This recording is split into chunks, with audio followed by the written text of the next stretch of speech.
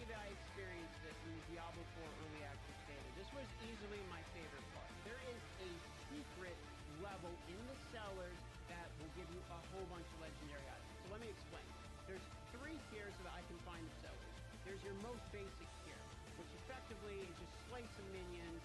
After you slay the minions, you're going to get a basic chest. You get like a blue item, some minimal rewards. You don't really get a whole lot at the first tier. That's the most entrance, the most common one. Then there's the second tier that you're sort of seeing right now, which this type of seller will have an event in it. You'll slay whatever the event is going on, and then after you complete the event, you're going to get a little bit better of a reward. Not too much better. You'll get a little bit bigger chest that will have some items in it, maybe a gem, maybe some yellow items, and what have you. That's about it. You get the experience in the event, just a little bit better. Then there's the Ultra Mega Secret Goblin lobby, effectively in the cellar, that just has a whole bunch of goblins crammed in them that will drop legendary items. You can even get sacred uniques, like you can see this is World Tier 3, so I'm giving you uniques. I get sacred unique legendary item, and the whole cellar is just full of a bunch of goblins, effectively. And this can happen randomly, so this is why you don't want to walk past your cellars thinking, oh, it only ever has some dude in there, I have to pull a demon out of them.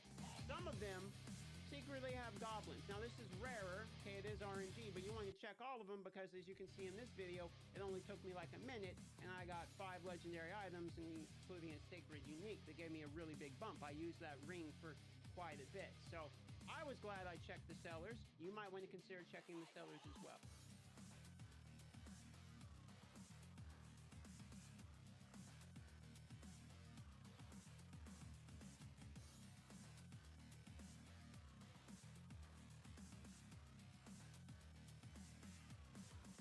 Hey, and welcome back. Today we're going to be doing a deep dive on the Shapeshifter Druid. I know a lot of you have been asking for this guide, so I am super excited to have it ready. I put a few hours into fleshing out this build, and honestly, my opinion has shifted. The Shapeshifter Druid looks like it might be one of the strongest endgame builds, with the ability to use Trample over and over and over without a cooldown, which it just got buffed, making this really strong. The build can also immediately cause the full duration of poison instantly, and most importantly of all, no other specialization in Diablo 4 is going to generate as much resource as this build, thanks to Clarity, which is an extremely powerful passive skill, which gives massive value in this build. And I want to say thank you to all the commenters for linking me the better build calculator to use. So today we're going to use that, so thank you very much for that. And let's go ahead and dive right away into the skills. So first up, we're going to choose Storm Strike. And the reason I choose Storm Strike is because, well, first of all, it's probably the most powerful basic skill druids have. This is still a shapeshifter build, don't worry. It's going to give us 25%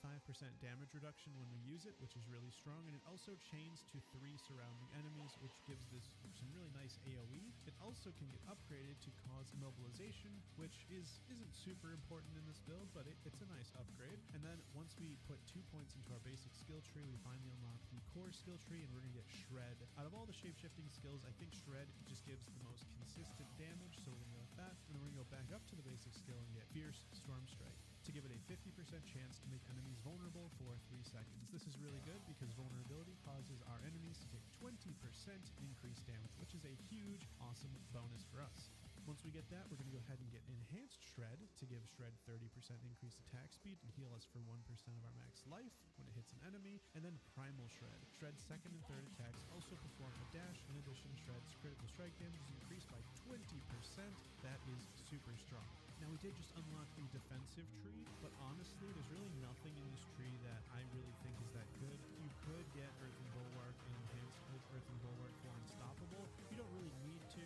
If you are struggling and you are getting crowd controlled consistently, you can go for that, but I'm going to wait until we get Trample instead, and we really just want to increase our damage. And so I'm just going to put more and more points into Shred until we are 5 out of 5, and then we can actually even put 1 point into Predatory Instinct for 2% increased critical strike chance. What that's going to do for us is obviously you're going to get more crits from Shred, but Shred does 20% increased critical strike damage. So whenever you get critical strikes with Shred, they do a ton of damage. And at this point, we're level 12. So really quickly, let's hop on over to the aspects. And level 12, you're still in Fractured Peaks, and you're going to want to get something from Anika's Claim called Storm Claws Aspect. Critical strikes with Shred deal 20 to 30% of damage dealt as lightning damage to the target and surrounding enemies. And you can get this by completing Anika's Claim in Fractured Peaks. So right away, you can get something that boosts Shred. You just dumped a ton of points into Shred, and now whenever it gets a critical strike, it's going to deal 20% of that damage as lightning damage in an AoE. So that's really, really awesome. So great synergies already. And don't forget that because of Storm Strike, we already have vulnerability giving us 20% increased damage. So we're actually pretty strong at this point. Now, the next thing we're going to want to do for this build is get Poison Creeper. Poison Creeper is such a strong ability, dealing 90% damage. That's a ton, and it basically will kill everything most of the time. However, in the cases when things start getting stronger, you're going to want to get Enhanced Poison Creeper and Brutal Poison Creeper. This is going to cause your Poison Creeper to, when you activate it, to increase your critical strike chance by 20% against those enemies that are strangled by Poison Creeper. So there's really strong synergies with Shred, which gets 20% increased critical strike damage with 20% increased critical strike chance. So Shred is extremely strong when it crits. And also, don't forget, Stormclaw's Aspect, when we do critically strike with Shred, we're going to deal 20% of that damage as lightning damage in an AoE. So everything so far has really, really strong synergies, which is really, really awesome. With the videos I saw yesterday and now this one, I almost want to go Shred instead of Pulverize. Clarity says, gain 2 spirit when transforming into human form. Now this shapeshifter build is truly a shapeshifter build. You're going to be changing forms like mad with this build. So whenever you use Storm Strike, I always want to go Shred.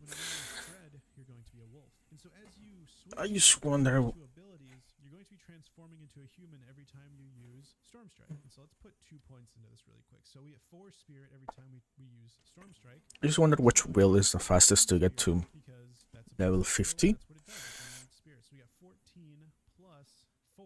So if you were to weave your abilities, so let's say you use Storm Strike, you gain 18 spirit. Wow, that's a lot. And then you use Shred, and then you go back to Storm Strike. You're going to just There's so many options with DRUID. Oh god. Extra spirit back thanks to Clarity. And we're going to be doing a lot of weaving in this build between different forms. And so this is just going to get more and more value. It's gonna be hard to decide. Now we have the Wrath Tree unlocked. We're going to want to get Trample right away. This is going to give you Unstoppable, and it does an absolutely insane amount of damage to single targets. So whenever you're able to isolate a single monster, use Trample on them in order to get a ton of bonus damage through Enhanced Trample. It says Trample does 150% bonus damage. This bonus is reduced by 50% for each enemy hit after the first. So you get 150% bonus damage if you just hit one target. Super strong. And then you're also going to want to get Savage Trample. Now, since we have a lot of poison in the build, with Poison Creeper, we're actually going to get in Neurotoxin, which says poison enemies are slowed by 8%, but it's prerequisite for what's more important, which is Envenom. Poisoned enemies take 10% additional critical strike damage. Now, with that Poison Creeper, we're actually getting 20% increased critical strike chance, and so now we're going to increase the damage when we do crit by getting 3 points into Envenom, giving us 30% increased critical strike damage. Really, really strong.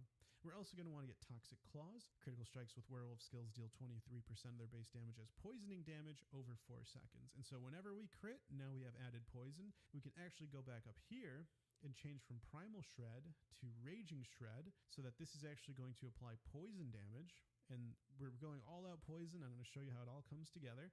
And so now we've got Raging Shred, we've got Poison Creeper, and we've got our Envenom and Toxic Claws, and we're actually also going to get Rabies. So we have tons and tons of sources of poison. Actually, we're not going to get any of these enhancements to Rabies. We just want the base skill. And what we're going to get now, actually, we're going to want Aspect of the Unsatiated.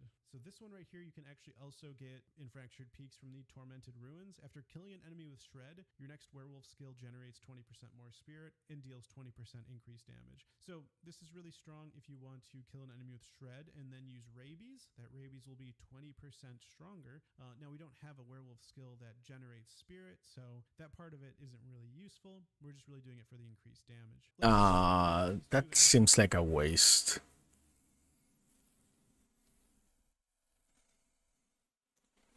fractured peaks. At this point, you're going to head to Skazglen, and you're going to want to get 2 aspects there. One is Edge Masters. This is a generic that gives you 10% increased damage based on your available primary resource when cast. So you're going to be generating a ton of primary resource with clarity and thanks to Storm Strike. And also when you get Trample, you can have it generate 20 spirit as well. And then the amulet, we're going to want to put Aspect of the Expectant. This one's pretty strong. Attacking enemies with a basic skill increases the damage of your next core skill cast by 5% up to 30%. You can get this in the Underroot in Skazglen. And the Edge Master comes from Old Stones in Skazglen. So these are all very helpful to start boosting your character's skill. And it's not like the craziest aspects in the game, but this is definitely a great place to get started.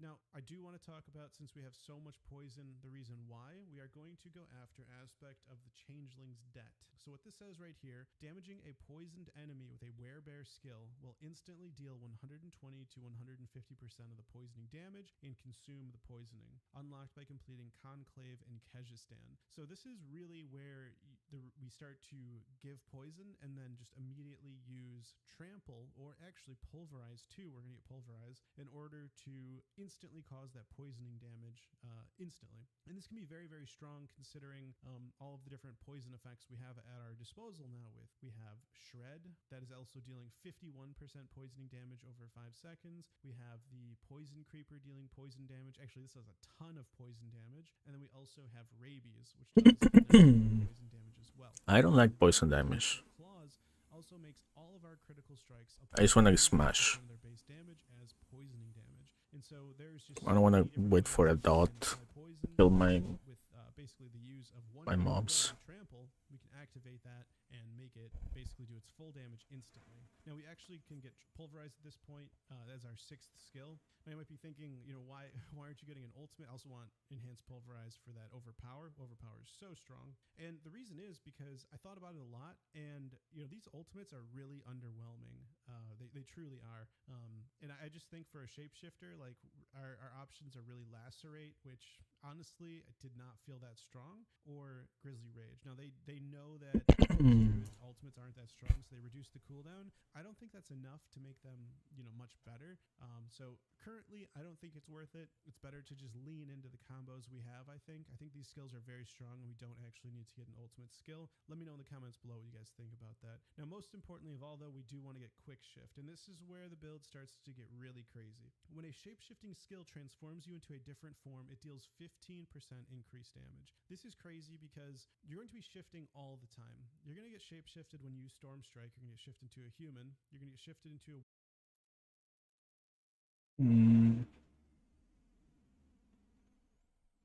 Gold Archer Rogue. I haven't seen many ranged rogue builds.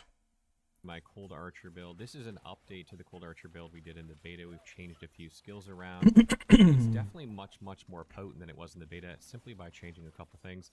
And this build is aimed at World Tiers 1 and 2, and sort of a starter rogue build that aims at focusing on using marksman skills, and sort of like a ranged build versus a melee rogue build. So the general strategy here is we're going to use combo points to build up and use Barrage, and Barrage gets extra arrows when you use more combo points. So you want to try and fire this every time you have 3 combo points if possible. And what I really like about Barrage is it's kind of the middle ground between Puncturing Shot and Rapid Fire, where Puncturing Shot is really good at AoE, but it's not very good against single target damage, because its claim to fame is that it goes It's literally enemy, just but plays if like you're a facing like ranger boss or a lead or from something, that's not Path of always Exile. super helpful. And Rapid Fire is Interesting, pretty good though. against bosses, but it's not very good against packs of enemies. And Barrage kind of has a little of both worlds. If an enemy is standing right in front of you, it's going to get hit with almost all of your Barrage shots.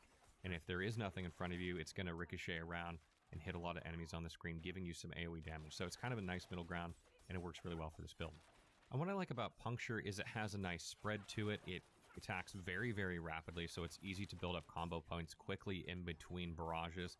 And it also sets vulnerable if you hit something rather close, because you have to hit them with 2 blades, and that allows you to deal increased damage. Rogues have a big focus on dealing vulnerable damage or dealing extra damage to vulnerable enemies. So that's really, really good for this build. And since you need to cast it anyway in order to charge up your barrage, it has a really nice synergy.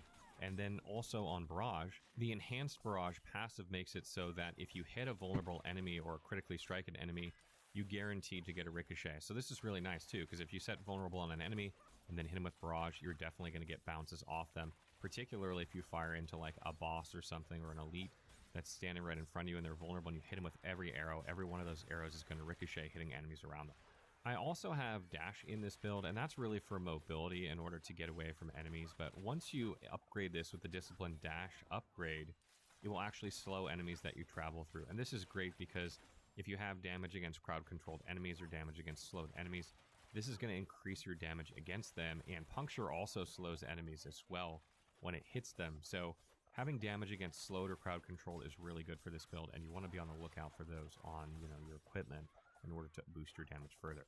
Beyond that, I'm using Poison Trap. This as long as you stay away from the enemy, seems smooth. When you're in a group of enemies. It's interesting that he mentioned that build is only for like some increased damage. You can knock enemies down. tier 1 and tier 2 world. Down enemies. So if you have increased damage versus crowd control, this is really good.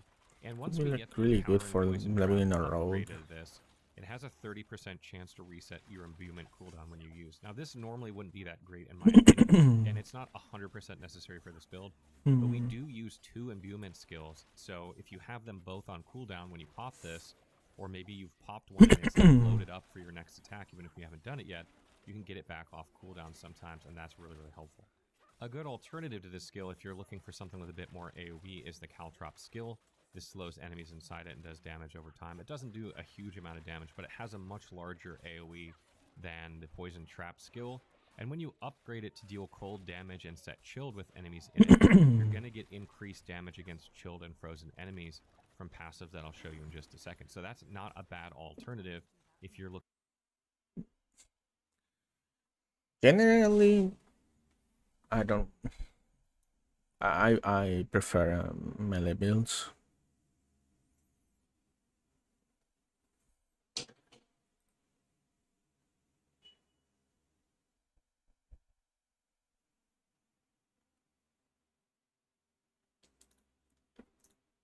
Hey everybody, it's Rob here. Like I said in my previous videos, I had the opportunity to play and Legendary and Goblin farming in the PvP zone. like 6 minutes I get like 3-4 legendaries, so you can farm Oh, quite a lot of World legendaries. 1 Barbarian. I'm not picking the Seeds of Hatred here, but these are the Seeds of Hatred that you can like clarify or turn into red dust that you then can use to gamble cosmetics or gamble additional items with. But this is a showcase of speed farming, and I'm already at the point where I don't really need to worry much about my loot. I'm picking up the legendaries, but those rare items, I'm not gonna like. Jesus. So you can see here, like I'm just like blitzing through this content, and this is on World Tier 4, by the way. If only the animation was a little bit Content in the game. more, I don't know, I have a really optimized. I mean, it's not 100%. appealing. I've probably played about 70 hours.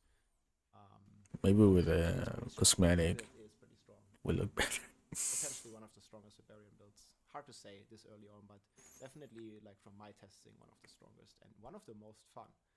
Because you can see here, like there's a lot of density here in this map, and I can just like blitz through it, absolutely destroy everything while we spin to win. We move while we deal damage. That's why I love so much about Whirlwind Barbarian in D3 as well, and here even more. And it's actually like a build that is, no, I don't want to say similar, but it has some of the aspects of the D3 Whirlwind Barbarian as well. I have the pull Grasping Whirlwind that you guys may know from either Diablo Immortal or from the Diablo 3 season theme, where your Whirlwind pulls in enemies. I think it has an ICD here, so you saw it happening there. Like Wait, those are level 95 mod. It's really good to kill them, especially with the AoE explosion that Whirlwind has. And I'm also applying a lot of bleed. I'm not doing this with Rend, but I'm just doing it passively with my Whirlwind. So somewhat similar to the Amboss Pride, if you guys know from Diablo 3. So I choose to farm, or I farmed this area, and I found it to be pretty decent because it has lots of density, it has lots of elites, and it's was pretty accessible in this. It's gonna be so good for farming. Just getting gold. Again, this might be different. To fund other characters. If I was going softcore, I'll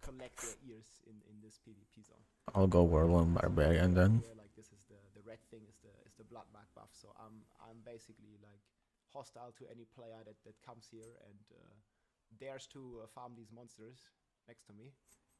And again, this is a pretty strong build. I've seen a couple players. And he's doing it in a PvP zone. They have So, no chance against this. Jesus. But we'll see. Obviously, like on launch, it's going to be a bit different. I'll also be playing in a team, so Well, probably a Sark expect will PvP not annihilate him guys. That is what I could see so far. And this with is, by the way, slows. the zone boss, and you can see how fast it melts it. And just going back there for a second, you see how much the bleed also does. Like, because here on the thresholds you don't really see it, but here you can see like that he's bleeding for like a shit ton of damage, right? Almost all of his HP bar is basically already gone because of the bleed that I apply passively with my whirlwind. So yeah, this boss drops down pretty quick. He drops a lot of shards, shards of hatred. I picked them, and I believe I will also cleanse them at the end. I already have 5k, so I'm mostly skipping the shards from the monsters and sometimes picking the shards from the goblins, the other players, and obviously the boss, because they drop, in comparison, they drop like very high amounts of shards, while there's only like stacks of 550 or 200 here. So yeah, there's a couple. I would like to see his gear. It's just, you know, insane. Yeah, he showcases it here. Here. I already need more stash space. Maybe we can. Oh, he's just stacked. And then yeah, this is the gear basically. Again, I have a full build guide video up. We're just going over the stats here real quick, and what's really important here on the stats is the crit chance, crit damage, vulnerable damage. Like 27% crit chance. I'm able to scale Nice. into the millions. Vulnerable damage 455. It is a very strong to stack these damage multipliers together with some aspects and together with your skill tree and make a proper character.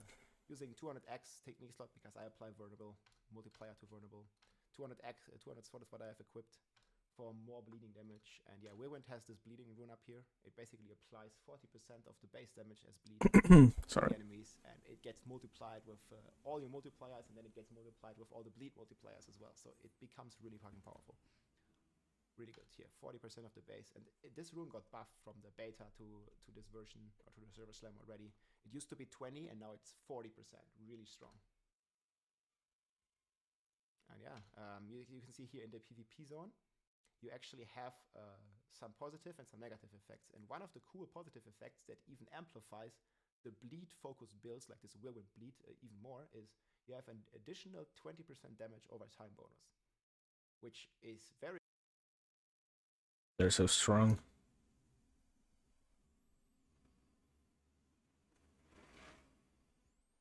The for open beta server Slam Druid, level 20 tornado gameplay.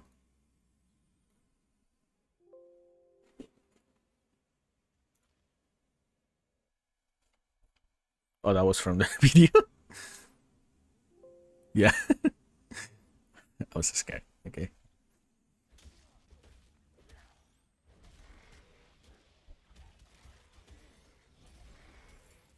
Is this in what's it called? Earth spikes? Okay.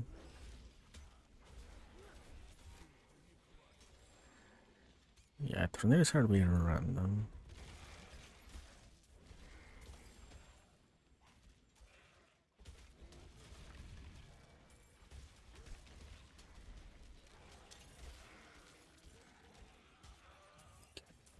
I mean, this dungeon looks very tight, so tornadoes going in a random path. It's not such a problem.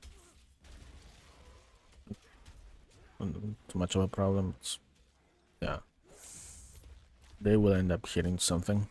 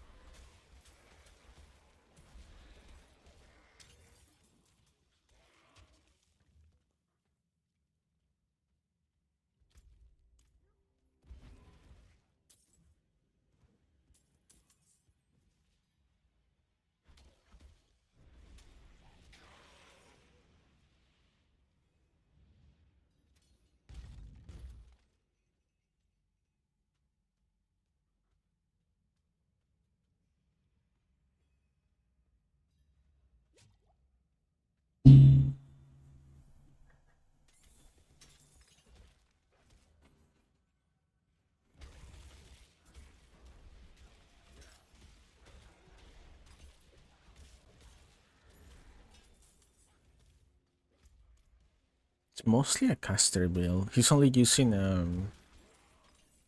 what's it called, trample, I think it is, to just move. Yeah.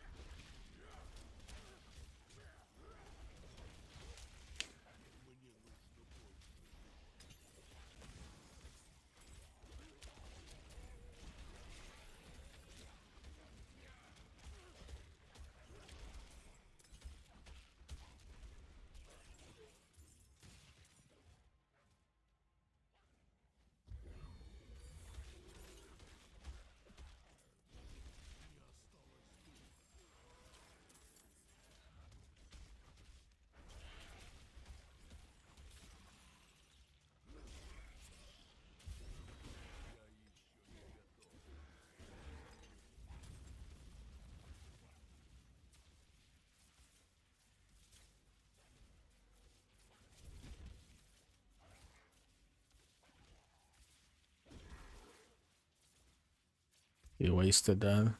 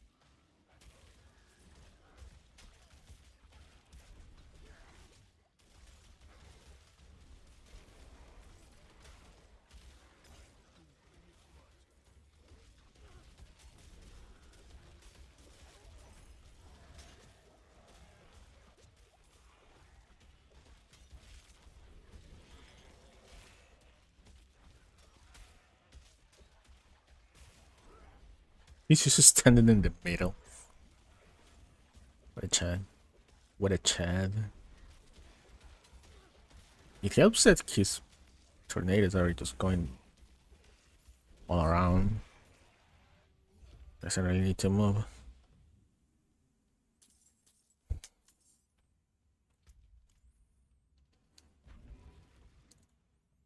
The basic attacks are just so like, low damage.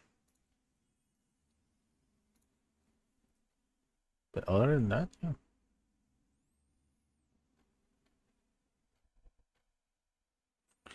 Proof why trap and rogues are the coolest. I don't like traps. I don't like. I never liked traps and builds in Path of Exile.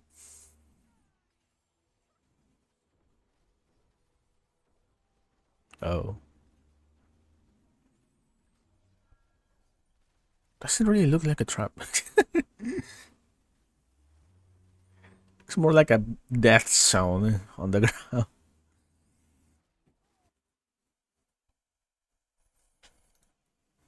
Hi everyone, and welcome to my guide for what I believe to be the overall best rogue build in Diablo 4 when the game launches, the Death Trap Twisting Blades Rogue. I've written a guide on this on Maxwell already. You can go check out the full in-depth written version of this as well, so we have everything you need in here. But I also wanted to make the video guide for it for you guys to better explain a few things. This build is extremely fast. You can fly through the zones, as you can see here. This is my level 76 rogue, so this was not even like fully endgame optimized or anything like that. The build does need a little bit of time to come online because it is based around an ultimate ability, but you can also just play a regular Twisting Blades rogue if you have tried that, for example in the open beta. This is how I leveled up, and then later on I swapped it around. In fact, we do have a Twisting Blade leveling guide as well that goes through all the details on 1 to 50 leveling with this link here. So you don't have to death trap on this kind of like ultimate synergy in this build. And there is also a Twisting Blades version of this without the traps. But when I had the early access last week, I was experimenting a lot with those theory crafted rogue builds that I had prepared. And I think this is the best to just like blast away. So this is what I'm going to be using to race to level 100 on hardcore. I think it's a quite hardcore viable build. It can be quite fast, and we'll see exactly how it will hold up once I'm actually level 100 or so, because I didn't actually get all the way there, but it was going really smooth, it felt powerful, and really, really fun. So you have the death trap, you can see here this effect where it knocks everything together and it pulls them all in. And this is the time when you can do a massive nuke, you can CC the entire pull at once and be completely safe from most danger and just destroy and decimate. You can also see that the death trap cooldown actually resets extremely fast. This is a 50 seconds cooldown, and you can see here it comes back sometimes in like 2 seconds or something like that. The main way to accomplish this is the key passive exposure from the rogue that is actually extremely powerful. So you have a 25% lucky hit to reduce the cooldowns of your traps by 20%. So it kind of just like jumps back to being ready again in a matter of seconds, depending on how large the pull is. On a single target, this doesn't happen that much. But generally, the way to do this is that Twisting Blades, first of all, resets cooldowns as well with the advanced Twisting Blades upgrade. And on top of this, you get the exposure procs. And Twisting Blades has a rather high lucky hit chance. It has 33%. And you also have the Blade Dancer aspect that produces more hits. So these extra blades that you can see spinning around the character when I attack are actually hitting again and producing lucky hits as well. So that even on a single target, each Twisting Blade cast can do something like 3, 4, even 5 hits or so because of the swirling blades around you. And of course in an AoE, you get like 3, 4 chances or so of lucky hit per attack, and you just proc anything. And with this combination, we are able to reset both the Death Trap and the Poison Trap in no time, and we have near infinite resources because we can run Inner Sight, and you can just spam your Twisting Blades, your core skill all the time because you constantly get these Inner Sight procs that give you full energy for 4 seconds. In fact, when you have a more optimized setup later, you can also do some adjustments and try to get the preparation in there. The Poison Trap in this build enables lots of different utility effects and passives and damage reduction bonuses, and it knocks down all enemies. So you see here, it has a 2 seconds knockdown when you activate it. So you can combo those two together. You can run into a pack, throw down the Death Trap, and then follow up with the Poison Trap, and everything will be crowd controlled because it just got pulled in, and you can just do whatever you want with the entire pull. So the Poison Trap doesn't really do all that much damage in the setup. This is mostly a crit-based, like hit-based setup, and dots can't crit, and they don't really scale that well in the late game. In the early game, that is a bit different. So for example, for the Twisting Blades leveling guide, I do have the Poison Trap as well, and we don't have the Death Trap here because it comes online very late. And actually the Poison Trap does contribute there, but later on, not so much. So most of the damage is still coming from your Twisting Blades, and then the Death Trap that also produces actually quite significant damage numbers. In those clips that I'm showing here, you see that I'm not running Dark Shroud, so I just try to speed up my setup even further by going Dash plus Shadow Step. In my opinion, you can choose either one of those 2 agility skills, so you can, either jump in or just dash around wherever you want. And both works in my opinion. And sometimes you can even combine it. So when you feel like you don't really need any more defense, it's totally fine to go with both. But generally, I would recommend the setup that I have in this written guide here, which includes Dark Shroud. So Dark Shroud is just a really massive damage reduction, and you can reset it with Twisting Blades. It helps a lot against boss fights. It gives you extra movement speed. It's just an overall really solid skill to have on the rogue, especially when you feel a bit squishy. In terms of legendary aspects, I have the core ones listed here. So the most important one is the Blade Dancer. You can unlock this one in Skosglen, in Jalal's Vigil. It's like in the northeast. And this one gives you this swirling Twisting Blades orbit. And even if you don't have a really good roll on this, if you just use the Codex power, then you get those extra lucky hits that I just described to reduce the cooldowns of your traps. So just having this anywhere is already good enough, but of course you want to have a good roll, and we also put it on the ranged weapon to give the 100% bonus, because this actually does pretty significant AoE damage. Other than that, we have the Blast Trapper. This is also a quite important effect because it gives you vulnerable uptime basically all the time when you fight large enemies, if you fight bosses, and you don't have to use, for example, Puncture to apply vulnerable all the time. So I put this on the amulet because it has a higher chance there, so that you have like a very smooth, high vulnerable uptime. I think maybe in the late game you could swap this to another slot when you have enough attack speed, enough lucky hit and all that, but in general I think the amulet is a good slot here. And I paid the deluxe version I can play today. Yes. probably the most powerful defensive aspect in the entire game. Deluxe and Gives you Ultimate armor and versions you played also today. most of your damage reduction, and in this case you can easily cap out with the maximum 85% armor damage reduction. So against physical damage you're gonna be well protected because of this, because you get many hits, for example from the twisting blades, Although the death trap hitting stuff, and from the poison trap hitting. the difference between Ultimate and Deluxe, it's only $10. Main combo to That's what got me to buy the Ultimate edition, and you have tons of armor. the Ultimate version. There are a bunch of other useful aspects that just give you extra damage or damage reduction. So you can also unlock, for example, the protector. It was for the so little for difference. might for damage reduction. Might as well just do it. Basic skill. Here's the ghost walk. You get like I think it's an emote, something like that, and 20 tiers of the battle pass. And you can throw down a death trap. I don't know if that's gonna help the 20 tiers of the battle pass. But there's also Edge Masters, which is also unlocked in the Codex, and Vengeful. So these are just like general offensive aspects. There is one more quite important aspect for the late game, which is the Manglers. Manglers allows you to kind of perpetuate crowd controls, because remember the combo with the traps and the vulnerable? Well, now you can make vulnerable enemies dazed. And dazed, show me some gameplay. is built on launch. This is my choice for racing to Just 100. level 76 mobs. Best rogue build for progressing through the end game. Once you have this death trap online, once you have exposure passive, it just feels so good. It's so much fun to pull enemies together. Dang. It has great damage output and a good bunch of defense because of those trap synergies. And that's it for the guide. I wish you good He luck. melted the On Diablo butcher. 4. I'm going to be blasting, of course. I'm going to be racing, and I'm going to be playing exactly this build. So if you have any questions or so, Nice.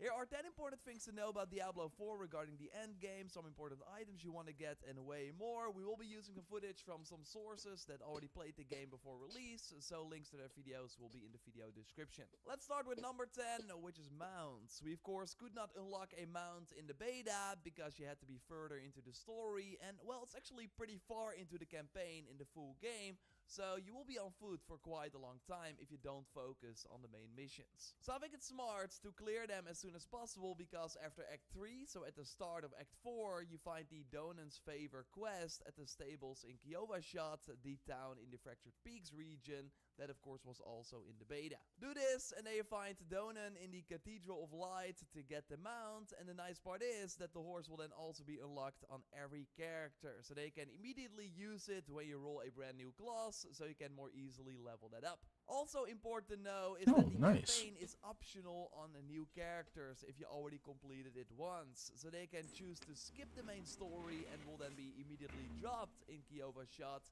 with most of the open world scaled to your current level. So they can just explore the full map and level up wherever you want. Only strongholds, which are these areas on the map that look like this, will always be a few levels above your current character level, to make them more challenging, as these are designed more around co-op play. Although sure, you can still do them alone, they will just be a bit more difficult to complete, and when you are successful, either solo or in a group, you will get great loot, and then these areas will also transform into friendly towns where you can sometimes travel to or get access to helpful vendors and way more. You maybe already spotted these altars of Lilith during the beta or while playing that give you a +2 boost for a certain stat, and the best part is these bonuses are also account wide. So you only have to collect them once to get the stat bonuses on other characters as well. It is smart though to only go after these altars on one character, as you won't see the altars you've already completed on the map while playing as a different character. So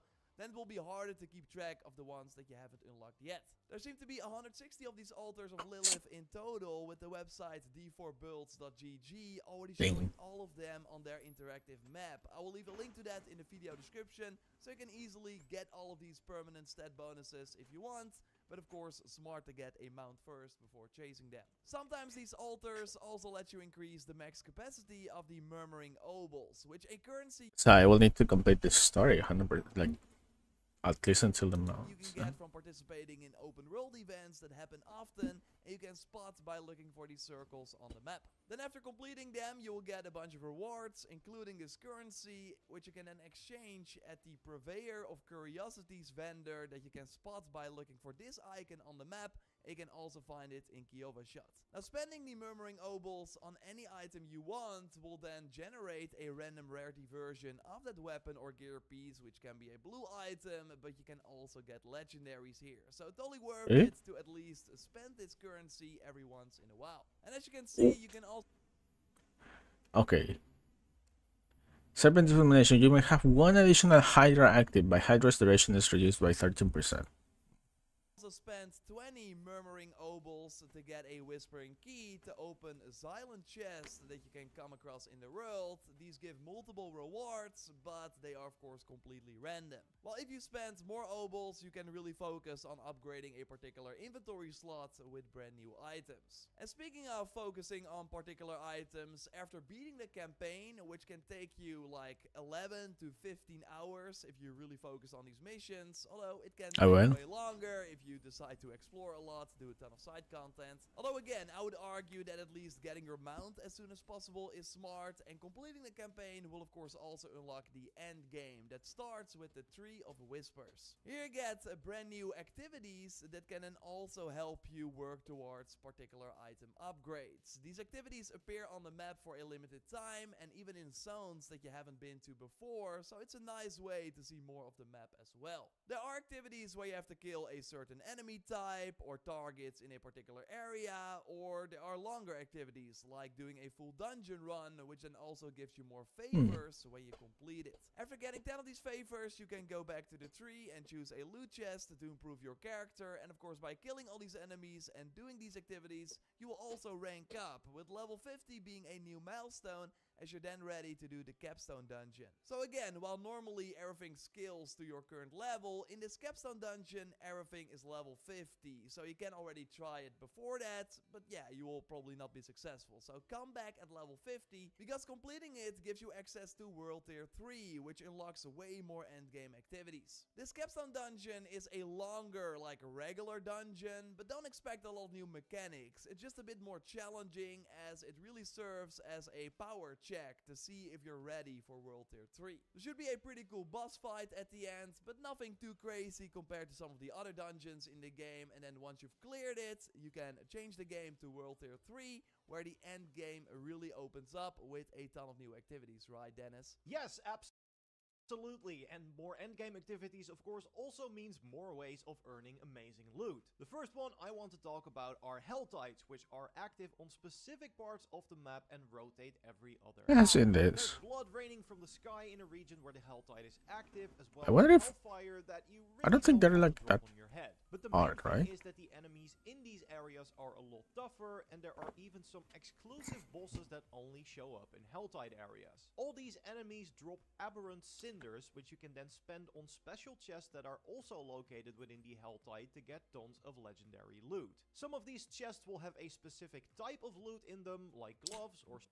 of Hun guards. staffs, so like with the rewards from the Tree of Whispers, you can target which type of loot you'd like as a reward. If you want to get the most out of these areas, you need to be careful and stay alive, as dying here means you lose half of your current aberrant cinders. But like I said, Helltides aren't the only new activity that pop up on World Tier 3, as you'll also gain access to Nightmare Dungeons. You'll need sigils for these, which only start dropping on this higher world tier and function as a sort of key for the dungeon. You then use these keys to enter This is like maps and Path of Exile. specific dungeon that is listed on the sigil. And by harder, I don't just mean that the enemies will be on a higher level, but there are also unique modifiers and restrictions that will be active in the Nightmare version. Some of these are pretty standard, like monsters having more resistance to shadow damage or giving them health regen. But there are also ones that definitely change up the gameplay in more significant ways, like randomly spawning portals that throw even more enemies into the mix, or being followed by an indestructible floating rock that will pulse damage when it gets close to you. You'll also be limited on the number of revives you can use during one of these, but luckily sigils also have buffs that help you out, like increasing your crit chance or more item drops from enemies. And running these nightmare dungeons will be a huge part of your endgame experience, as you can keep finding and upgrading sigils to make the dungeons even harder. That means the rewards will improve too, and it's not just amazing loot you'll find in these nightmare dungeons, because these dungeons also tie into another major endgame system called the Paragon board. After level 50, you stop earning Of course, the skill points Paragons. for secondary nodes that can have some pretty powerful effects, like giving rogues increased elemental damage and resist.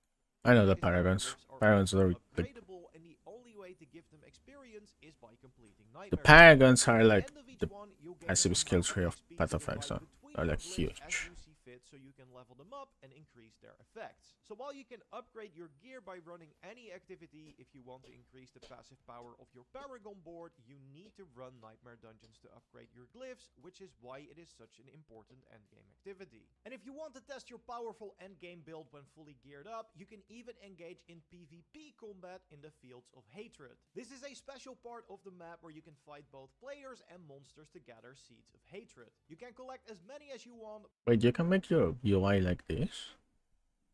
Huh. Oh no, this is console.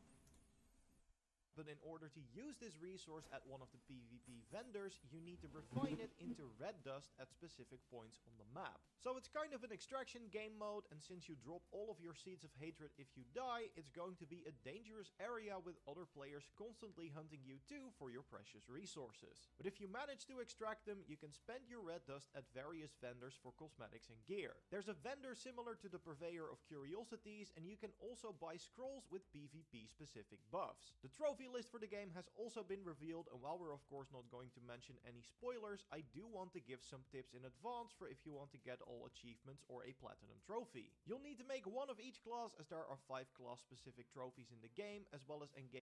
Remember now, kill 50 enemies while berserking as a barbarian. Shifty swipes. Kill 50 enemies in werebear form and 50 enemies in werewolf form. Army of Bones. No. This is for trophies in PlayStation. PvP kills for the Master Combatant trophy. But I think arguably the most difficult trophy is True Perseverance, which has you reaching level 50 with a hardcore character. For if you don't know, playing in hardcore mode means your character is deleted when you die, so you cannot die a single time on your entire journey to level 50 if you want the trophy. You also need to get a character to level 100 in the regular mode, which is going to take quite a bit of time. So you want to make sure you pick the right class to level, and we already have a class guide up on the channel that you can watch.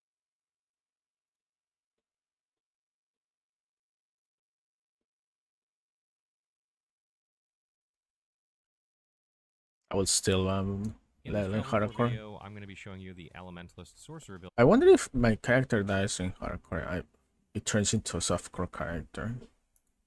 Which is a beginner It just sorcerer actually build gets deleted. aimed at world tiers 1 and 2. It's kind of just to help you get off to a right start with a sorcerer or sorceress and have a direction to go. And it's The just kind of mentalist like the first leveling 25 to BL. 30 levels of the game This used to employ with this sorceress build, and these change depending on whether or not you're facing a large group of enemies or a I see boss. lightning, fire Let's start with a mostly. group of enemies first, and then we'll cover how to handle bosses after that. So let's start with summoning your Hydra. Hydra should be summoned as soon as you're starting a fight, and it has a decent duration. We'll start chipping away at enemies with passive damage while you're using your other abilities. So because we're using Hydra, we're obviously going to want to select the Enhanced Hydra upgrade for this when we get another skill point. That's going to give it +1 head when you're over 80% health or healthy. So make sure you keep your health topped off. That way you can get that extra damage out of it. And we also use Arc Lash a lot in this build, and we have the critical built into that.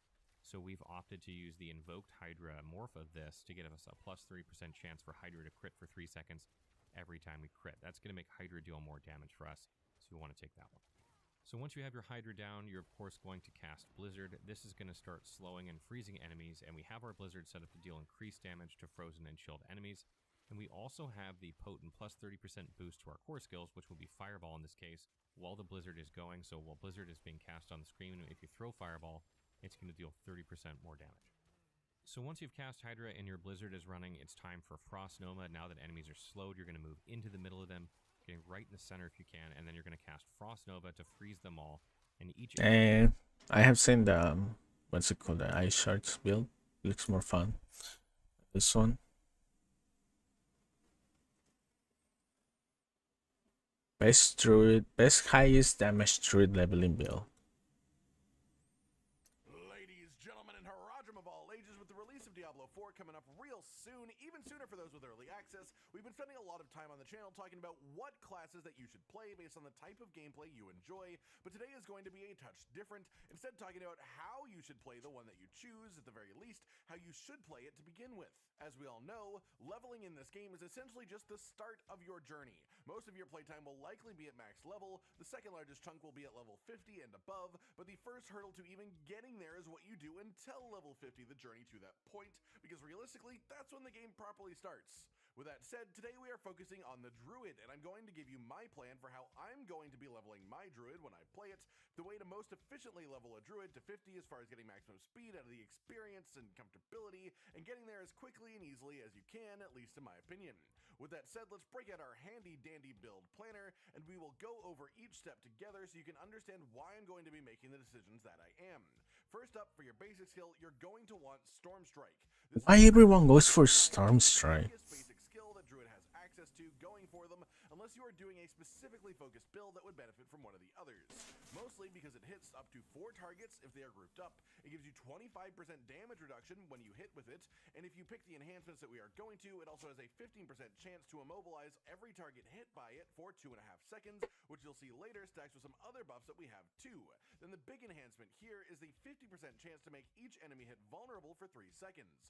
Vulnerable is a debuff by default, simply makes an enemy take 20% more damage while it is on them. There are ways to increase this, but as a base it is 20%, and essentially that just means that overall, just from our basic skill, we are getting damage reduction, area of effect attacks that have an immobilized chance, and a high chance of applying the vulnerable debuff. Once you've got that, then we move on to our core skills, and you have a couple of choices here that can fit in with what we are doing, mostly Landslide or Tornado. Landslide is a good high damage ability, and one of its enhancement gives it the ability to apply Immobilize occasionally, but a big part of this build's functionality is actually based on crowd control, so Tornado is better for this overall for its ability to provide more consistent CC in the form of slows. The ability itself is decently strong, then with the enhancements that we've chosen, it has a 20% chance to spawn an additional tornado every time that you use it, which is pretty great. And then additionally, also any enemy damaged by a tornado is slowed by 8% for 3 seconds, stacking up to 40%, which is a nutty amount of slow that really lets you control large packs of enemies easily. Then we move on to our defensive skills in the build, and here you want to take Earthen Bulwark, which gives you a 3-second barrier on a 16-second cooldown that is about half the size of your health bar, letting you protect yourself from larger bursts of damage, but we also turn this into an offensive ability too with our enhancements here, the first one of which makes you unstoppable while it's active, and also we take Innate Earthen Bulwark, which makes shrapnel fire out of you when the barrier is destroyed or expires from time, which deals damage to any enemy around you, with the damage amount increasing based on any bonuses to barrier sizes that you have. From here, you will be 2 spent points short of our next section, which is a really important one, and you have 2 options here. If you are playing on World Tier 2 and finding yourself having damage intake issues, and by the way, I generally would not recommend World Tier 2 for early leveling if you're going for pure speed, then you want to put a couple of points into the Ancestral Fortitude passive. This makes it so that any damage that you take that is non-physical, which is just any type of elemental damage, is decreased by 5% per rank spent here. Otherwise, go back to the core skills and put a couple more ranks into Tornado, as that is our main damaging skill. Yeah, Earthen Bulwark is good. Do more damage for obvious reasons. Then we It's unlock a strong ability. skills here, and this is where we're going to be going. Werewolves? You want to put 1 rank into Lord of each Wolves? companion, starting with Oh, Wolves, my Poison Wolves, Gripper, of course. and then over in Ravens. Then you want to put 3 ranks into the passive Call of the Wild over here, which increases the companion damage by 10% per rank up to the maximum of 30%. This affects all 3 companions that we are using in this build, so it's obviously incredibly good. Wait. Then you want the first enhancement for your wolves, which is 20 He's going full companions? bonus damage to immobilize, stunned, slowed, or poisoned enemies, which a lot of this build is focused around as a concept. After that, you want the 2 enhancements for your Poison Creeper, which we are going for Enhanced Poison Creeper. It's a lot of investment on companions. A lot. Yeah, be right back.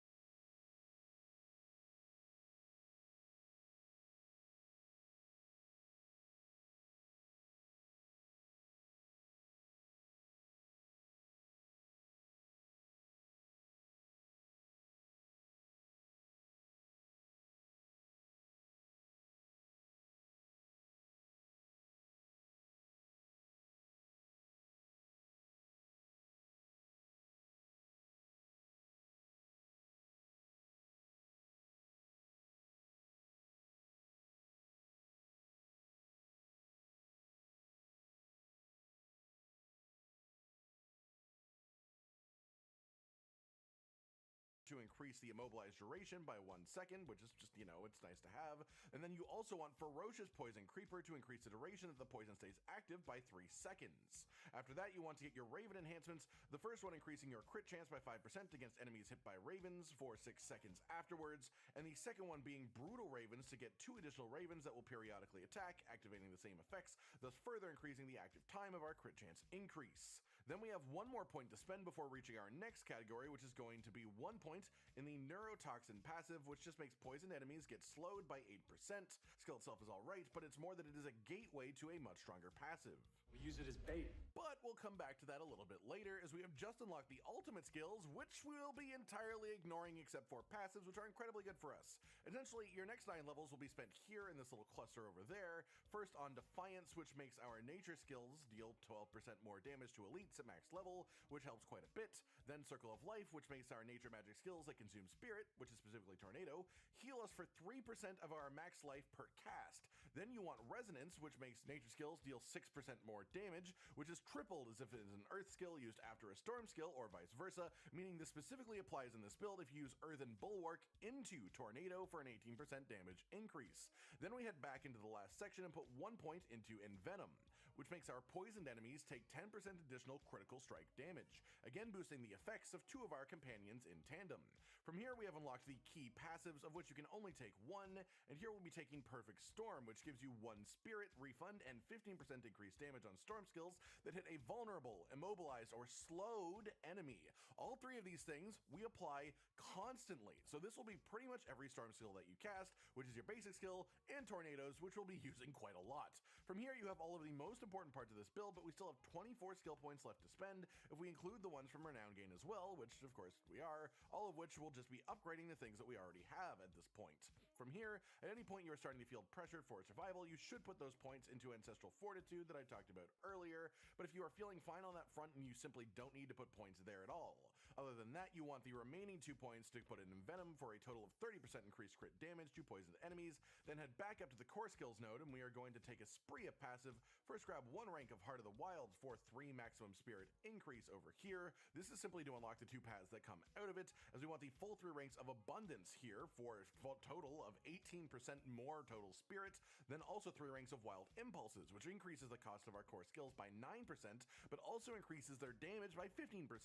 A really good trade-off, especially with the amount of spirit generation that we have now. Essentially, this is an inherent synergy between these 2 passives. You sort of just want to take them both together, and this gives you a much higher damage output from your core skills. On which note, you obviously want to fill out the ranks of our core skill Tornado up to 5. Any extra ranks of this that you can get from gear is obviously great as well. Then you want to stick a couple more points into the Wolf's Companion skill just to increase the general damage, and at this point you choose between these secondary enhancements here. Again, if you're struggling with survival, you can get Ferocious Wolves for what amounts for a 5% chance to get fortified for 5% of your base life every time your wolves hit something.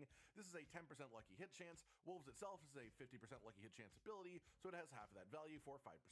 Alternatively, again, if survival isn't an issue, you can go with Brutal Wolves, which gives your wolves a 20% increased attack speed every time you get a critical hit for just more damage overall. Then you want to fill out the ranks of Poison Creeper all the way up to 5. This is just a really strong, most consistent, largest area of effect of our companion damage, both passively and actively, and from here you have a few points remaining still. At this point, you should just take Ancestral Fortitude, honestly, regardless. It is a good thing to have.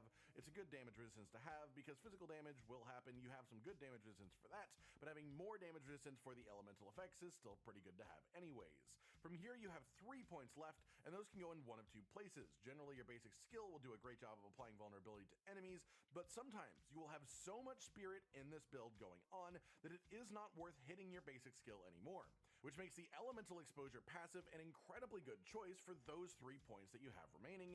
At max ranks, it gives you a lucky hit 10% chance with storm skills to make enemies vulnerable for 3 seconds, which means anytime that you're using Tornado. Alternatively, if you don't find yourself in spirit surplus all that often, a great secondary choice would be Natural Disaster down here, which at max ranks gives your earth skills 12% increased damage against vulnerable enemies, and your storm skills 12% increased damage against enemies that are stunned, immobilized, or knocked back. If you're using your basic skill a lot, this will pay dividends. If you aren't, elemental exposure is definitely the way to go, so pay attention to your own gameplay at this point and decide from there really, but I do think that elemental exposure will generally be the way that most people will want to head here, as spirit will be in surplus a lot with the way that we built all of this. After that, we move on to talking about our spirit boons, which are the unique mechanic for the druid. You'll be picking these up along the way as well. Whenever you have enough spirit offerings to actually get one, you get to choose one boon to be active on each path, with the spirit bond slot letting you pick a bonus slot to be active as well. In the deer path, you pretty much just definitely want the 10% damage reduction from elites. It's just the best one in this row, especially for the way that we're playing.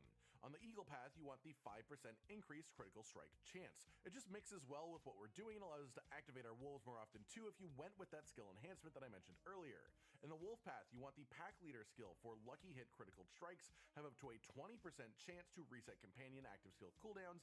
This is why we put so many points into Poison Creeper. It has the strongest active ability of the 3 companions, and with us having a decently high crit chance, this will happen somewhat often, so you can hit those abilities pretty frequently.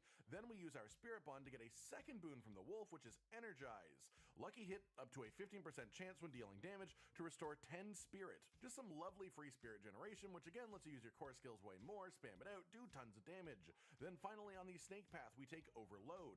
Lucky hit up to a 20% chance when dealing lightning damage to cause the target to drop an AoE around it, dealing 20% lightning damage as a bonus to everything that's around it. This is just the most relevant boon to our current build within this grouping. Finally then, let's talk about the legendaries and your equipment.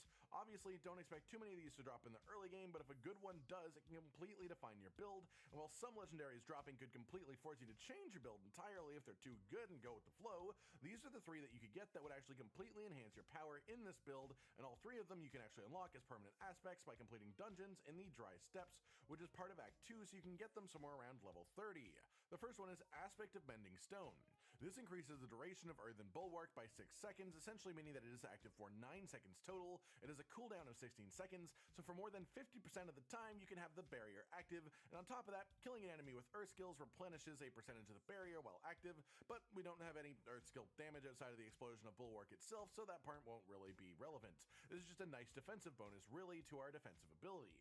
Then we have Aspect of the Umbral, which restores 1 to 4 spirit when you crowd control an enemy, and this includes all of our immobilize, but more importantly, the guaranteed slows that we get from poisoning with the Poison Creeper, and every slow that we get with tornadoes, which again we will just be spamming out, so every time Poison Creeper activates either passively or through your active button press, it will regenerate spirits. Every time you use tornadoes on enemies that aren't immune to crowd control, you will regenerate spirits. Then we also have the increased critical strike damage on poisoned enemies for the attacks that we use all that extra spirit for.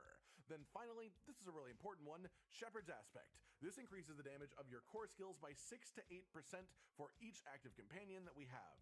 We have Wolves, Poison Creeper, and Ravens, which is all the companions. That means at a low roll, it is an 18% damage increase. At a high roll, it is a 24% damage increase to your tornadoes. Combine that with all of our extra spirit generation I've been talking about, and you should be throwing out tornadoes like an absolute madman if you have all of these, all with significantly increased damage too.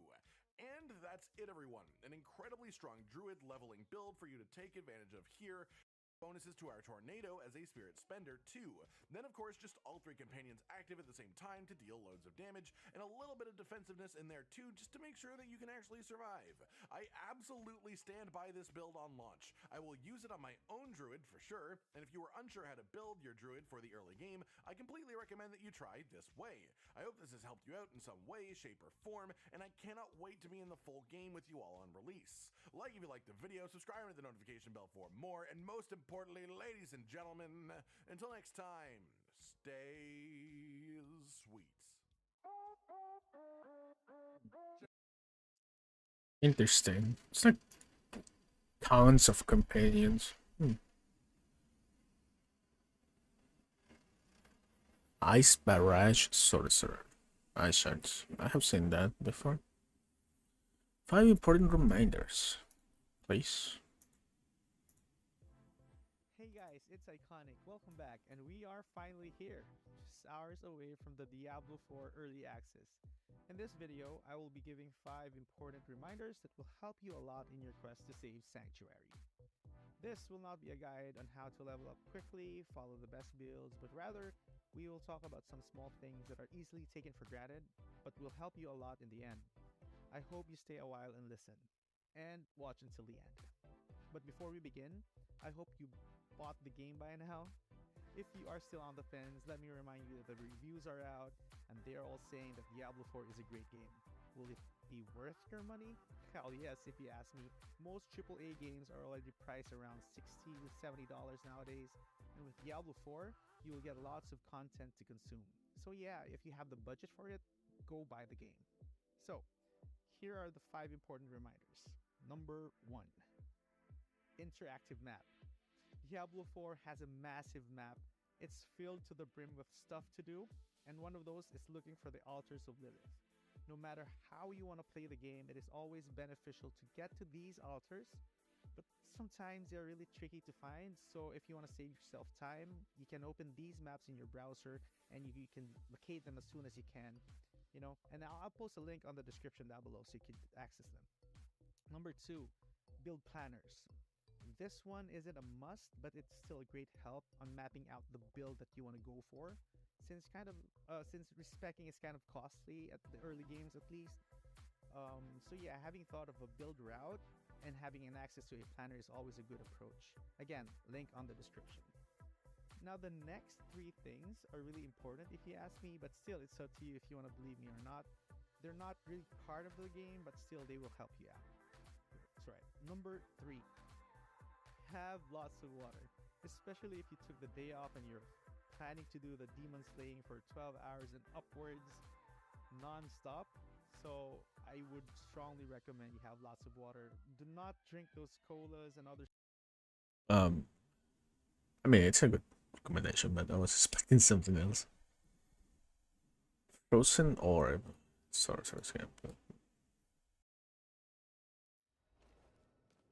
More strangers in the camp.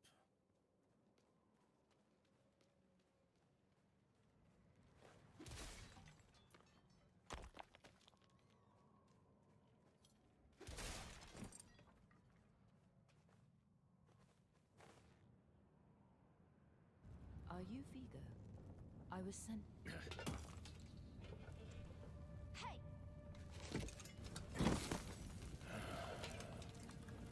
I know what I saw. She had horns like a beast. Strode right past where you stand. To think my mother's trapped in there with her. You let my mother through, sir.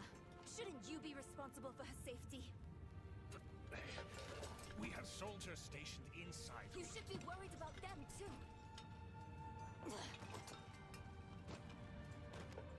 Maybe you can help me.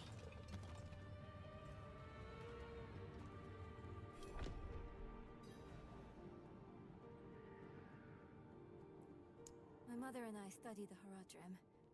We were onto something big. But then she ran off. It's not like her to abandon the hunt.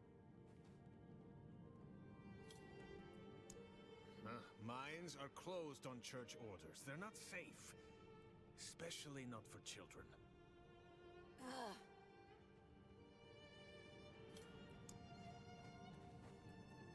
She did. The horned woman is the demon Lilith. No, that can't be. My mother taught me that name. You speak of the daughter of hatred.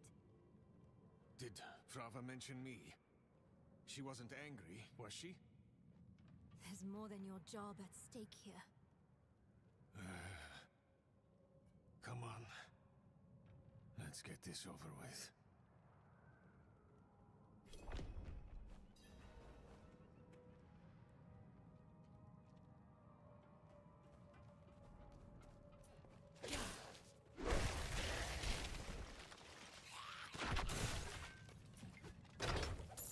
I'm not ready yet.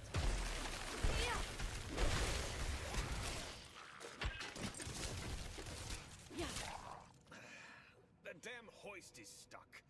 Got to go on foot. Look out!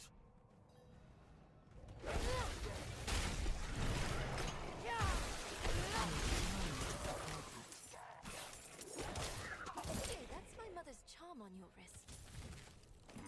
It's mine now, girl. She gave it to me when I let her and her friend pass through.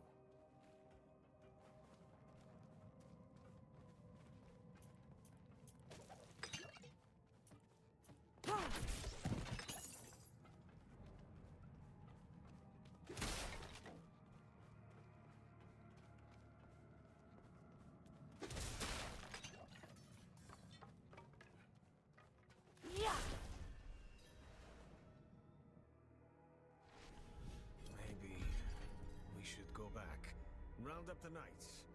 And leave my mother in Lilith's care for as long as that will take? No. I'm going on. Beams are too damn old. Like leaves.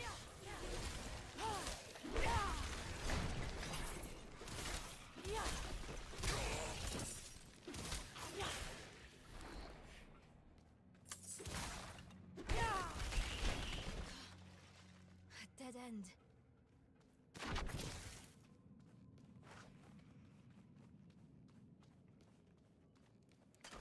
I'm not ready yet.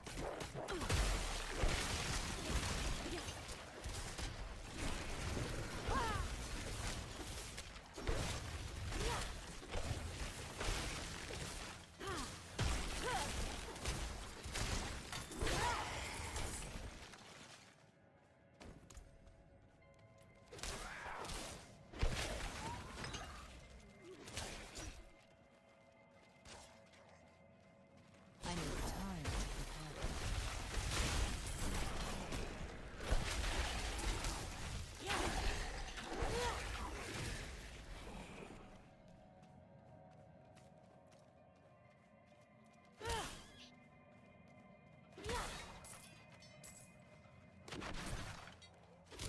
I need time to prepare.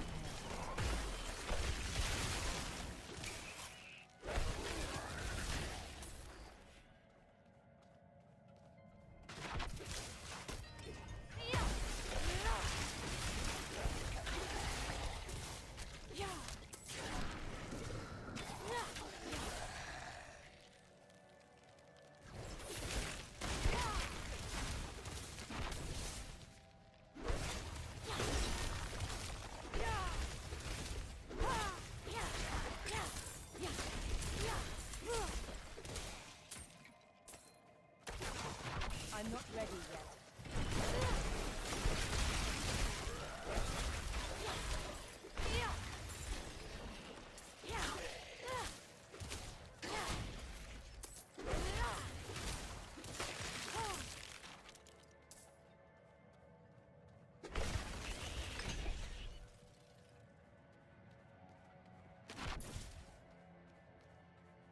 What's special about this place anyway? What would draw Lilith here? Hell if I know. Prava doesn't tell us anything. No one goes in, nothing comes out. That's all. You doing the campaign?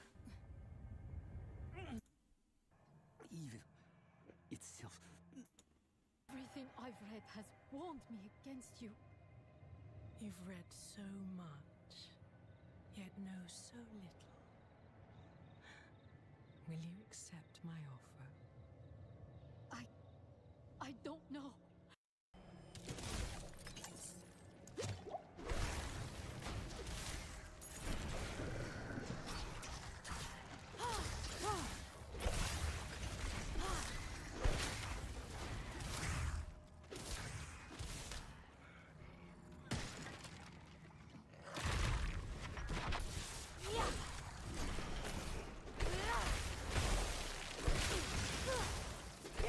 Seems like doesn't have that much damage.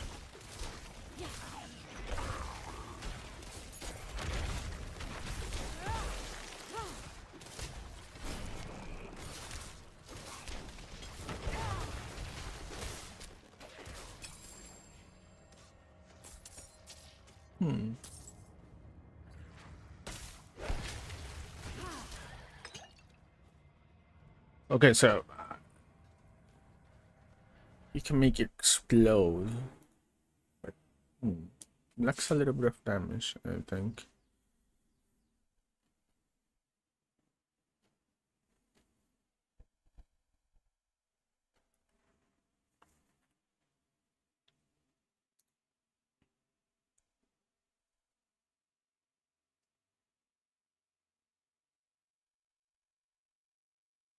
Top 3 glaives. Detonator Necromancer. I haven't seen any Necromancer I'm build going to show yet. you my Corpse Explosion Necromancer build. This is a full version of the Necromancer Corpse Explosion build that we did for the Diablo 4 betas. This is updated to the full version of the game, so if you're wondering why we're republishing it, it's because it's had some changes from what has been changed. And this build is a beginner Necromancer build that's aimed at World Tiers 1 and 2, capitalizing on the Corpse Explosion skill in order to destroy enemies. The general strategy for this build is to first kill enemies from a distance using Bone Spear, and then follow through by detonating their corpses with Corpse Explosion. Alternating back and forth between these two skills will wipe out enemies quickly. Despite the damage nerfs to Corpse Explosion, it continues to be lethal and therefore highly reliable, regardless of the type of enemy you're facing, and it's for this reason that you'll continue to trigger this skill often to deal devastating damage. There are two ways to consistently gain essence for this build, and these are specifically through Decompose and the Grim Harvest passive. Decompose replenishes essence when the affected enemies die. What you'll also want to obtain in relation to this skill is the flesh-rending aspect. Every time you generate a corpse with Decompose, you end up gaining extra essence, allowing you to activate Bone Spear more often.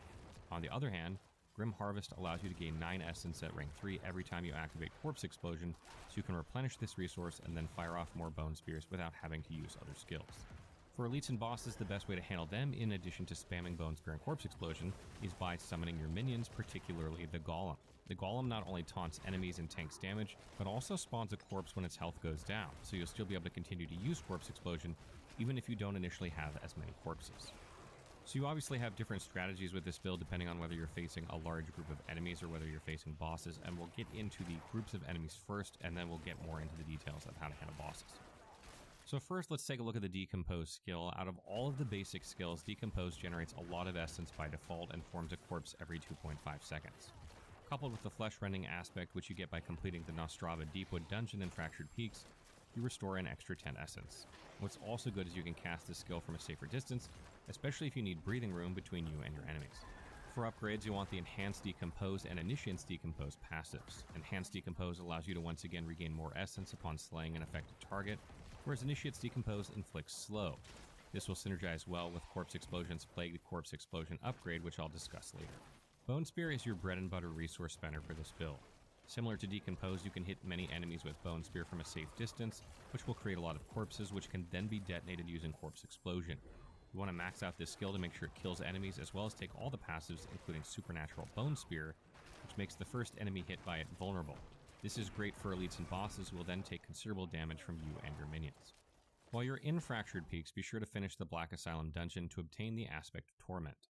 This will significantly boost your essence regeneration every time you land crits using Bone Spear, so you'll also want to be on the lookout for gear with Critical Strike chance and Critical Strike damage. For passives, you want to invest 1 point into Unliving Energy, which will raise your max essence by a small amount in order to access Imperfectly Balance. When you reach level 26+, you'll want to maximize Imperfectly Balance, because although you'll spend more essence, you'll end up amplifying the damage of Bone Spear. Resource generation shouldn't be an issue for this build, since you'll have several effective ways of replenishing it by investing in the right skills, which we mentioned already. And then we come, of course, to Corpse Explosion, the namesake of this build. Once you have some corpses, and usually when you run out of essence, you'll begin using Corpse Explosion to deal explosive AoE damage. This will allow you to finish off enemies that are already weak from your Bone Spears. Since you have the Grim Harvest passive, every time you make use of Corpse Explosion, you'll regenerate some essence. So you can effectively alternate between triggering Bone Spear and Corpse Explosion. After maxing out this skill, you'll also want to gain access to Enhanced Corpse Explosion to further increase its AoE size, and Plagued Corpse Explosion. Plagued Corpse Explosion is taken instead of Blighted Corpse Explosion for this build, since you want to maintain your synergies against vulnerable and slow enemies from Bone Spear and Decompose. As such, those afflicted with these status effects receive greater damage from Corpse Explosion. And then we come to Blood Mist. Blood Mist is a macabre skill which is considered your failsafe for situations that become tricky to handle. This functions really well because it lets you gain immunity for a short period of time, to be able to create some distance between you and your enemies. But note that you won't be able to use the rest of your skills, and your movement speed will be reduced as well. For Blood Mist's upgrades, you'll be taking the Enhanced Blood Mist passive, followed by Ghastly Blood Mist, to provide you with an additional 3 corpses. Because you do this, you'll be able to activate Corpse Explosion even when there used to be no corpses at all, in order to deal explosive damage. When it comes to boss fights for this build, you'll have fewer corpses on hand, but you will still generally employ the same strategy. You'll be alternating between Bone Spear and Corpse Explosion while activating Decompose every now and then to generate corpses, as well as replenish your essence. Remember to use Bone Spear until your essence is depleted, and then spam Corpse Explosion. As early as level 15, the Necromancer will gain access to the Book of the Dead, which will allow them to raise different minion types. These can be in the form of Skeletal Warriors and Skeletal Mages. For Skeletal Warriors, you want to be selecting the second node of the Reaper's form in Book of the Dead. Doing so will let your minions carve flesh off enemies in order to create a corpse. They don't even have to kill it, just hit it, making this the best option when it comes to generating corpses in boss encounters. Between them and your Golem, Decompose skill, and Blood Mist generating 3 itself, you can still detonate about 7 to 10 corpses every few seconds, which is a lot. For Skeletal Mages, you'll be picking the second node of the cold version. This allows them to apply Vulnerable, provided that they attack or freeze their targets. As a result, your Corpse Explosion will be able to be more effective against them due to the increase in damage provided by Plagued Corpse Explosion on vulnerable enemies. Once you reach level 25 and complete the Call of the Underworld quest, you'll gain access to the Golem minion. For this, you'll want to select the first node of the Bone form to generate a corpse every time the Golem loses 20% of its max health. This will happen most often in boss fights, especially when you constantly activate this skill itself in order to taunt these powerful enemies. Doing so will also let the Golem absorb damage on your behalf so that you remain alive longer. Lastly, remember that many of the stat bonuses from the Book of the Dead have been increased together with the recent boost in minion survivability, so these summons will be more effective for succeeding Necromancer Diablo 4 builds. Final tips. When it comes to bonuses for this gear, you want to look out for Intelligence, Vulnerable Damage, Core Skill Damage, and ranks to Bone Spear and Corpse Explosion.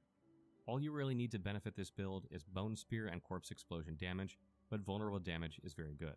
I do want to note though that while leveling, it's not optimal to try and optimize your gear every time you pick up a new piece of gear that's good for you. You'll simply not have enough materials or gold to continually do this with the speed at which you gain gear in this game, so just be on the lookout for these ones and slot them when you get them. Don't necessarily try and optimize your gear perfectly all the time, or you'll just get yourself bogged down and burned out. In terms of passives, you want to maximize Imperfectly Balanced, Fueled by Death, and Necrotic Carapace later on.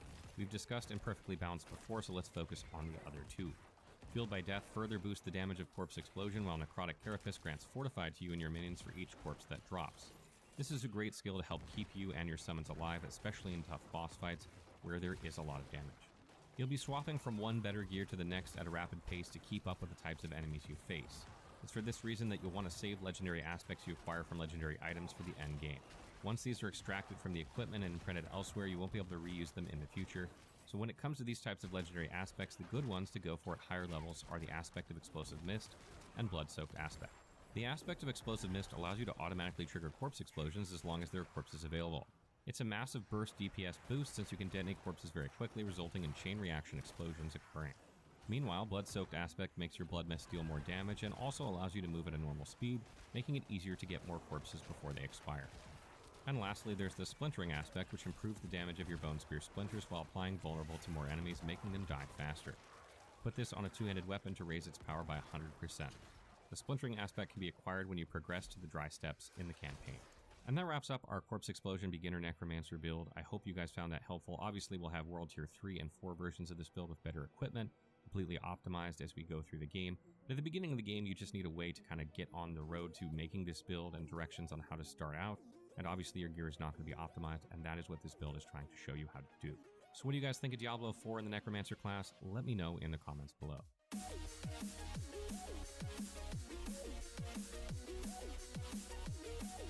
In this video, we'll be interesting. Seems, I mean, the problem is that all these builds are like early access. No, sorry, early game.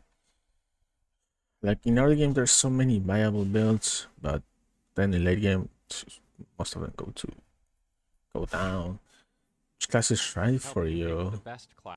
Oh, this is okay. The Sorceress or Sorcerer are intelligence-based caster classes. They're perfect for players that enjoy controlling the battlefield and that like to deal elemental damage. Players that enjoy having plenty of effects on screen, such as freezing and then exploding something, or burning something, or electrocuting and stunning enemies, will love this class. Users that like to use stationary spells that deal damage over an area of effect while using another skill to focus on a single target will also enjoy it. The Sorceress relies heavily on a smart combination of skills and equipment, and usually requires to spend a couple of skills on survivability because of their low health. Players that enjoy glass cannon builds might enjoy this for this reason as well. The enchantment system allows players to enjoy the effective skills even while they're not directly using them, providing a lot of gameplay variety. This allows users to enjoy benefits of skills they might like, even while not playing with that specific skill. The main playstyles for the Sorcerer or Sorceress are Pyromancer, focusing on pyromancy skills for low health but high regen and burst DPS damage that pairs up with AoEs, and is a thrilling kind of gameplay with plenty of spectacle. Freeze and Control. Focus on controlling the battlefield by freezing and slowing enemies. Players that want to dominate the battlefield with control spells will be able to freeze everything on screen and deal massive damage to them. Lightning and speed. The Sorceress Teleport has always been a coveted and unique mechanic of the class, and Diablo 4 makes Lightning Sorcerers masters of speed by giving special legendaries that benefit from movement speed bonuses. The Lightning Sorceress is a speed clear rusher's dream. And finally, Master of the Elements. Players that enjoy inflicting different types of status ailments and combining them together and using plenty of barriers will become essentially immortal. The pros of this class are battlefield control, skills that provide many options without requiring aspects, different types of elemental damage, high damage, and guided gameplay that's easy for new users to keep track of what they should do with their skills, like for example sticking to a single element. The cons are limited equipment space, limiting the amount of aspects you can use, low health depending on skills or barriers to stay alive, and some builds might get repetitive since you can control the field so well it's a bit like shooting fish in a barrel, and less resource generation mechanics than other classes, and higher elemental consumption often end in wait times in between pulls. We recommend the Pyromancer Sorceress for a great mix of damage and fanfare. Next we come to the Necromancer. Necromancers are the summoner class of Diablo 4, and they can play ranged or melee with intelligence being their main stat. Players that enjoy having summons and minions will be more inclined to play this class. Necromancers often stay on the back of the battlefield while providing No, I don't like minions, skills to destroy or weaken their enemies. but Corpse Explosion is always fun, even in Path of Exile. So players will often need to manage multiple resources at the same time, being essence, corpses, minions' health, etc., and they can also generate blood orbs, which act as an additional resource. Players that enjoy tactical gameplay will enjoy this playstyle, as minions will deal with the front lines, allowing the Necromancer to plan and control what's happening from a safe distance. Users that get overwhelmed with everything happening on the screen will not enjoy most builds that Necromancers use. Oh, really? Necromancer also allows to play solo by sacrificing part of all of your minions, greatly boosting your own power. While it doesn't have many playstyles as other characters, each of them feels very unique. The Necromancer's unique mechanic is the Book of the Dead, which allows you to personalize each minion type to fit your current build. You can also sacrifice each type of minion for increased stats. For survivability, it mainly uses its minions to stay safe. While playing alone, it has a lot of ways to greatly increase its HP and even fortify itself, similar to the Barbarian. The main playstyles available to the Necromancer are solo overpower burst damage. This build sacrifices your minions for increased health and damage. You'll use the overpower mechanic to quickly annihilate all enemies while boosting your own stats to stay alive. Corpse Explosion. This build generates as many corpses as possible and explodes them to deal either static damage or damage over time. Players will need to control the battlefield and use minions to stay safe.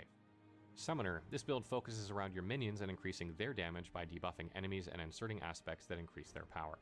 And lastly, Mage DPS. This can either be a solo player or a hybrid between minions and spells, using the minions as a shield. Use bone spells that focus around critical damage to quickly destroy elites and bosses. The pros of this class are that it's a very safe playstyle, using minions while staying behind them. It has a variety of very distinct builds, and it's good early game and noob friendly since your minions will do the work for you while you learn. The cons are that it can get overwhelming to manage all resources and mechanics. You usually have long cooldowns. For high level play, it requires a good comprehension of build mechanics when using minions. It's highly dependent on equipment to make some builds work, and it has a limited amount of aspects due to equipment slots. Druids are nature mages that can summon companions, shapeshift, and command the elements to destroy their foes. Their main stat is willpower, which not only increases their skill damage, but also increases their overpower damage, synergizing very well with some of the skills that they use. Similar to the rogue, the druid is a jack-of-all-trades style of class that allows you to quickly shift back and forth between a melee or casting type of playstyle. Players who like to use melee skills while also casting powerful spells will find this class to be right up their alley. Yeah, that's Druids me. in particular have exceptional AoE damage, but lack a little bit of single target damage that can make them difficult to play against facing one powerful enemy like a boss, particularly in the early goings of the game. They also have a typically slow start compared to many of the other classes, and learning to manage Spirit, which is the resource of the Druid, can be exceptionally difficult to do for new players until they get the hang of the class.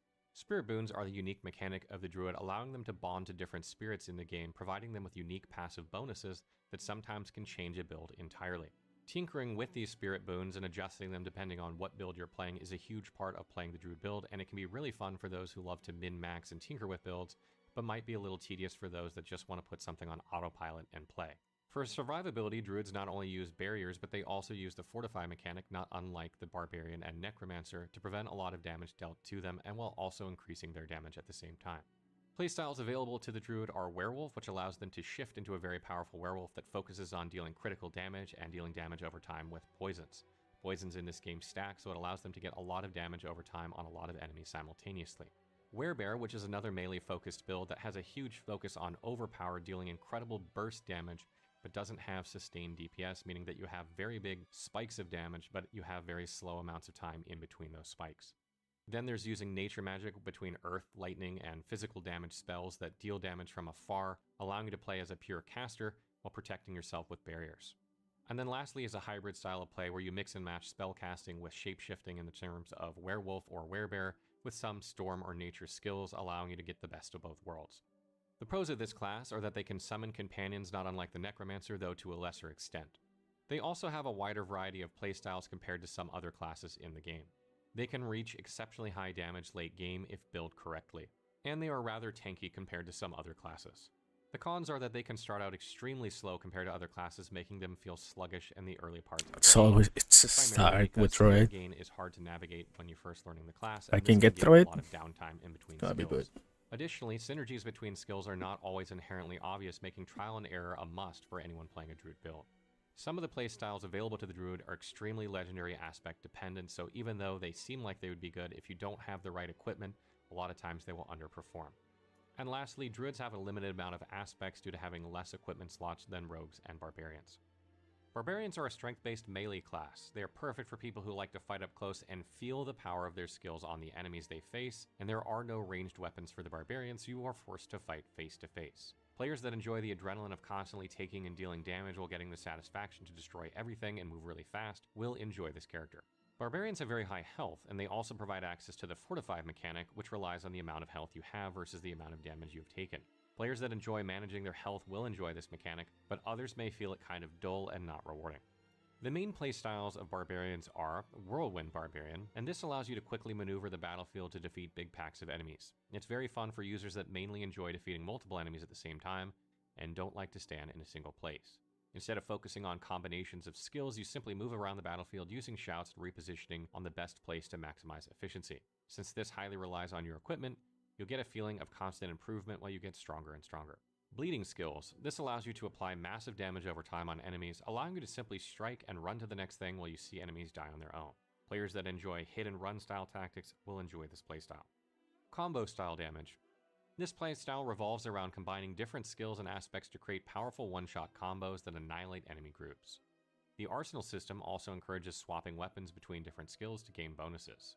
It's perfect for players that enjoy combo mechanics of building up a skill and then unleashing a devastating blow, as well as for users that like to constantly swap between different skills.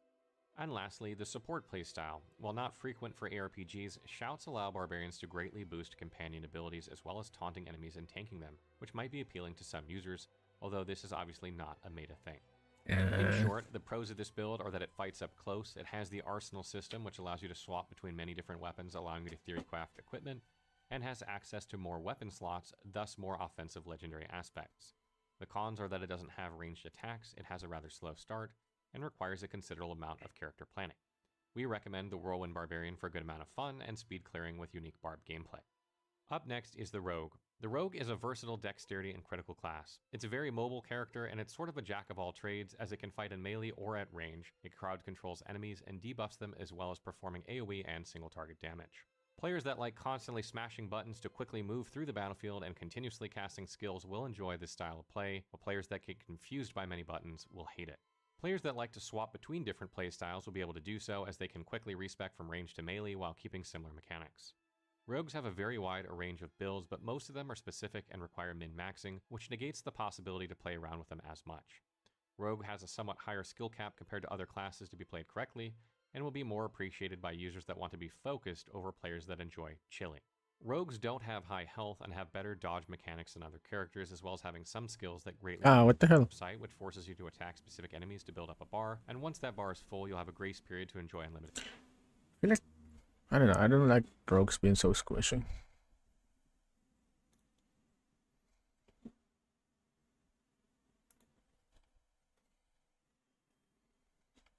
Alright, I'll go and take a break for like 30 minutes. I'll come back.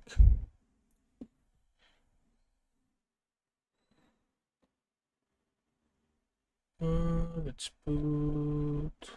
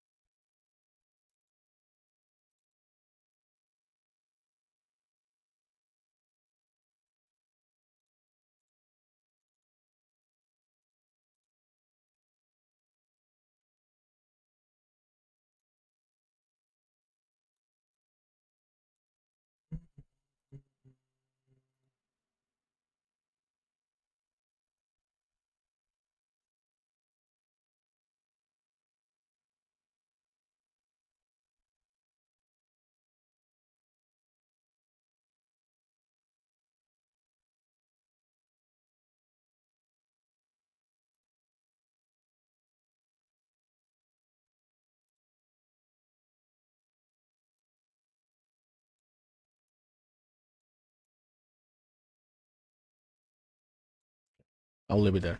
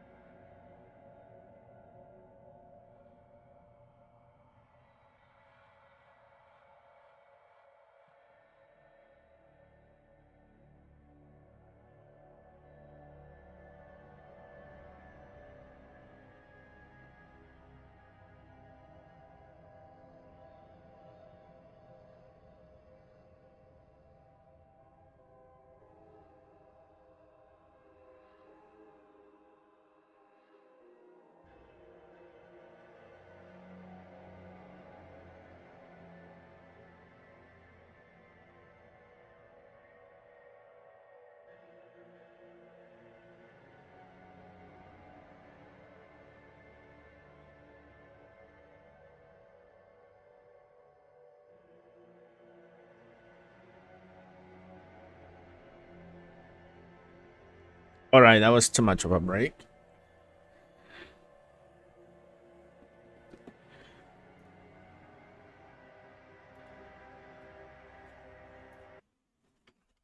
Let's watch some.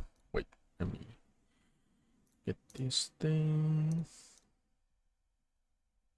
These things in the right positions.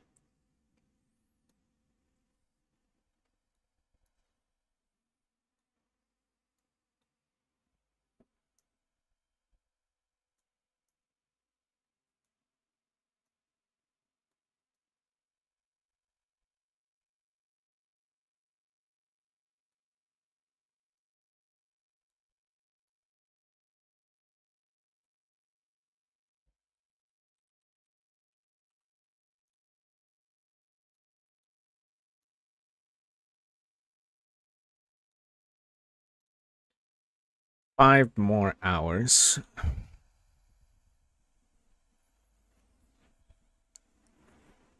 File for not just strange updates from devs.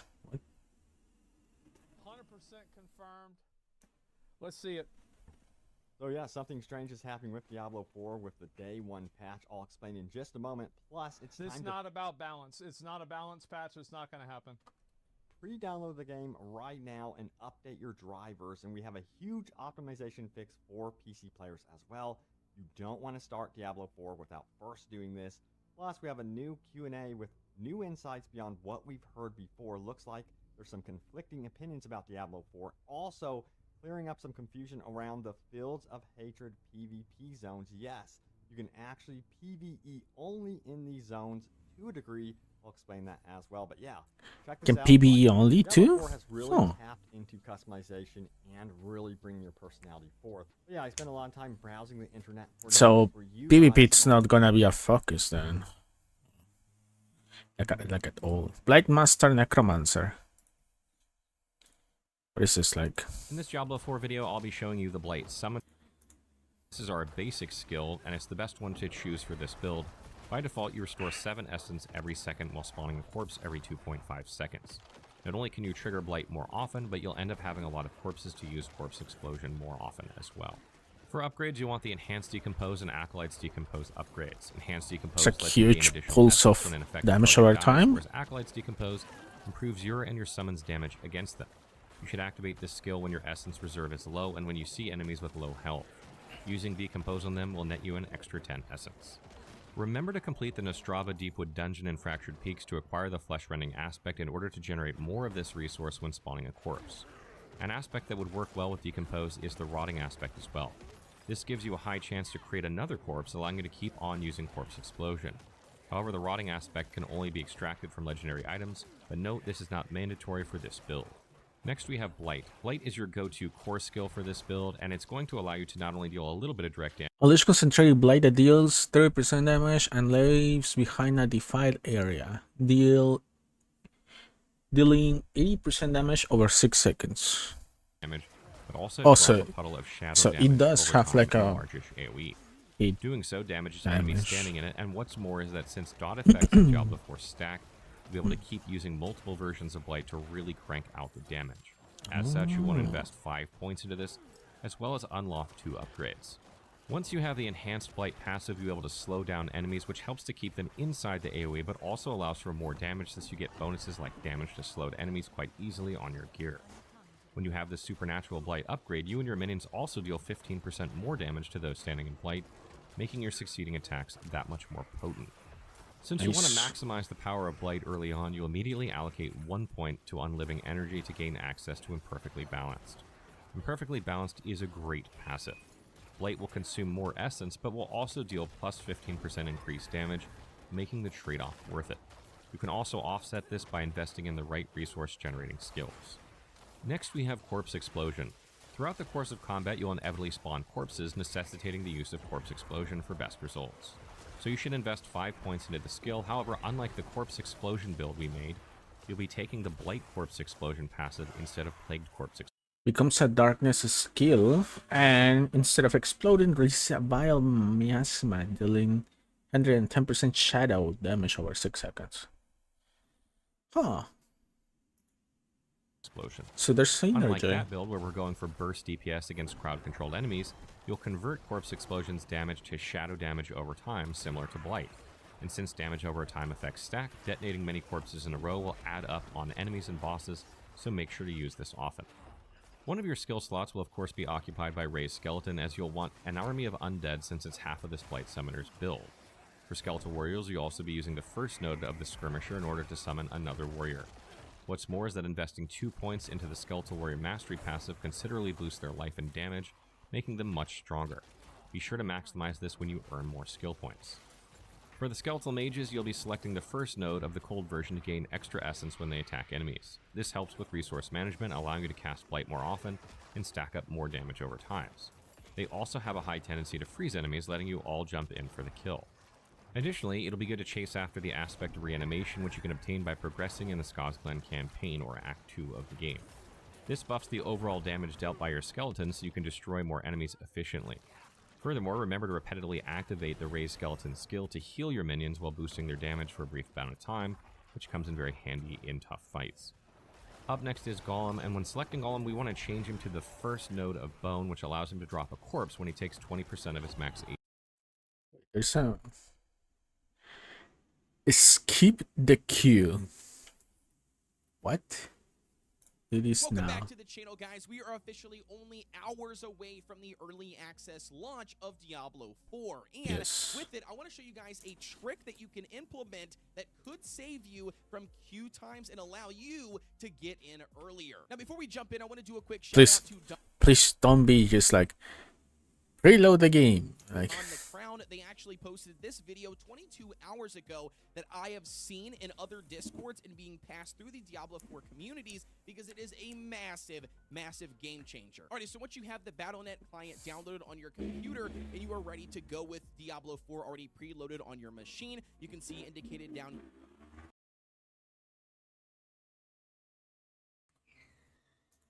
here in green that I do have it pre-installed. What we want to do is actually hit the cog options wheel, and then we want to go and create a desktop shortcut. Once we got the desktop shortcut created, as you can see here on the left-hand side, we're actually going to right-click the shortcut and go to the property setting. Now, once you're in the property section, we're looking for the target option right below the target location.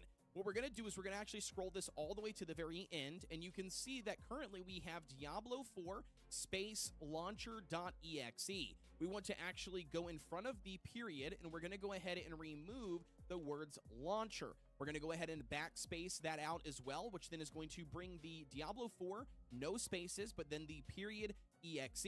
We're going to go ahead on the other end, on the very end, we're going to do a space, and then we're going to do a hyphen, and then the words launch. It doesn't have to be capital or anything like that. So essentially what this does is it allows your Diablo 4 shortcut to skip the Battle.net launcher altogether and just start up the game. This is going to allow you to skip any issues you have with the Battle.net client, and instead you get loaded into the game and jump right into queue, unfortunately, if there is one at that point. But if there is, of course there's gonna be one. allow you to get in as fast as possible. We're gonna go ahead and click on apply, click OK, and then watch what happens. If I go ahead and double click Diablo 4 right now, it'll actually already start opening up the game, which is crazy because it should even have the ability to do so. So anyways, it's officially opening up the game. It's not going to let us in, of course, because the servers aren't available. It'll probably give us some sort of login error. Yeah, there was a problem with logging in code 7. That's obviously because the game isn't up and we shouldn't even be on that screen. But either way, that is going to be the official trick. Again, shout out to Don the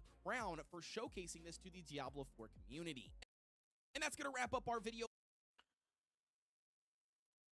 Let me try.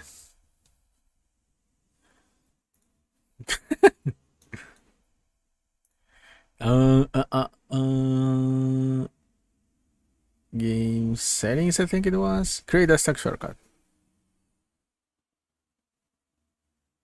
There you go.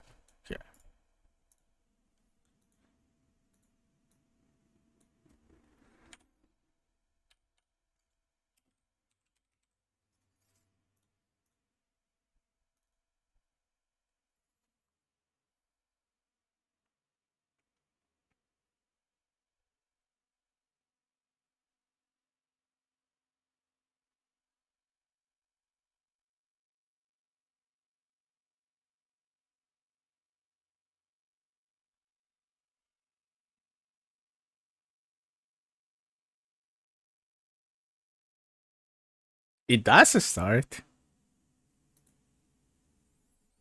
Queued for login. There was a problem logging in code 1910. Oh. Okay. So it does work. Interesting.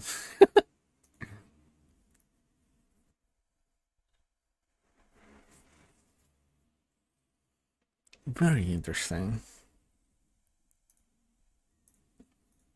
For this morning, again, just a simple, sweet video that I absolutely had to share with you guys because it is going to save a ton of players' time and hopefully allow them to skip the Battle.net client in any queue whatsoever and get loaded into the game as soon as it does officially launch in just 10 hours. Don't forget to like, comment, and subscribe here on the channel. Let's watch down the crowns area.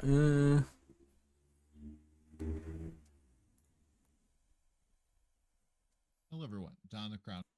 We did the beta, but it's very likely that there's probably going to be queues, there are going to be delays to being able to get in the game, and if you are looking to try to get to max level as fast as possible, or if you're just really looking to play the game once it actually launches, you're going to probably want to do this. So what I'm going to show you real quick is pretty easy. It's like a little technical, but really anybody should be able to follow this. And so if you're familiar with how you normally launch the game, we have the little Battle.net launcher here, and all you normally would have to do is click game, click whatever game you want, and then click play, and it'll be ready to launch. Except for this game is not able to be launched yet because it's not available. We've pre-installed, it'll come out for me on June 1st at 7 p.m. Eastern Daylight, and around that time, maybe like a little bit before, maybe a little bit later, you'll actually be able to click this button. But normally what you need to do is go and close down and start it back up over and over and over again until you get lucky and the button's actually clickable. What I'm going to show you is how to get around that altogether. And so what you're going to want to do is just click on the cogwheel here and click Create Desktop Shortcut. This is going to create a little desktop shortcut for you, and you're going to right click on this and go to Properties. Now, if you're not a Windows 11, this might look like this instead. Just click Properties at the bottom, and this pulls up this little window here. This has information about this shortcut and lets you know that, hey, it's targeting my D drive, the Diablo 4 folder with the Diablo 4 launcher.exe. This is actually not what you're going to want to do. And so we're going to remove the launcher here. It's just going to be Diablo 4 exe. And then after this, we're going to put a space, a minus sign, and then the word launch. And then all you have to do is press apply and OK. And this thing will set you up so that you'll actually bypass the launcher on launch day. So all I got to do is click this and it will launch the game for me. And it'll even try to launch the game right now, even though the servers aren't up, even though we're not able to get in, we can start up Diablo 4. So hopefully this will help you potentially skip the queue, because it's a good potential that there's still going to be one despite all the server slam stuff. Let me know if this helps you in the comments below, and see you. Okay. Well, it does work though. So. The truth about unique drops, they are everywhere. Hi everyone, so recently I played the early access version of Diablo 4 and I managed to reach level 80, and I want to talk about some of the unique stuff that I have found. So previously the developers had hinted that uniques would be extremely rare and most people will almost never see them basically. And I do have to say, like straight up, this is actually very untrue. I have to say that I was very surprised about the amount of uniques that I was finding. So I did find a bunch of uniques, actually I think almost everything that the rogue class has, and also some of those non-class specific uniques such as the razor blade, the frostburn, and the penitent greaves. So these are like cross-class items, but there are some that are rogue specific. Every class has 8 uniques, I think, when the game launches. Of course, that's gonna increase in number over time, but for now you can see that I actually acquired most of them, and with relatively good rolls. You see, the item power here is very high on most of these drops. 772, 796. I believe that the highest item power in the game is 820, so we're getting pretty close there to the maximum. And it seems like most of these unique drops actually do come as an ancestral when you find them, so at least when you're playing on a torment difficulty where you can find ancestral loot. And they generally seem to roll very high item power for what they can roll. So I think they have a bit of a boost there when they drop. I believe I have not found a single normal unique. They were always at least sacred or ancestral. So at least this was my experience here. So I got almost everything that the rogue actually has to offer, and some of them multiple times in fact. So I had like a bunch of these Eyes of the Dark. I think I had like 3 times or 4 times this pair of pants. I had I think 2 times the Grass of Shadow. I had like 2 times the Frostburn. I had the Call of the Nameless and Mother's Embrace. And well, if you look at this list of uniques that the rogue has, the only one I have not found is the Sky Hunter and the Ashira's Khanjar. So both of them are actually relatively good ones. And I do believe that some uniques are more rare than others. I mean, this is relatively obvious with stuff like the Harlequin Crest that people like to put into their builds whenever they link me their planners. This one, I have actually not heard of anyone finding it. So this is definitely going to be something really, really rare. But most of these like standard uniques and some of those relatively like specialized and build enabling uniques definitely seem to drop not too infrequently after all. For example, I was talking to Teo, who was also playing this early access. He was playing a druid and he also already had this werebear chest, the werebear helm. So there are lots of uniques dropping after all. And I think that these are all the screenshots of me finding uniques, and you see here my screenshots. I'm like level 60 here and level 65 there, and level 71 here, level 72 here, level 73, level 75. So, you know, another level 75. These items do come in once in a while. So it's obviously not as frequent as legendaries, but yeah, every few hours or so, I would say it seems like you get one. In fact, I actually noticed that completing Nightmare Dungeons seems to relatively often reward you with uniques. So you see here, after finishing a Nightmare Dungeon, you actually get 2 items, a bunch of XP and gold, and then you can also rank up your glyph. And it seems like a few times at least this has happened to me that I got a unique from the completion bonus. So this might be some kind of like special way to farm uniques, I guess, like in the far late game, once you have completed most of the other objectives. You're gonna grind those Nightmare Dungeons, and then maybe there's a bit of a boost so that people have the option to actually find those uniques that they want to enable a certain build. But yeah, the bottom line of these uniques is that some of them are quite impactful. So for example, I tried the Frostburn here. This freeze effect is very strong on the rogue. There's a Frigid Finesse passive that synergizes with cold and freeze, and yeah, you do give up the core skill ranks, but you do get some other pretty powerful perks for running these. I've already showcased my build with the Word of Hakan, the Rain of Arrows build, so if you want to see that in action, it's actually kind of cool.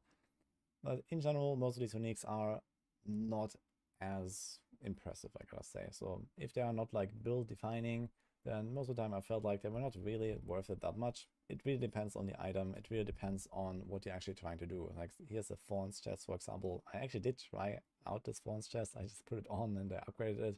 I had like 10,000 Thorns. I was walking around and trash monsters were just one-shotting themselves on me. It was kind of funny. So I think there's a bit of potential for something like that. And for some of these items to actually have like a real impact in a build. Or there's just like some kind of supporting choice, such as the Penitent Greaves. So again, you have like this chill effect. You can get, for example, the Umbral procs for a resource on your ring. Or you can, again, enable Frigid Finesse on the rogue, so you get another damage multiplier. So there are some of these adjustments you can make depending on the uniques you find. But some of them are also extremely powerful, such as Condemnation. So on the rogue, this is the combo point weapon.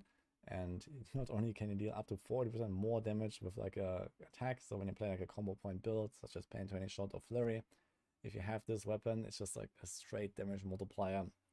But it also has relatively decent stats, and it has the chance to give you 3 combo points at once, which, to be fair, is relatively annoying in this case because there's no like real effect indicator of this proccing. You can only like watch your bar to see the combo points, but it's still very powerful even if you don't pay attention to it. But similarly, some of these uniques can also be utter trash. So we have the Wind Force. I've talked about this like 2 months ago already when they previewed it, and well, it is really probably one of the worst uniques in the entire game. This is awful. So it has not really great stats. It's kind of okay, I guess. And then it has a lucky hit effect with a very low chance to sometimes get a bit of extra damage. Yeah. And in case you're curious, I did try out the Grass of Shadows, so this is probably something that a lot of Rogue enjoyers are looking forward to, and I gotta say, I was not impressed by this one at all. I think it's mostly just because of bugs, it just doesn't seem to work right. So I tried this out and the proc rate seemed alright, but the thing is that when a target is already defeated, then the Shadow Clone will spawn and just disappear and do nothing. And even if they do something, they don't get your skill upgrades. So for example, I was trying this with Flurry, and my clone didn't have the 360-degree radius attack and these kind of things. So there seems to be some issues with this here, and it just didn't seem to do anything. I also tried out the Eyes in the Dark. That was actually kind of funny. I couldn't really dig up the clip now, but it's also a relatively trash item because the stats are relatively bad. Pants are extremely valuable for defensive stats. As you can see here, the one that I have equipped right now, it gives you so much damage reduction. It's actually ridiculous. And these pants give you basically none of that, besides a bit of dodge. And the effect itself is also not really worth it. So you can try to use this to cheese your way around the dungeon or so. If you're doing like maybe a super high tier and you kind of like defeat enemies one by one by just throwing a death trap and then taking a coffee and we come back afterwards. But outside of that, it's kind of oof. But yeah, in general, these uniques are a little bit hit and miss. So some of them kind of fit in your build. They can be universally useful, such as this one. 25% lucky hit is relatively good. It has cooldown, it has some energy, it has some dex, so it's not a terrible helmet, I'd say. Can definitely fit that into some of those rogue builds. The Frostburn, for example, can be useful. Something like Mother's Embrace that gives you a refund on your resources, on core skills. It has decent stats as well. So there are some of those uniques that you can just kind of like put on, or others that you have to completely build around, or that actually enable a build. So besides showing off and talking about my experience with some of those uniques, I also just wanted to get across. So uniques are not that unique, and some of them are trash. But it's kind of like it's like that also in Path of Exile. Some uniques are awful. How overpowered group play is in Path of Exile. Yeah, that's. Hi everyone, I want to talk about groups and how ridiculously overpowered group play is going to be in Diablo 4. And I can give you some examples. So generally group play is going to be quite a lot better than solo play. We have seen this in other games, for example in Diablo 3, where generally group plays are always more efficient. You have party synergies, you have XP bonus for being in a party, and of course in an open world game like Diablo 4, there are other shenanigans, like you can actually teleport to each other and potentially skip long travel distances and these kind of things. So there are these like typical group buffs, I guess, that just come into play, just, you know, by virtue of having more people doing things and running around. And of course, because you can synergize with your builds. You can combine various, you know, support characters, so probably, or even just builds that kind of harmonize in the some way. 1000 are gonna be just group players that just proc off each other's frost novas, for example, or you can combine such an ice that would be boring sorcerer with an ice or cold imbue rogue, for example. So of course the fact that you have more puzzle pieces allows you to just be more efficient, because you can potentially have, you know, hyper scaling of builds in some form. But exactly what you see here is also very powerful. Like you can just TP to another party member, you can get a waypoint. In fact, you can even do that when you don't even have this stronghold cleared here. This is one of the strongholds. But of course, teleporting to each other is nothing really fancy. This is very expected in a multiplayer game, that they can actually play together and find each other. So of course you have trading between party members. So for example, when you play the same class, you're going to find the same loot. You can share it between each other, or you can just trade with other people. They can just give you stuff. We're absolutely going to see stuff like, you know, streamers that have a huge community, just give them free gold, free items, free elixirs. So we have like the classic, massively more powerful character than you should have because of that.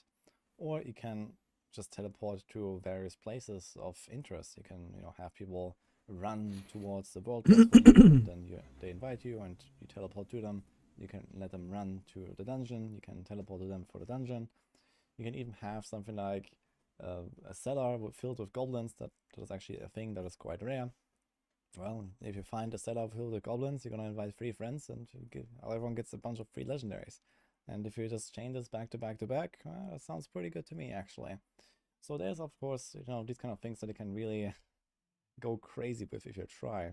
Now, another thing is that, for example, in outdoor content, enemies don't actually seem to scale up with the amount of people present. So I already showed this for the server slam with Ashava, for example. Wait, they don't scale? Bruh. No wonder why group play then is broken. It doesn't seem like even the world boss scales with the amount of people present, or if it does, very little. And I think outdoor monsters just don't scale at all. So any kind of like outdoor zone farming, any kind of outdoor events are just significantly easier when more people are there. You can kind of like split up and just like, you know, grab experience from people running around, you know, just off screen somewhere, and kind of farm your way through the zones, do side quests more efficiently because you can potentially share certain, like, you know, kill objectives and these kind of things. So that obviously also helps to speed up. It's a bit like split farming bounties in Diablo 3, I guess. On top of that, there's also like the event farm that people were doing. So I don't have a clip of that, but for example, under Kyovar Shard, there was like a certain event spawn that people were abusing in groups, and they were just like trying to get into their own instance all the time and reset the event that way, but just like server hopping, so to say. So they were TPing to town, they were coming back, they were in like a new layer of the same zone with a new event spawn. They finished it, and then they invited their friends right before they finish the event, and then you would just farm like ovals over ovals over ovals. Like every half minute or so, you could just complete an event if you did that right, and people were farming literally thousands of ovals per hour with that strategy in the server slam. So that was actually very feasible just a few weeks ago. But this is not really everything. It gets crazier than that, and this is that when you finish a dungeon, for example, in a group, you can actually share the renown and the completion.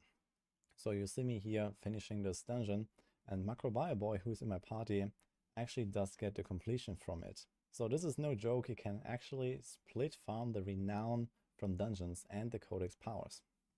So you see here, you have this dungeon pop up at the end of a run, and now you can see that I was able to complete dungeons that I never stepped foot into. You see here, I'm standing literally in Kyovar Shard, and I get a dungeon completion. For example, for Dark Raven, from Teo just doing the dungeon for me. And the same here, like I'm in the middle of this sunken library dungeon, and Macro is doing the Purtuit Acuthire, which is like some dungeon in Kyrgyzstan. I was not even in the same zone, I believe. And it just completed a dungeon for me. That's broken. So what you can actually do is when you have 4 people, not only can you like completely like teleport around to each other, share waypoints, share the loot, etc. That's so broken. What?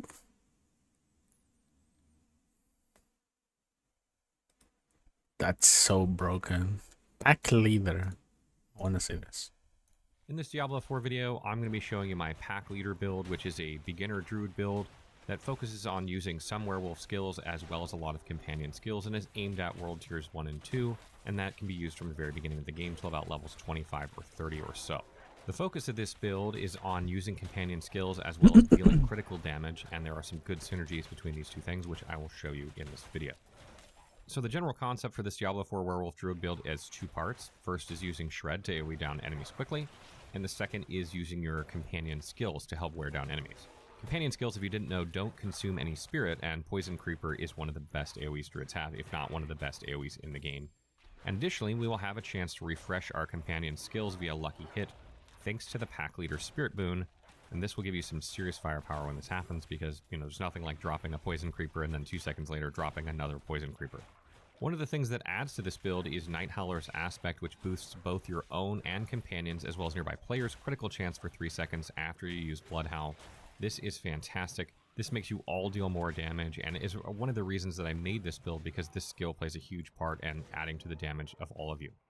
Another aspect you can get, though it's kind of far but definitely worth the trip, is Shepherd's Aspect. This legendary aspect increases the damage of your core skills, which is Shred in this case, by a percentage based on how many companions you have out, which allows you to really boost your damage, and you get double the effect if this is on a 2-handed weapon, which would not be a bad option. The synergies don't end there, however, as the masochistic spirit boon heals you when you critically strike with shapeshifting skills, in this case Shred, and the Scythe Talons and Avian Wrath spirit boons boost your critical chance and critical damage. Make sure you bond to the Eagle Spirit in order to get both of these spirit boons. And finally, Stormclaw's aspect makes you hit in an AoE for more damage when you critically hit with Shred, and the aspect of the Unsatiated will boost subsequent Shred attacks when you kill enemies with Shred, which helps propel you further and further. AoE of Shred is huge with that. Both of these aspects can be found in relatively early dungeons, so they are easy to get to. So let's talk a little bit about how we handle packs of enemies, and the general strategy for handling packs of enemies with this werewolf build is by using Shred to teleport into groups of enemies because it makes you jump forward, and then dropping Poison Creeper immediately afterwards if enemies are abundant. Obviously, you don't want to do this if there's just a few enemies. And then proceeding to drop Ravens onto the enemy group, AoEing them more, and then continuing to onslaught with Shred and Storm Strike as needed. Poison Creeper is just one of the best all-around Diablo 4 skills because of its high damage and the fact that it, immobilizes enemies in place for a time, which helps, prevent damage to yourself, which is great. And basically any Druid build will probably use this skill. Make sure you upgrade this skill with the Brutal Poison Creeper upgrade as soon as you possibly can, because this will increase your critical chance against enemies that are strangled by this by 20%. And that further adds to the critical chance that we have with this build, helping to get those much needed crits, which help fuel our damage. Moving along to Shred, this is the bread and butter skill of this build, and what's really great is that it hits 3 times in a row, and it deals more and more damage with each hit, and it has kind of a conal AoE, so you want to try and aim this into packs of enemies if possible. And because of the legendary aspects that I mentioned just a second ago, it deals a ton of damage, and then when you get your key passive later on in the game, Lupine Ferocity, this will have a guaranteed critical hit for massive damage, for increased critical damage every second use of it because of the amount of times that it strikes. And that's going to trigger that Stormclaw's aspect every time as well. So that's going to give you even more damage, and that is a really, really good synergy with this build. You want to max this skill out, obviously, to get the most damage out of it, and this is where most of your damage is going to come from. You'll want Enhanced Shred and Raging Shred. Now, I take Raging Shred over Primal Shred, even though Primal technically has more synergy because it boosts the critical damage that you gain, and that would seem like the natural choice here. But what I like about Raging Shred is that it hits in a wider AoE, allowing me to hit more enemies more easily, and I find that poison is very valuable against bosses, and also setting poison on enemies allows you to use the Neurotoxin passive to set slowed on them, and then you can gain bonuses from, crowd control, damage versus crowd control, and damage versus slowed enemies to further boost your damage as well. And another thing I don't like about Primal Shred as well is that it gap closes on each of the 3 attacks, which can sometimes lag the game, it seems like, and also sometimes it teleports you past the target that you're trying to hit if you're not aiming precisely, particularly if you're using like a controller or something like that.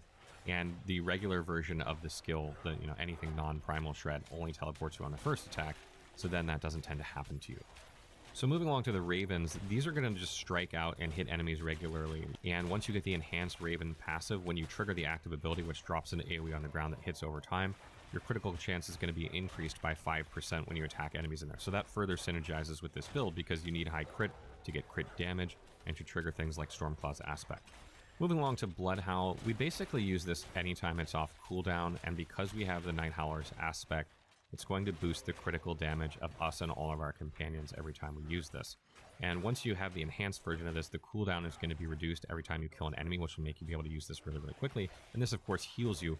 But the primary function of it, generally, is once you have the innate Bloodhowl passive, it will give you 20 spirit every time you use it. And this helps to keep your spirit up so you can keep using Shred. Druids in general just tear through their spirit when playing a Werewolf Shred build.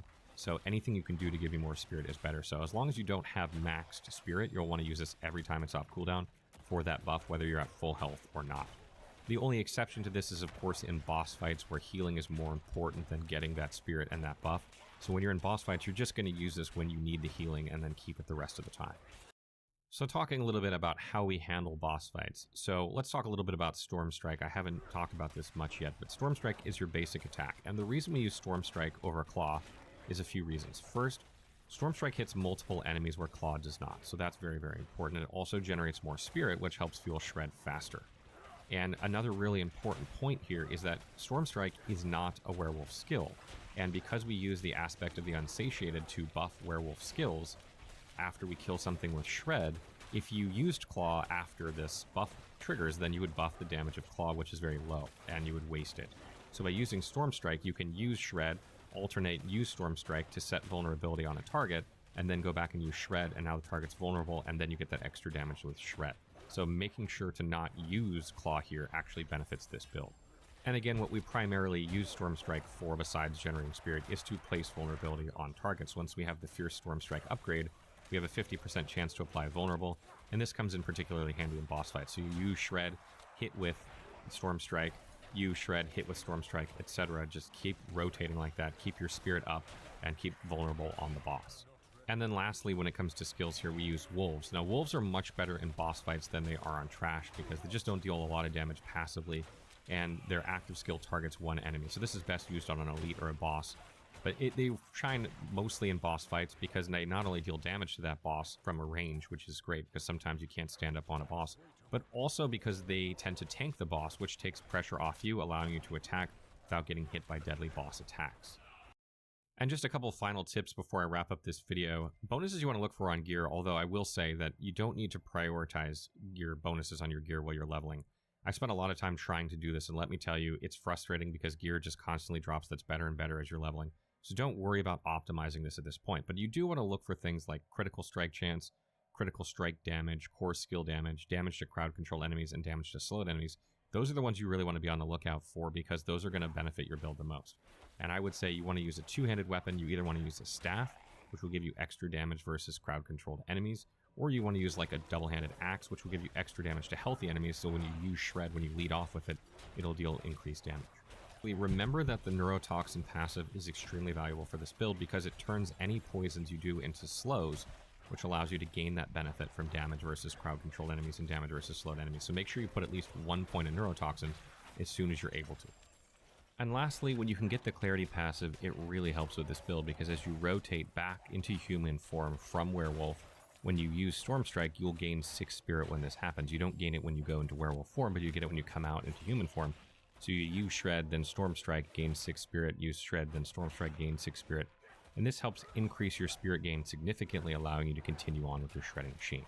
That wraps up our pack leader werewolf build. I hope you guys found this effective. I had a lot of blast playing this build. And I do want to mention one thing as well, is that World Tier 2 in this game seems to be kind of moot. You only gain extra experience and extra gold, and frankly, your clear speed will be faster on World Tier 1, which makes up for both of these things. There is no increased drop rate. So I would highly recommend just staying on World Tier 1 so that you can play through faster, and then once you get to World Tier 3, or you get to the point where you're ready to unlock World Tier 3, just hop over to World Tier 2, do the thing you need to unlock it, and then go to World Tier 3.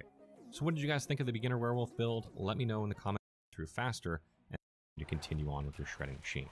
That wraps up our pack leader werewolf build. I hope you guys found this effective. I had a lot of blast playing this build, and I do want to mention one thing as well, is that World Tier 2 in this game seems to be kind of moot. You only gain extra experience and extra gold, and frankly, your clear speed will be faster on World Tier 1, which makes up for both of these things. There is no increased drop rate, so I would highly recommend just staying on World Tier 1 so that you can play through faster, and then once you get to World Tier 3, or you get to the point... Interesting. But no.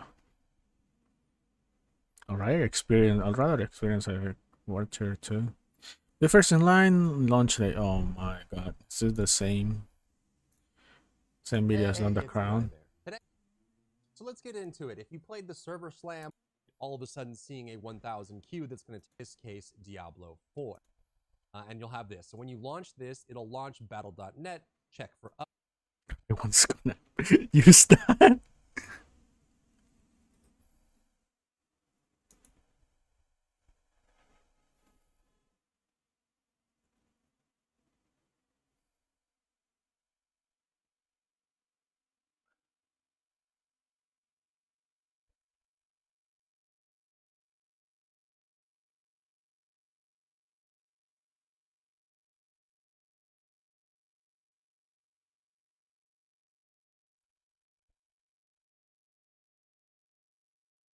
New best in class in game. Gentlemen, and Harajam of all for that, and then also a vague overview of which will likely be the strongest above level 50 as you enter the end game.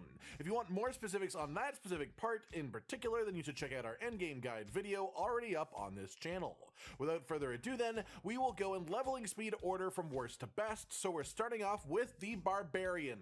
The Barb is a hulking mass of a class that is quite simply the most melee option within the game.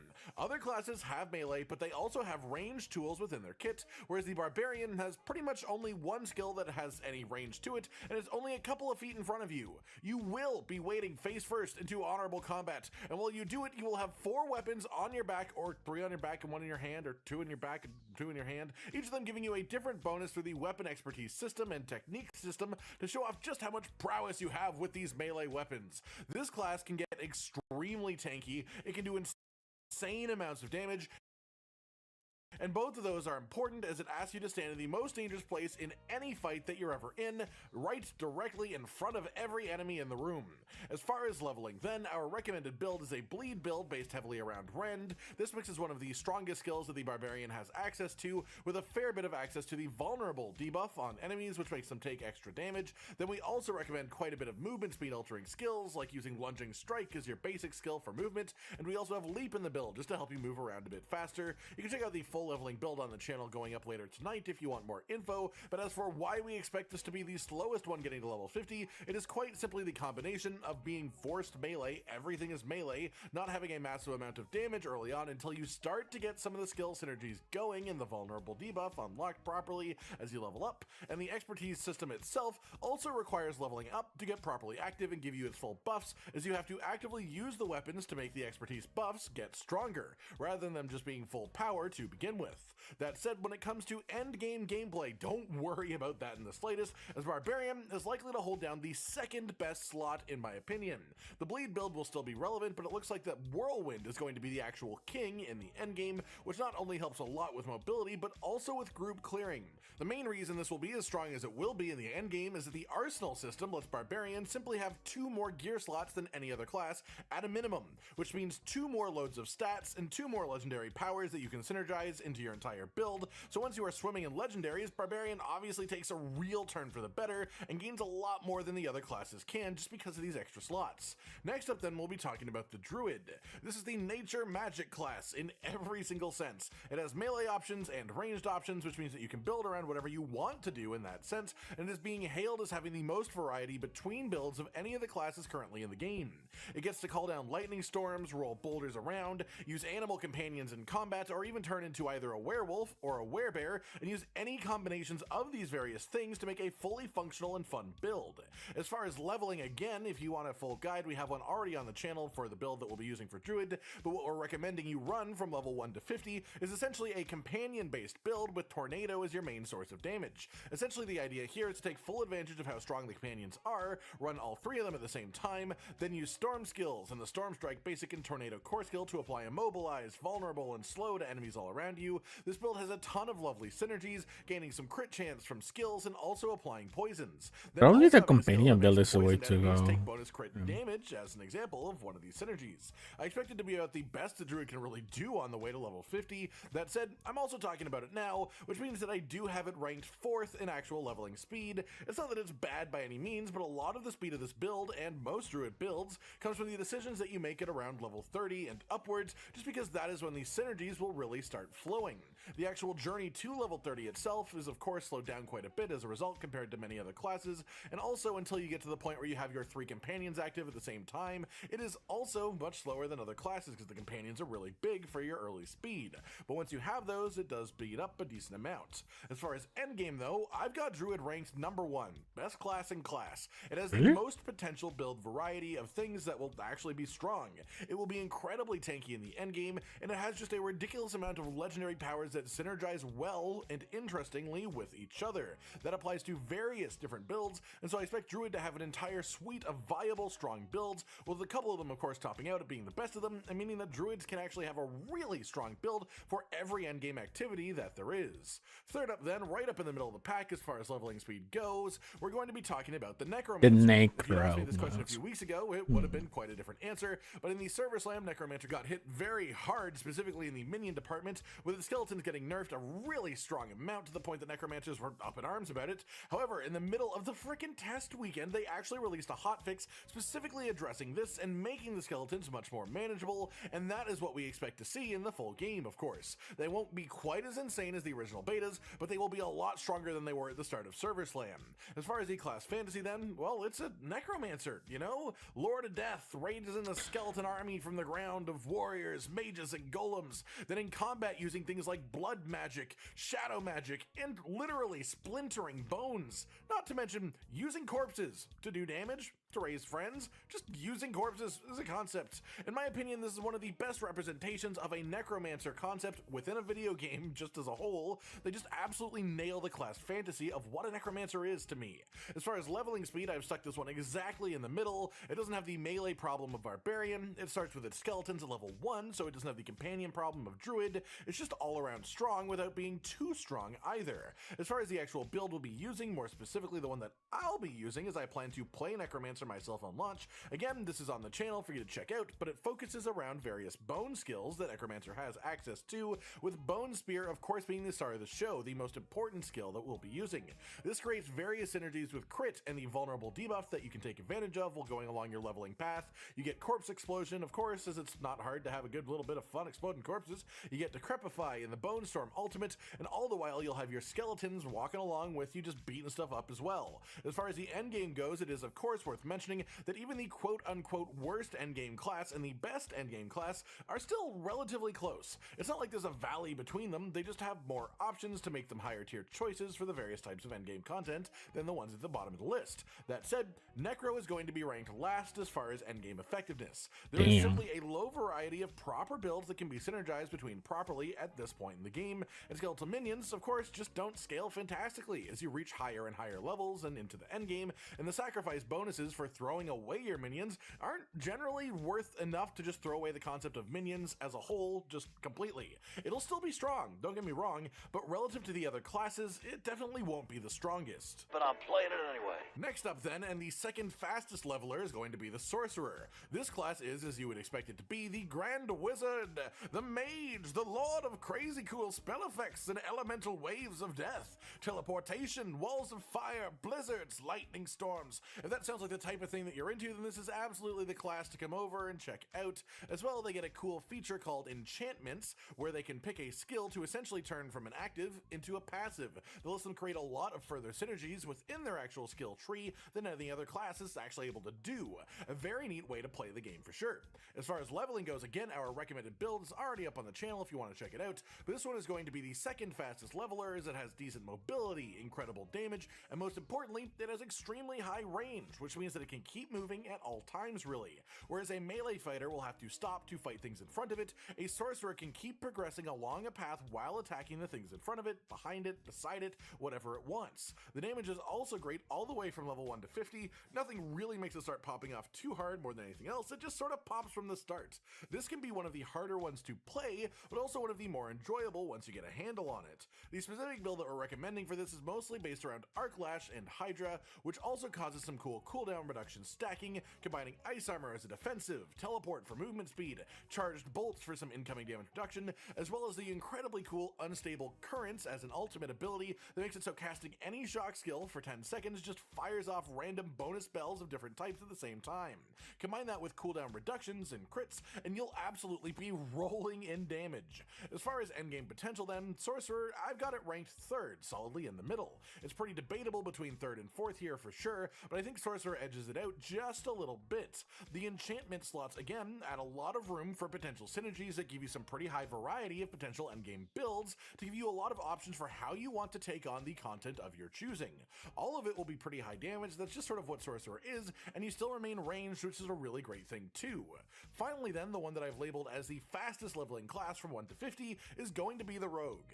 As far as class fantasy and core mechanics, the Rogue is a bit odd when it comes to what you might expect from the name. It has some stealth mechanics, but it doesn't really use them all that much. Instead, I would label this more as a ranger of sorts, having a ton of bow and crossbow based mechanics, as well as swords and daggers as an option too, letting you sort of choose between ranged and melee depending on what you want to be doing. That said, it also has traps, which are an interesting way to play the game, and most importantly, it has imbuements and combo points, which are its real uniqueness compared to the other classes. The imbuements essentially let you change the way way an entire ability functions and give it secondary effects, meaning it's like having tons of different abilities than just the base ones, but the only thing that's actually changing is which imbuement you have active and which skill that you use the imbuement on.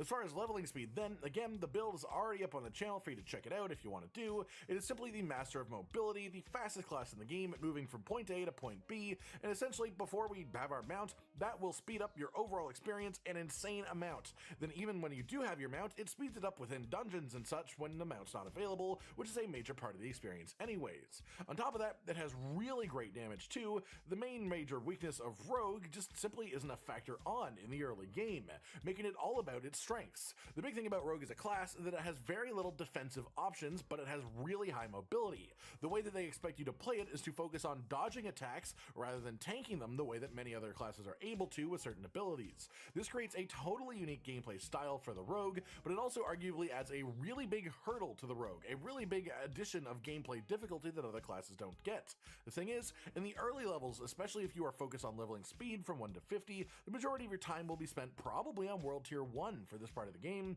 You won't be in much danger. The lack of defense won't be much of a concern. So you just get all the benefits of the high damage and the high mobility, and that will result in an extremely fast journey to reach endgame in the first place. Our build itself focuses mostly around twisting blades, the vulnerable debuff, forcing critical hits with increased critical damage as well, and a little bit of cooldown reduction too. As far as endgame effectiveness then, well, I expect Rogue to have a bit of a rough time, and I've put it in 4th personally. As I said in the last section, 3rd and 4th were pretty debatable between them, but Rogue is here because while I think it has higher overall potential than Sorcerer when played to its absolute maximum, it is a much harder class to play to get to that maximum potential. It has a decent amount of build variety, which is good for focusing on different types of endgame content, but the long and short of it is that Rogue in endgame suffers quite a bit from its lack of proper defensive options. As a class, it is inherently built towards the idea of avoiding damage rather than tanking damage, which results in it being pretty squishy, and endgame monsters hit really hard. If you stand in the wrong place for half a second, you could die. Sure, that can be fun in a class with as much mobility as Rogue has. It is entirely a gameplay choice that they made while building the Rogue, but it is also extremely threatening, and it means that unless you are properly on your toes the entire time you're playing, you could be gone in an absolute instant. The damage is really good, but you need to be on full maximum effort mode constantly to do the best that Rogue is capable of doing in the endgame without falling over like a piece of paper. And that's it, everyone. Every class in Diablo 4 ranked by its leveling speed, some final talks about the class fantasies of the various classes and unique mechanics that each of them has, a bit on the build that I'd recommend using to get from level 1 to 50 with each class, as well as a final ranking of how I project them to be performing in general within the endgame once we get there in the full release of the game. I hope this has helped you out a bit with choosing your class as we push into the final release anytime now, because time is really running low, so you gotta make that choice real soon if you haven't. Like if you liked the video, subscribe. There is an update to the preload client. Gentlemen, until next time, stay sweet. So I'm playing the #1 class DRUID.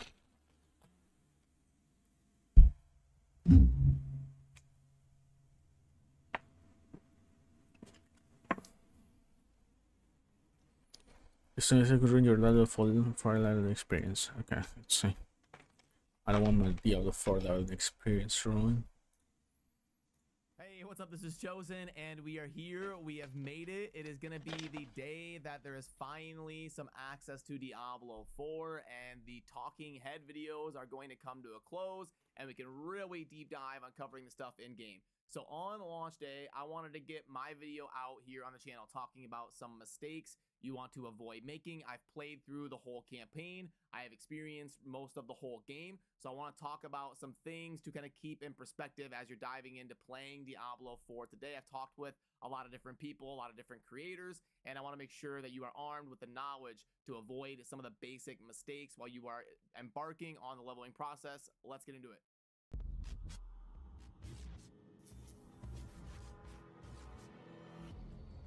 Sure, you are grabbing all of the waypoints you can along your journey. This happens a lot where someone forgets to click on a waypoint. You have to you can't just like walk close to it. You have to specifically click on it. And if you don't, you're going to end up needing to go back to that area, and it's going to be a long walk for you if you don't do that. So do not skip any waypoints or altars that you see along the way. And also about the altars, it's good to scoop them up and keep your eyes peeled when you are traversing the map, but unfortunately, they don't really show on the minimap or do anything like super special to ping you that you're close to one. So you kind of have to pay attention and keep your eyes peeled. So maybe just go ahead and blast and just clear the campaign, and then use like one of the maps online, like you're seeing right there, to go through after the fact and scoop up all of your altars. But you definitely do not want to like skip or ignore the renown system and doing the things like the altars, because it is a good power boost for your class. So definitely do it at some point, but maybe consider holding off until after the campaign and then coming back to get them all using a map. And just to refresh your memory quick, this is the renown system and kind of an example of it, but you get potion capacity, you get skill points, you get max obol, so you're not capped out as much, and you also get paragon points along with XP and gold. So these are definitely things that are going to help you both short term and long term, so you don't want to neglect it too long. Also, make sure you are clearing your aspect dungeons as you come across them. You can also open up your codex. It's Y on PC to access opening your imprint codex for your class. And you can actually click on them to pin them on the map if you want to find a certain one. Now, you're not going to have a whole lot of the map unlocked early in the game, but you do want to go through and clear these when you come across them, especially if they are on your class, because it can get you powerful upgrades to unlock some more capabilities for you while you're leveling, especially ones that are build enabling. So you want to, I can't cover every class in this video, but you want to go through your codex for whatever class you're playing and see some of those ones that are available early in the game for you to access a dungeon where you can get a certain codex that might help you along the way.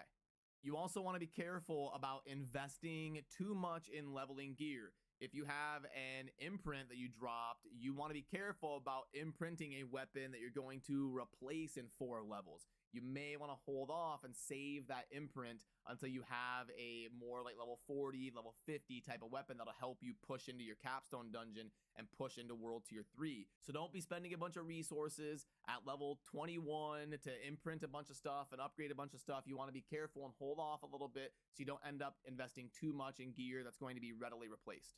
Depending on your class, you're going to get a class-specific quest that you definitely want to make sure and prioritize and clear it as soon as you can. You're going to get like the Book of the Dead for the Necro, or you're going to get the enhancements for the Sorcerer. You can see right here is an example of the one that I'm going to be playing through as a Sorcerer. I believe I'm going to be doing that later today on launch, playing the Sorcerer as my first main that I embark on the game, and I'm going to definitely do this quest as soon as I can and also utilize the benefit of doing that quest. So it's something you definitely want to watch out for and not ignore.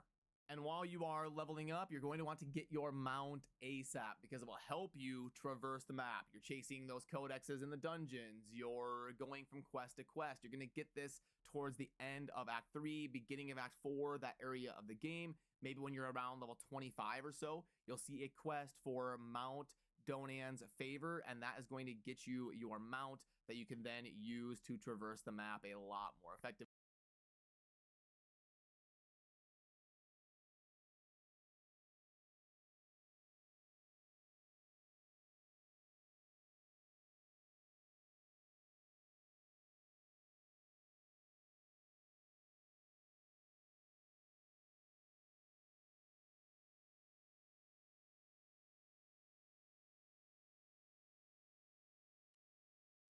Guess I kind of want to play Path of Exile right now, just until the launch. PvP is mandatory. What? Hello everyone, Don the Crown here, and I just want to make a quick video to clear up a little bit of misunderstanding about the Fields of Hatred in Diablo 4. I see a lot of people say, you can just go in, you don't need to flag up for PvP, it'll be fine, and this is wrong. If you go into the Fields of Hatred, you can be attacked by other players, whether you flagged up or not.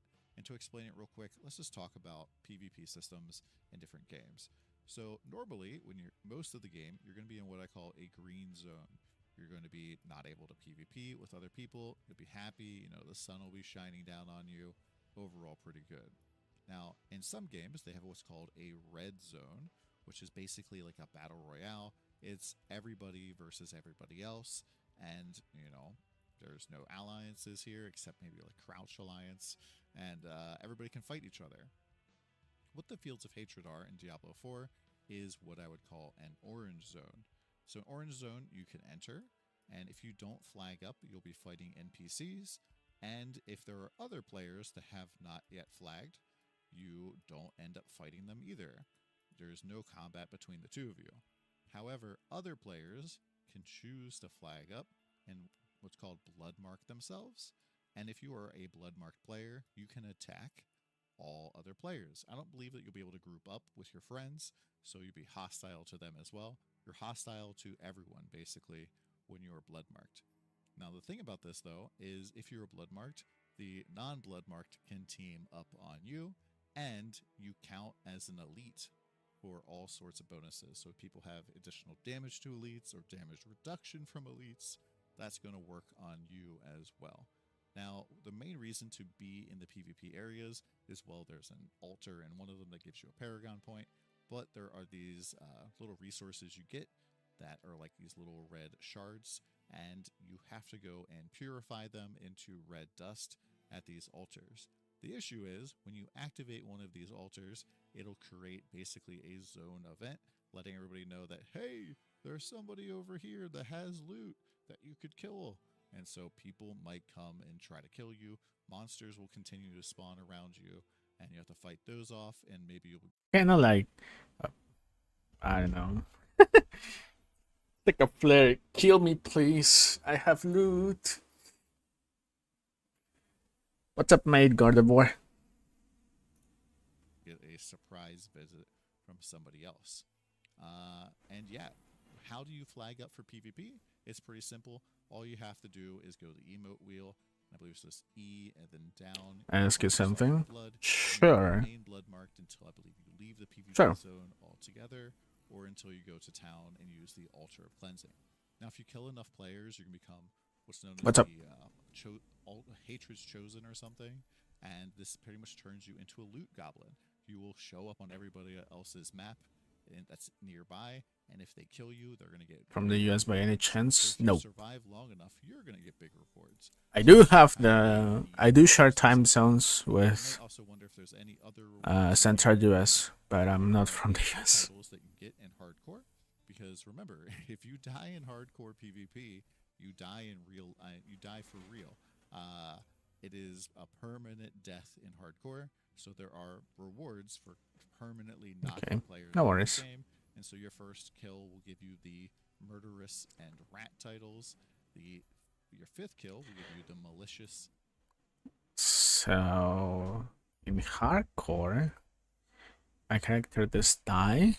I get rewards for permanent. Americans willing to go to a nearby KFC to give him 4 sandwiches. Oh.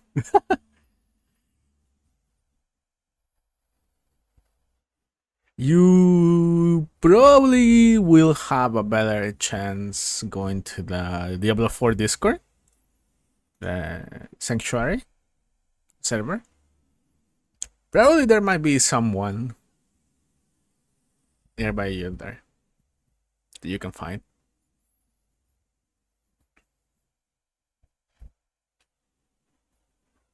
Yeah, I know. It's only for NA, sadly. So yeah, I get it. I get why you want someone from the US. I wish we had that here too, but we don't get anything like that.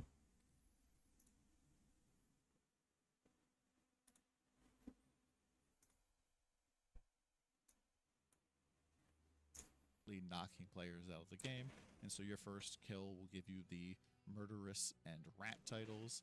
Your fifth kill will give you the malicious and villain titles, and then the 10th kill will give you sweaty and murderer. So if you want to be a sweaty rat, you're going to have to go kill some people in PvP and hardcore. On top of that, you can also earn players' ears when you kill them, supposedly. And so if maybe your favorite streamer is in the PvP zone, you can go see if you can take them on and get their ear. Okay. That's an incentive to PvP in hardcore.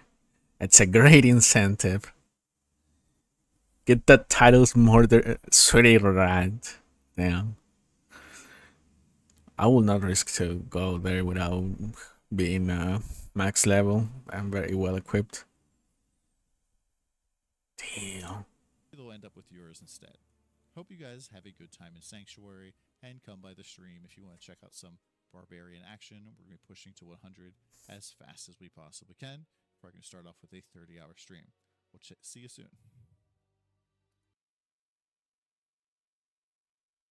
And the ear thing, ear of an unfortunate adventure cross your path. Ear. That would be fun. People hunting streamers just to get their ears.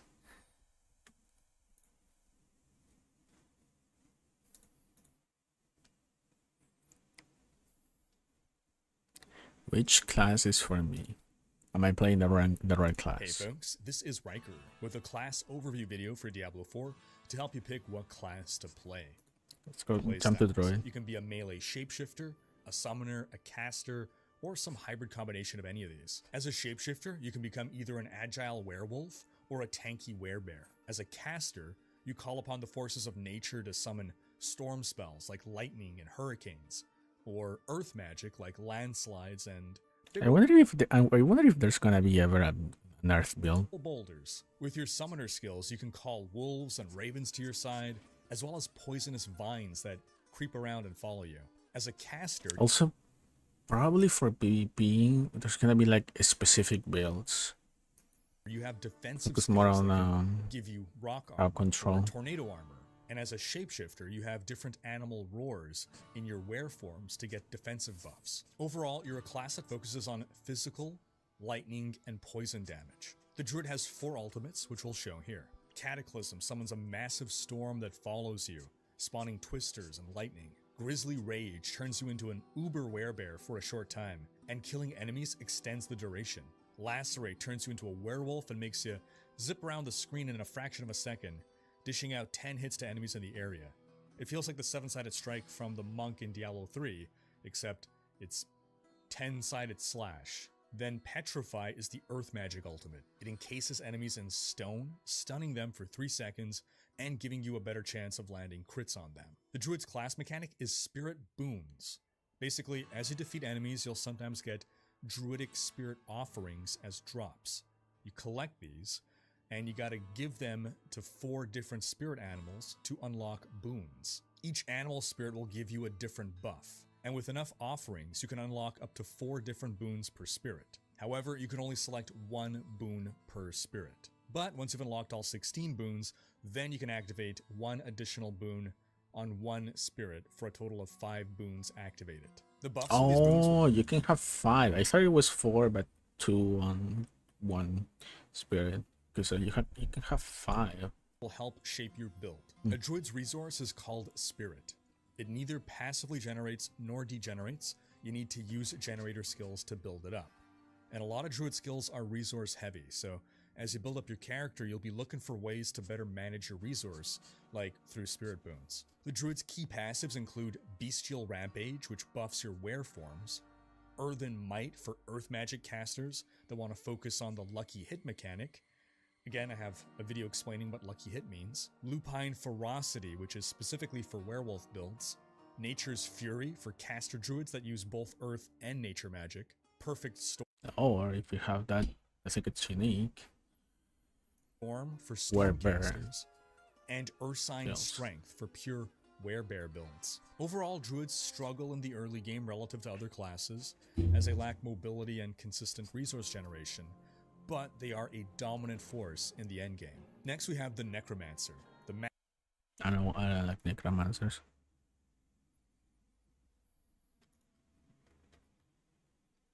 Okay, I think I'm just gonna take Path of Exile until launch. How much? 4 hours. I could play Path of Exile at least for 2 hours. And then after that, just maybe take a break and be ready for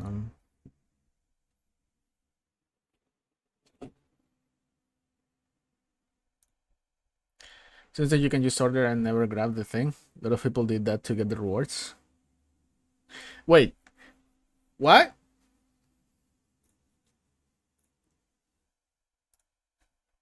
You can order something from the NAKFC, but how do you get the what's it, like a code or something? How do you get it?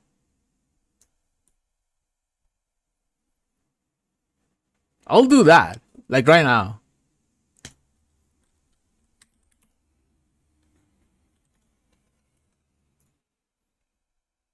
Access denied. What? Or 4 times the sandwich.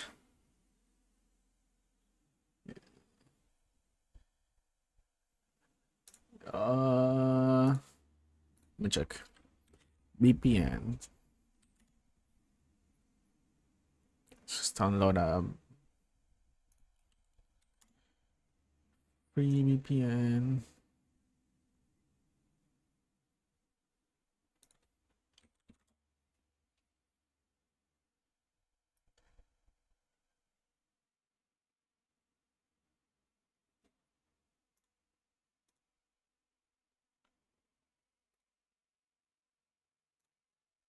Let me check. I'm downloading. I'm downloading the VPN right now.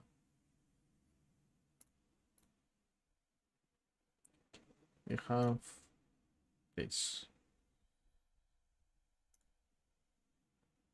location. Chicago. Oh no.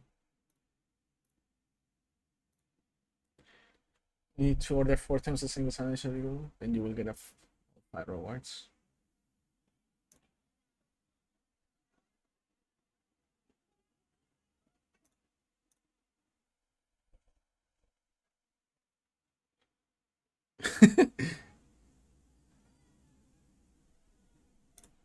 Games is gonna get rich.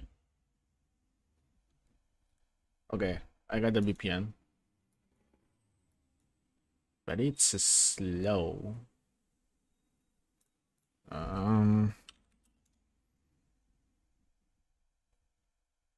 Wait, I don't think it's working. I'll try that. I will need to see if my card can be if I can use my card. Oh. I'll try it myself and I'll tell you. Alright. Yeah, because probably they could have blocked your card.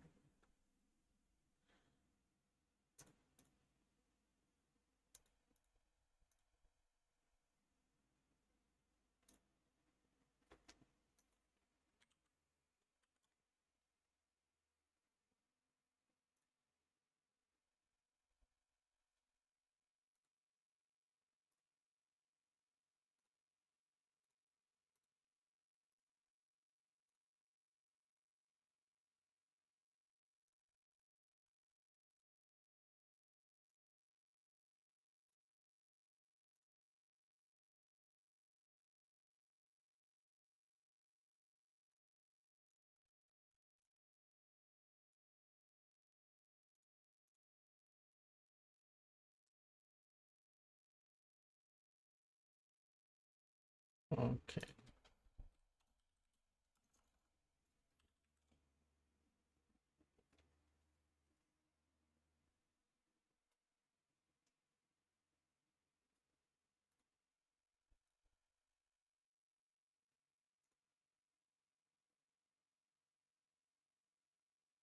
But I got connected to the Netherlands.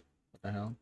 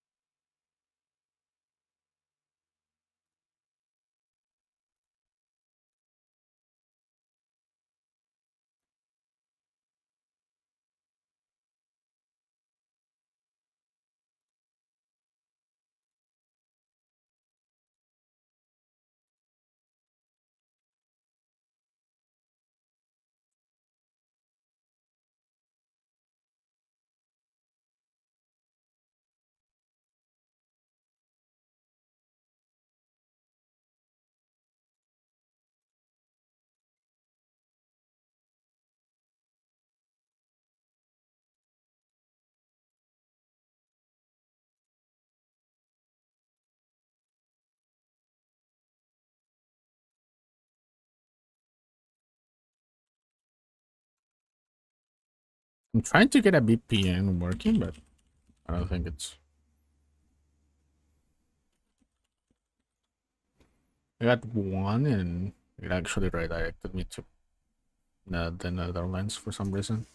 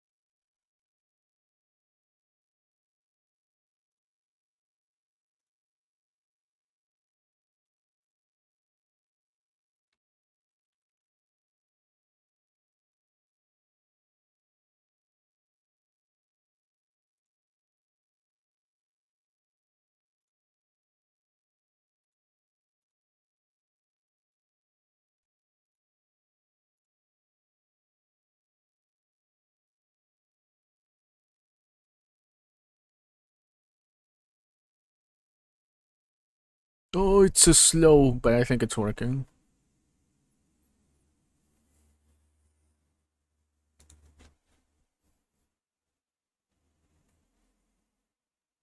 Oh. For now, I'll just log into Path of Exile. Be right back.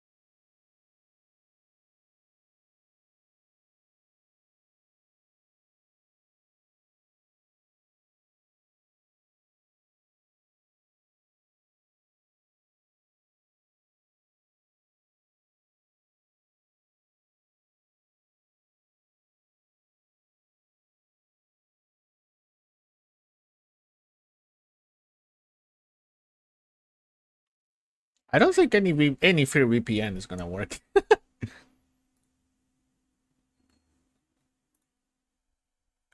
They're so slow. And I'm not gonna use a VPN just...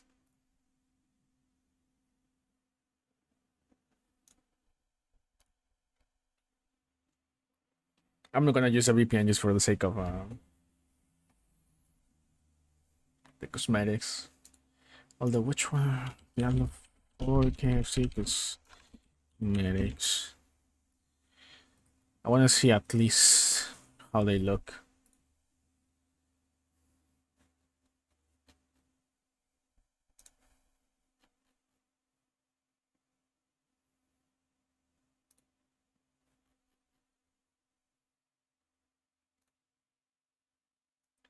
In an order, since I can't pick up, I'll see if they just cancel them themselves and still give me a reward. I don't think they will cancel it.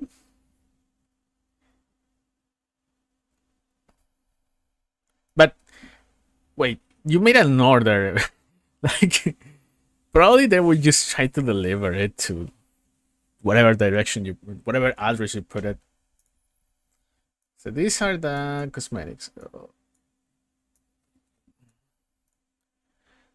Vessel of the 11 Series KFC. Dread Pheasant Slayer, Foul Reaper, and Tremaine Axel.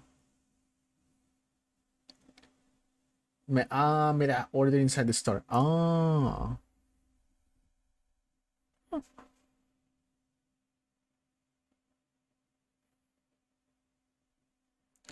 To go and pick it up.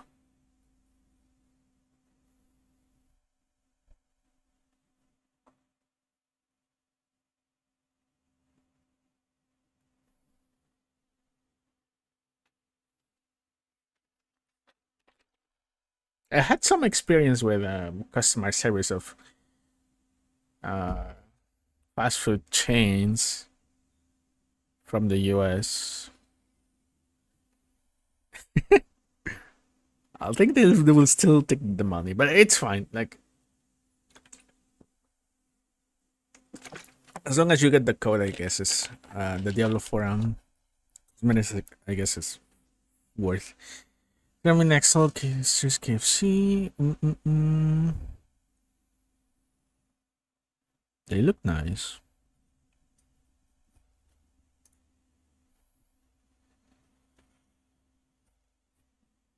And we have an extra large version of 11 one fall Reaper.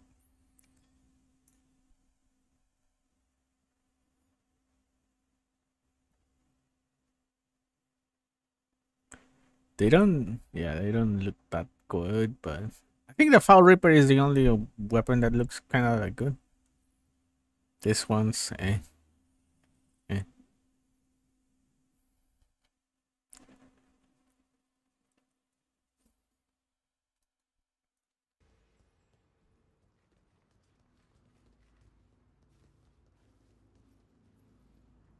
What I was doing with this character yesterday, I was playing Infernal Blow. That build is so bad.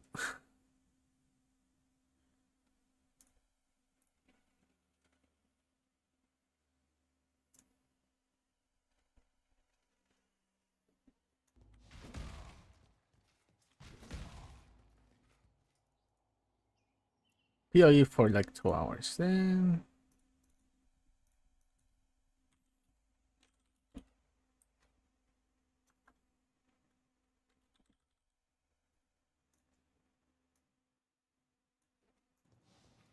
The Brand King. His time has almost come.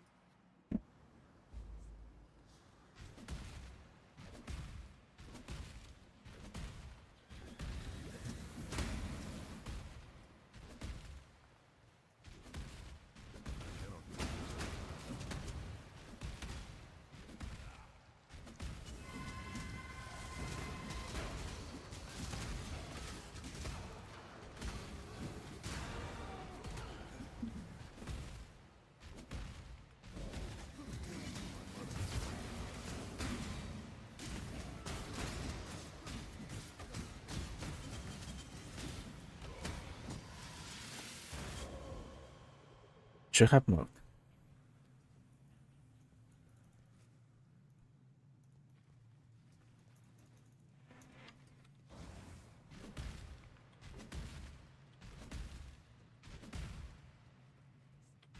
I was impressed by the fact that I got 2 6-socket items.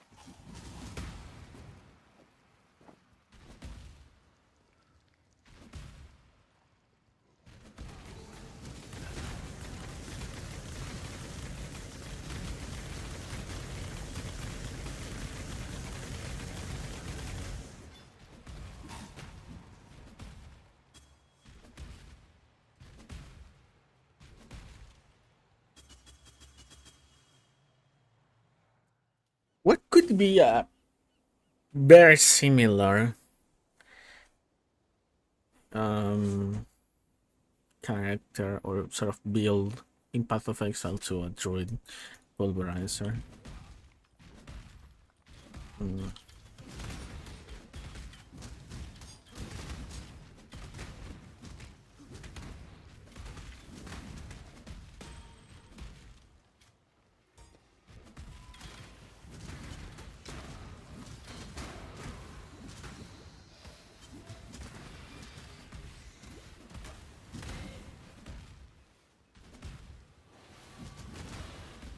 Yeah, man, but now I want KFC. Like actual eating KFC.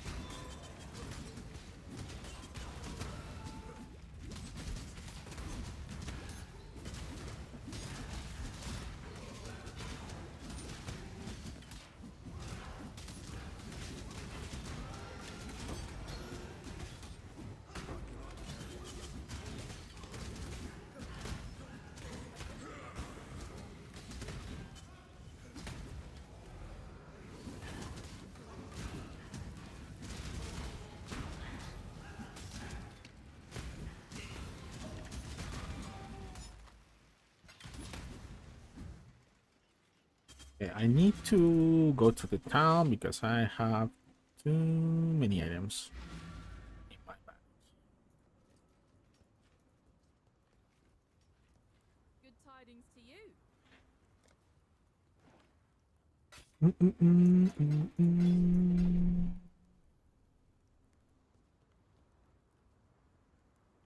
We could craft cold resistance on this.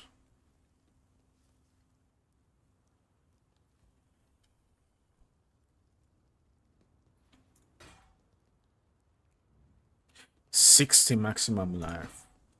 And it has a suffix spot. This. No.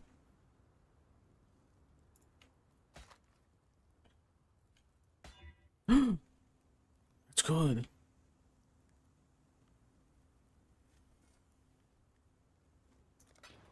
Time and tide wait for no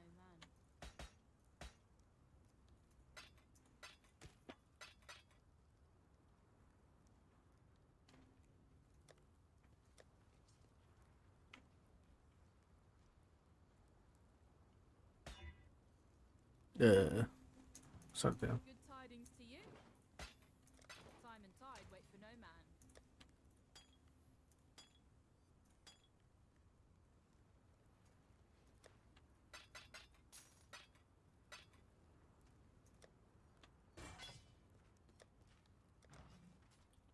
Okay, what I was doing? I got done. Oh yeah, I need.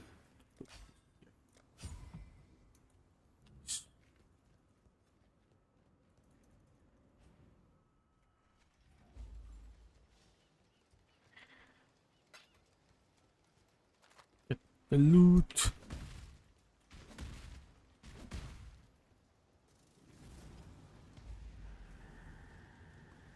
Please work. There I go. Don't think I'm going to be bawling and...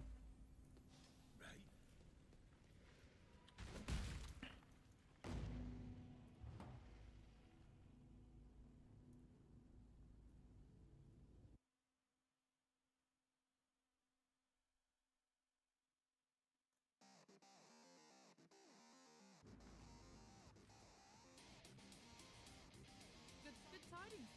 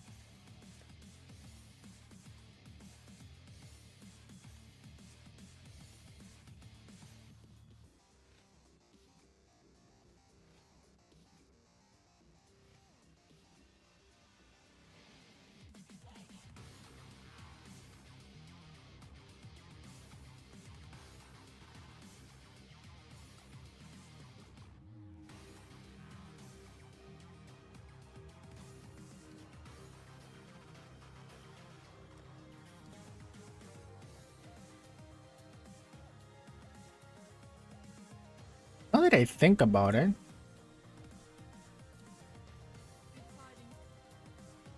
if I use ancestral, Cry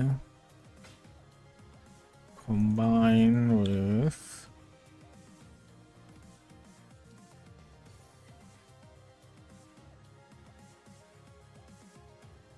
intimidating Cry. Could get a lot.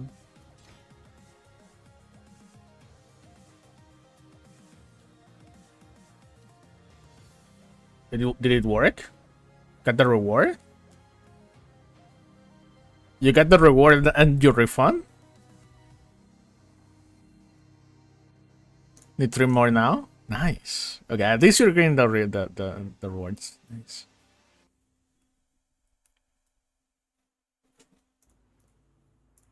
I don't have a good VPN. I cannot do it. And probably I shouldn't spend more money than I rated. Nano refund? Nah, that's fine. It's worth.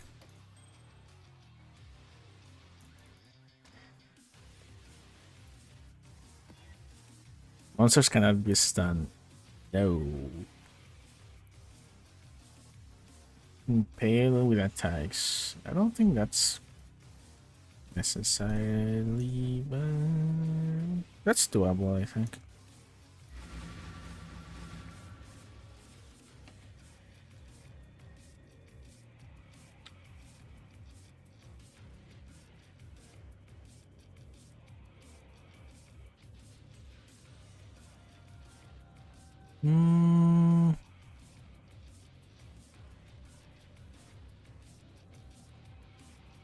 I'm gonna need some management of my e-finance.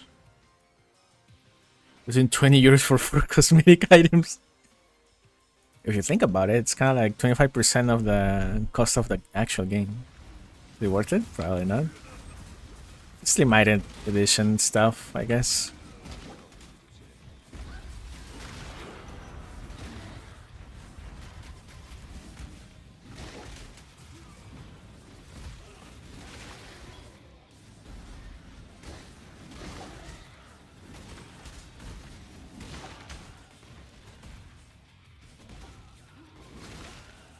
I do it totally.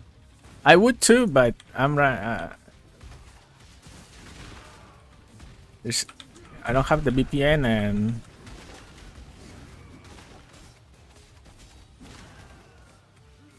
I kind of want to save money for the Battle Pass of Season 2.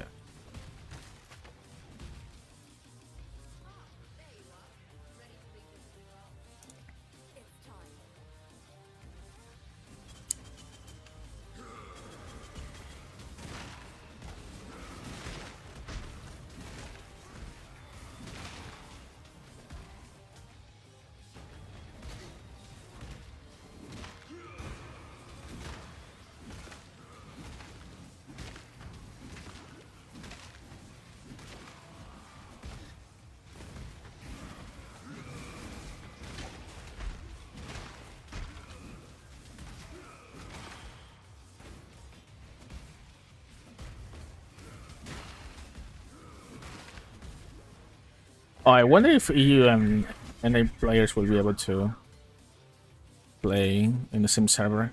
I have server goes with a 2-year account, so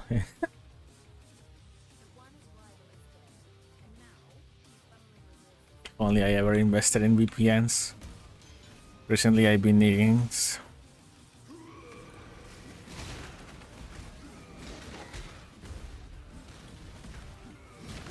Like I think like a couple of years ago VPNs were like really cheap. And they offer yearly plans.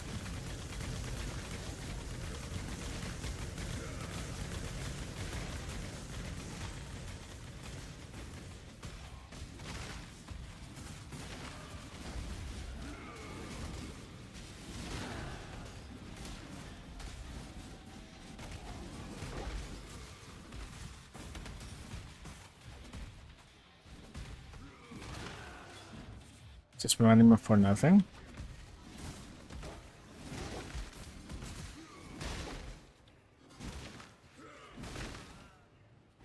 I'm like that, but with food. I'm like a huge spender, but when it comes to food. Other stuff, not much. Somebody War Chronicles a gacha game.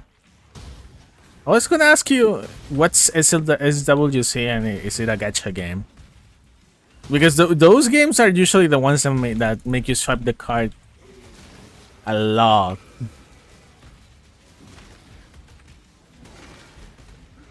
I remember when I had to hold myself from swiping my card way more in Genshin Impact.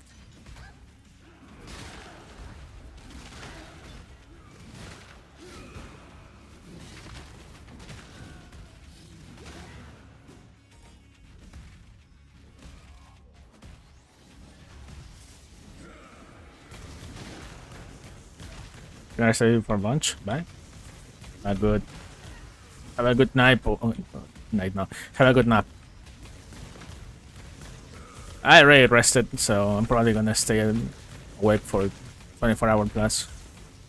Good luck on your whatever you are planning to play.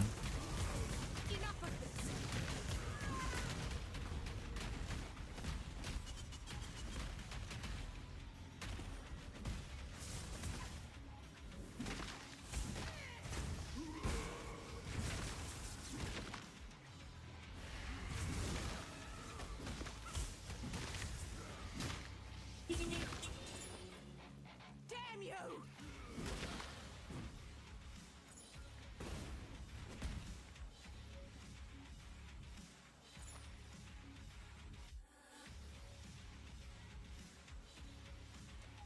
Look at these. Why not run betrayals? Betrayals are fun.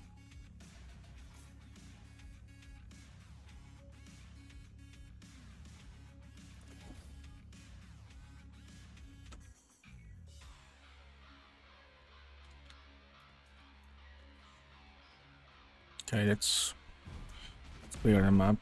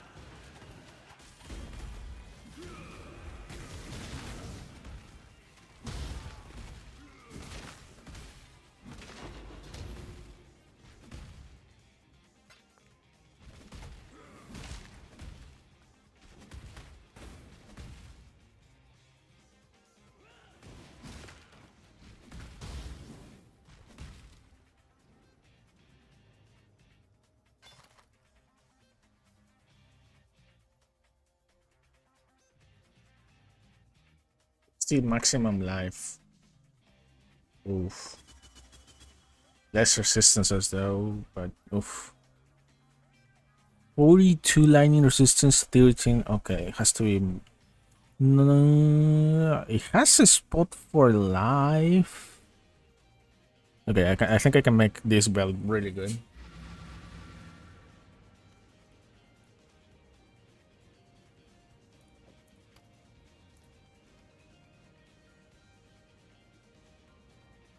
It's gonna be less chaos resistance, but that's fine.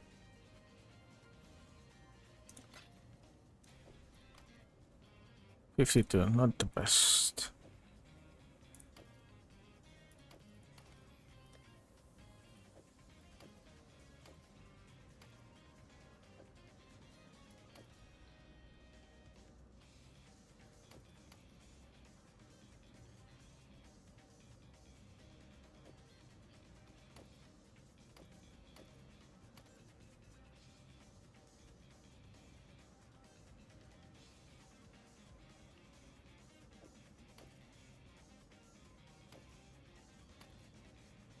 It's better overall. Hello.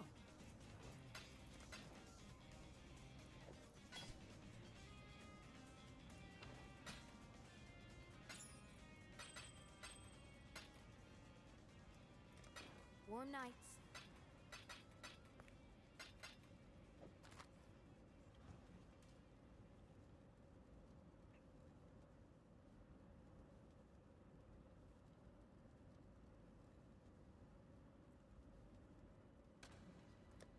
How much is a tabula? Because I'm down to buy one. I'm not gonna lose that much resistances and only 50 life. Or more damage. I think that's worth.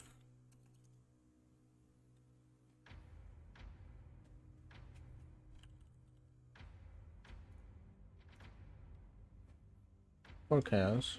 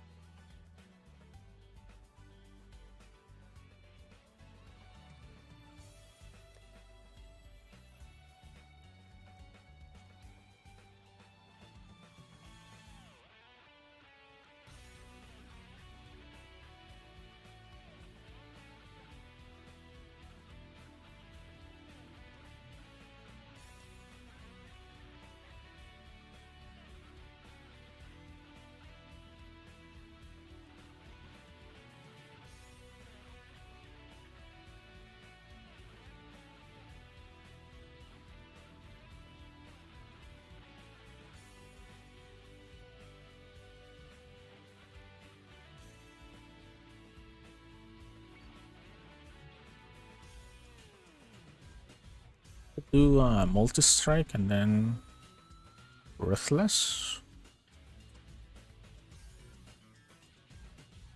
Oh, hey, what's up, Eva? Thanks for the follow.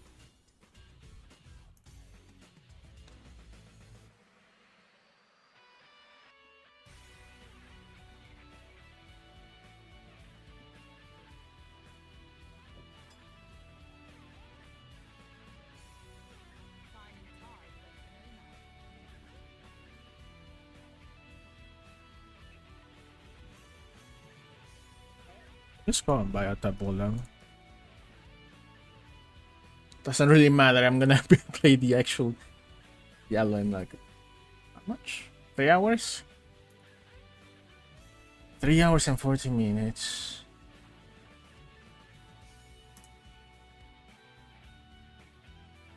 Are you new on streaming? Kind of. I lost access to my other account because I had like a phone number linked to it and I don't have access to that phone number.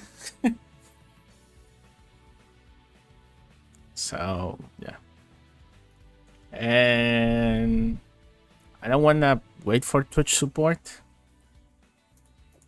so to answer my ticket, so I'll just I just made another account.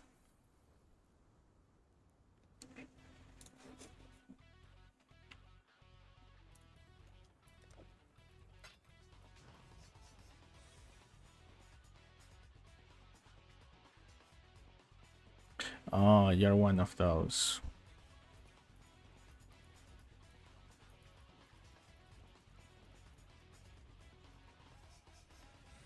I'm not interested.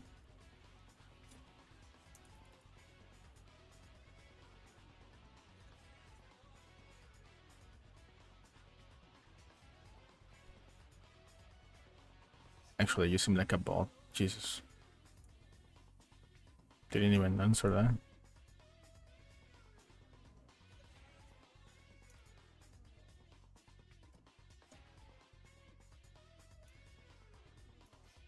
You're a bot.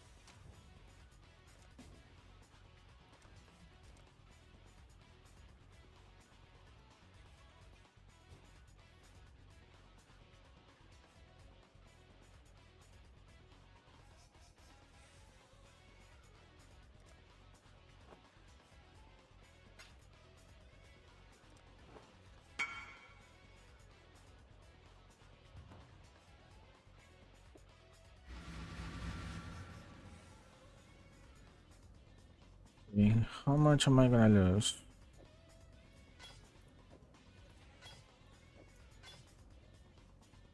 How much?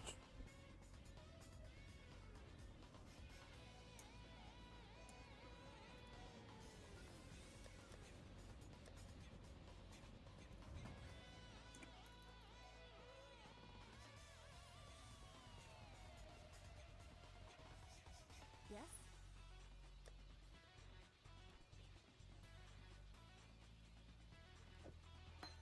Buy a Ruthless and let's buy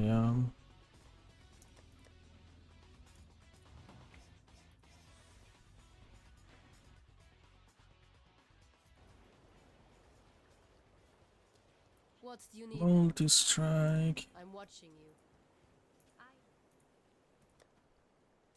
This one. Take care.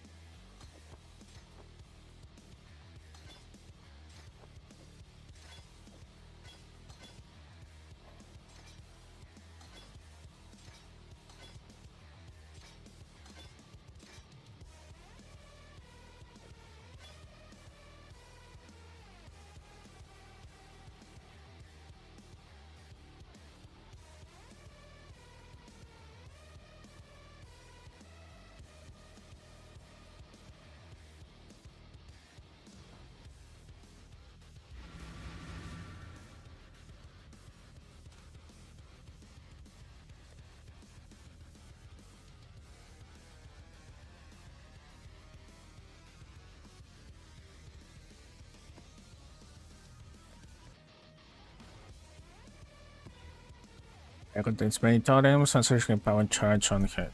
Fine.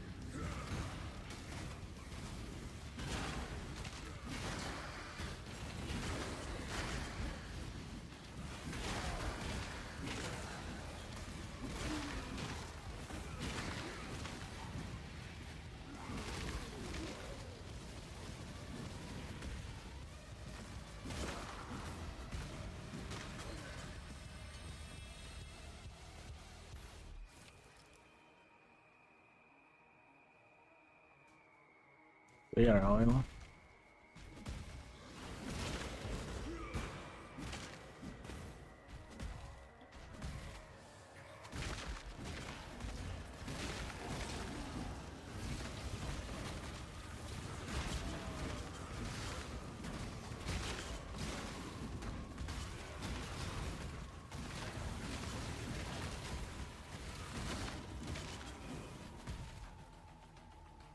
See this? Farewell. Well done. Now be a good assistant and find a place to deploy a tower.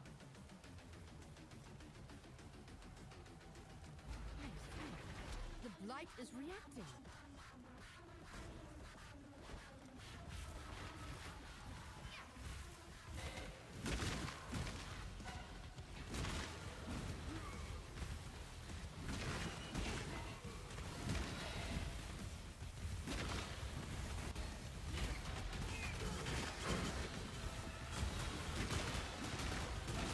Fiends are getting too close to my pump.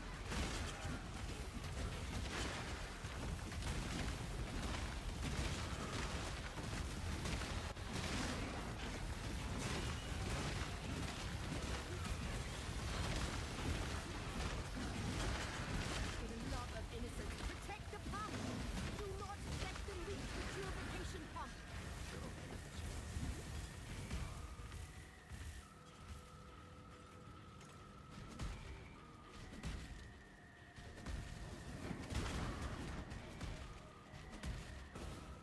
Needed more time to set up that.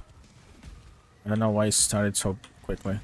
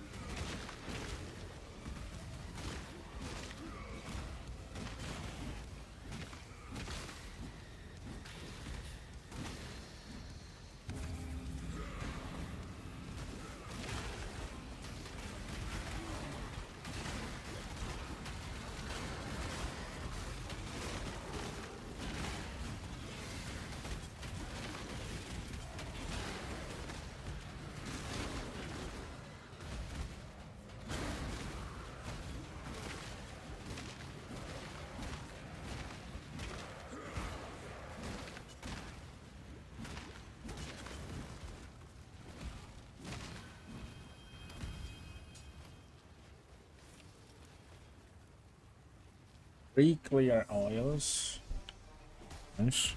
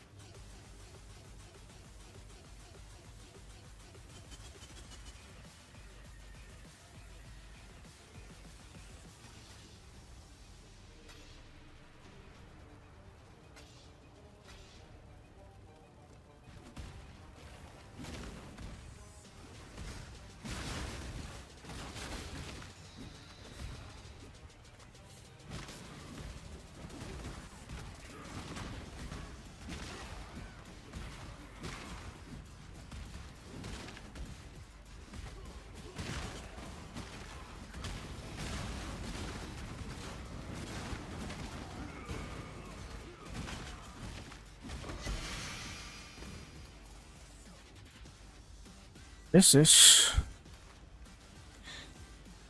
life flask can gain 1 charge every 3 seconds. 100% of life recovery from flask is applied to nearby islands instead of you.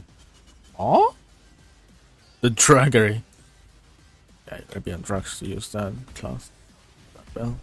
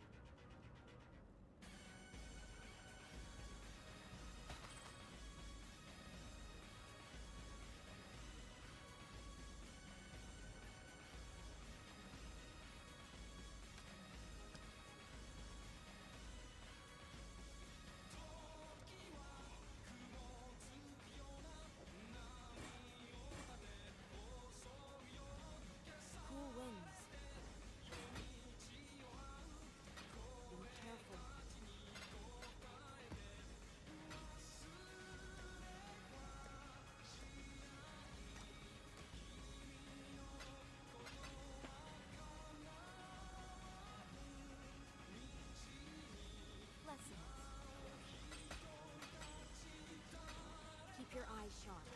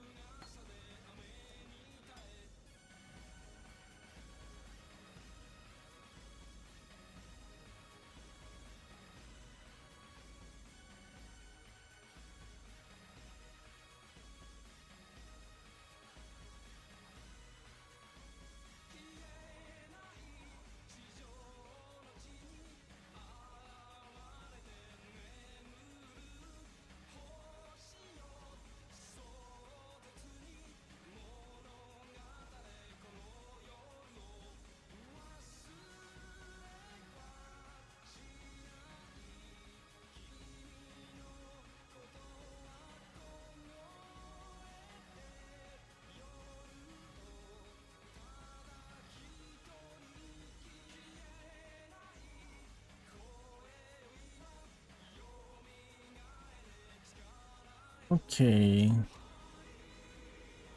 I think I should use multi strike. It's not letting me use war cries.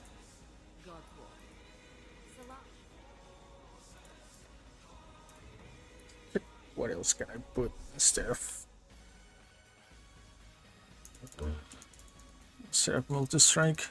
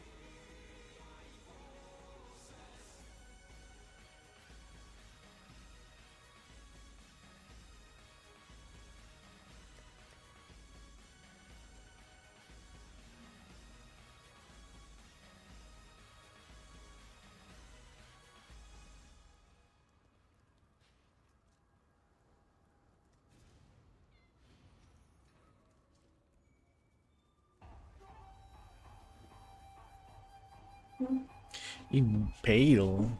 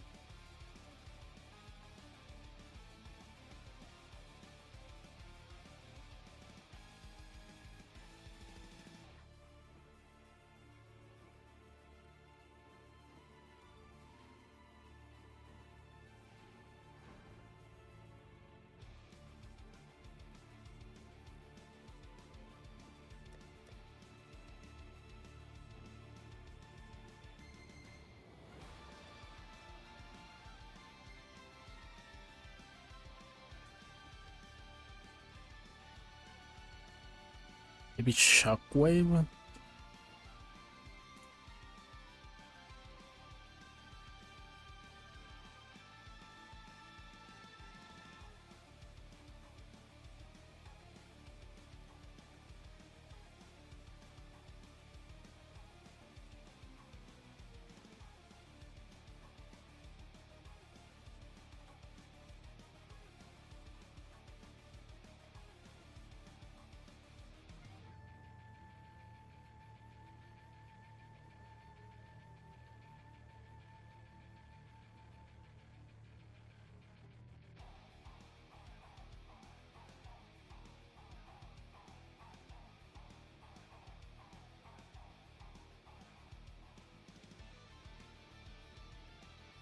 I'll try big head support. Why not?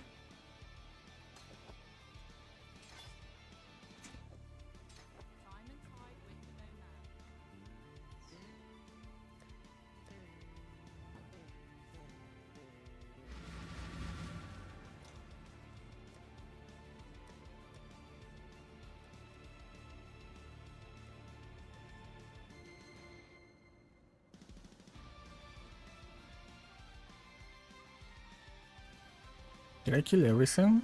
Because yeah, I guess I just didn't get any maps.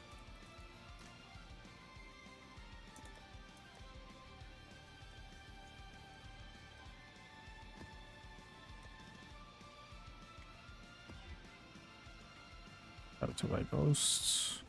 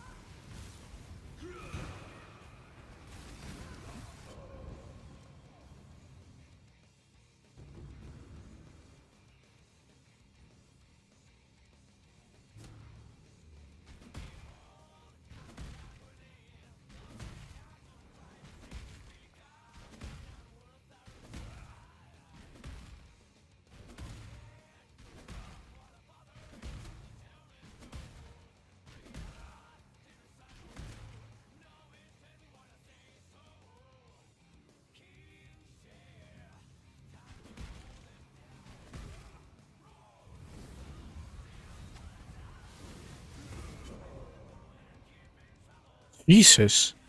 Overwhelms physical damage reduction. Oh my god.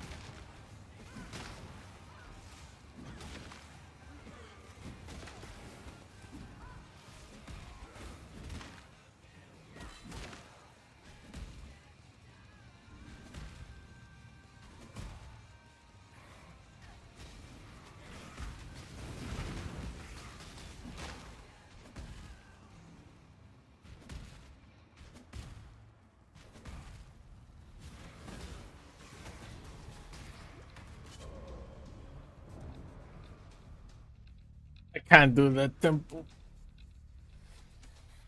I think I lost more experience than I got. This is. Curse down, curse enemies with enfeeble and hit.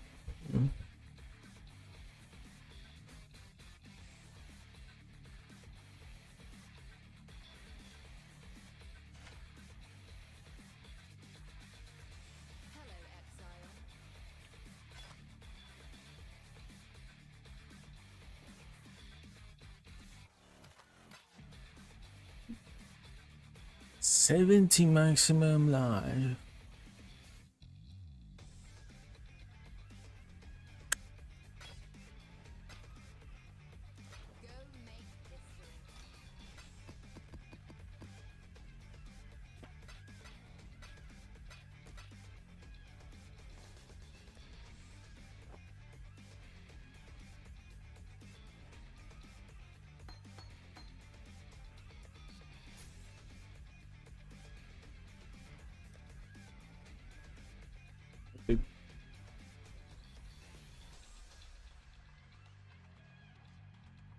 Does Whirlwind Barbarian need a nerf?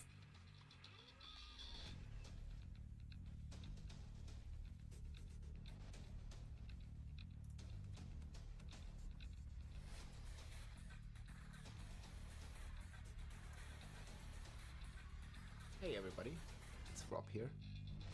I've heard a lot of talk in my comment section on YouTube, on Twitch.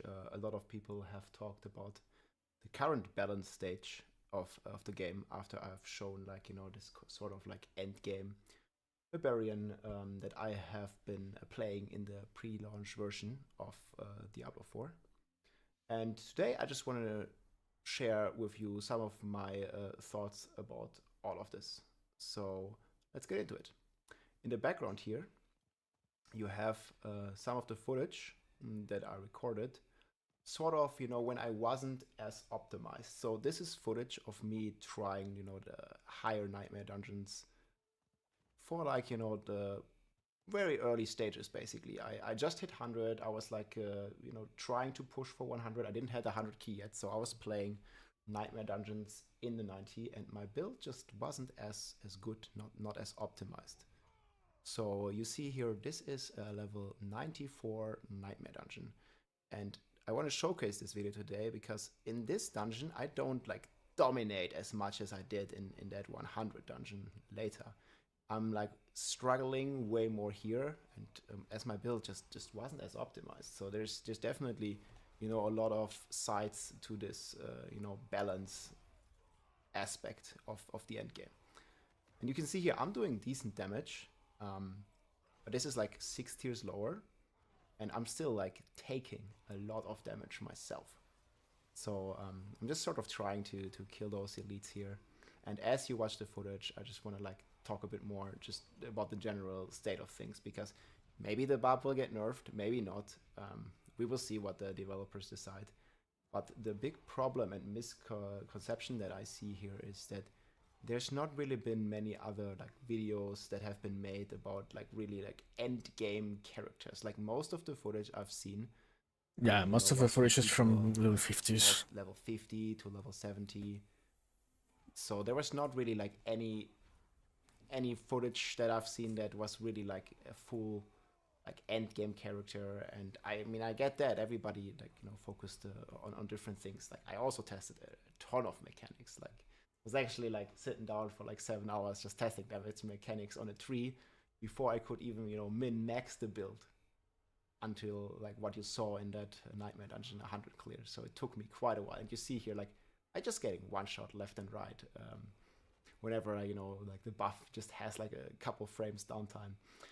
And I'm really like struggling and not dominating through this run, and I think it was pretty close at the end, basically. So yeah, we have this current balance stage, and nobody really knows what's going to happen. But what I just want to ask people is not to judge the class balance too early before we've even seen the game. So I'm pretty sure, and I've played some Sorcerer, that all the classes, like, you know, can be min-maxed to a certain level. Now, I don't know if all the classes will be equally at the end. Obviously, that would be ideal, but that's going to be very hard to achieve and probably going to take several months.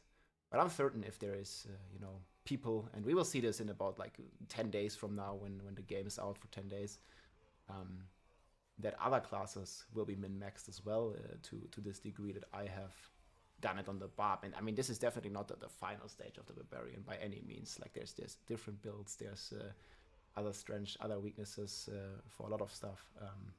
But I'm pretty sure that every class in the end will have some sort of build that really like scales well.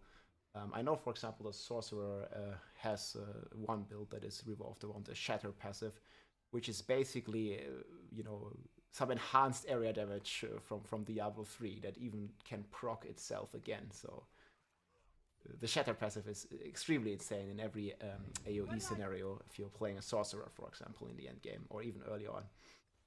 And I'm pretty sure other classes have that as well. And I sort of feel like the Barb needs this kind of like toughness buffs, because he always needs to be like very close to the enemy and basically in melee range at all times. The only build kind of on Barb, that I played that does not require you to be in melee range is the Upheaval. You've also seen I had videos up from the Server Slam and the early betas where I was playing Upheaval on level 20 and 25 and already hitting in for 500,000.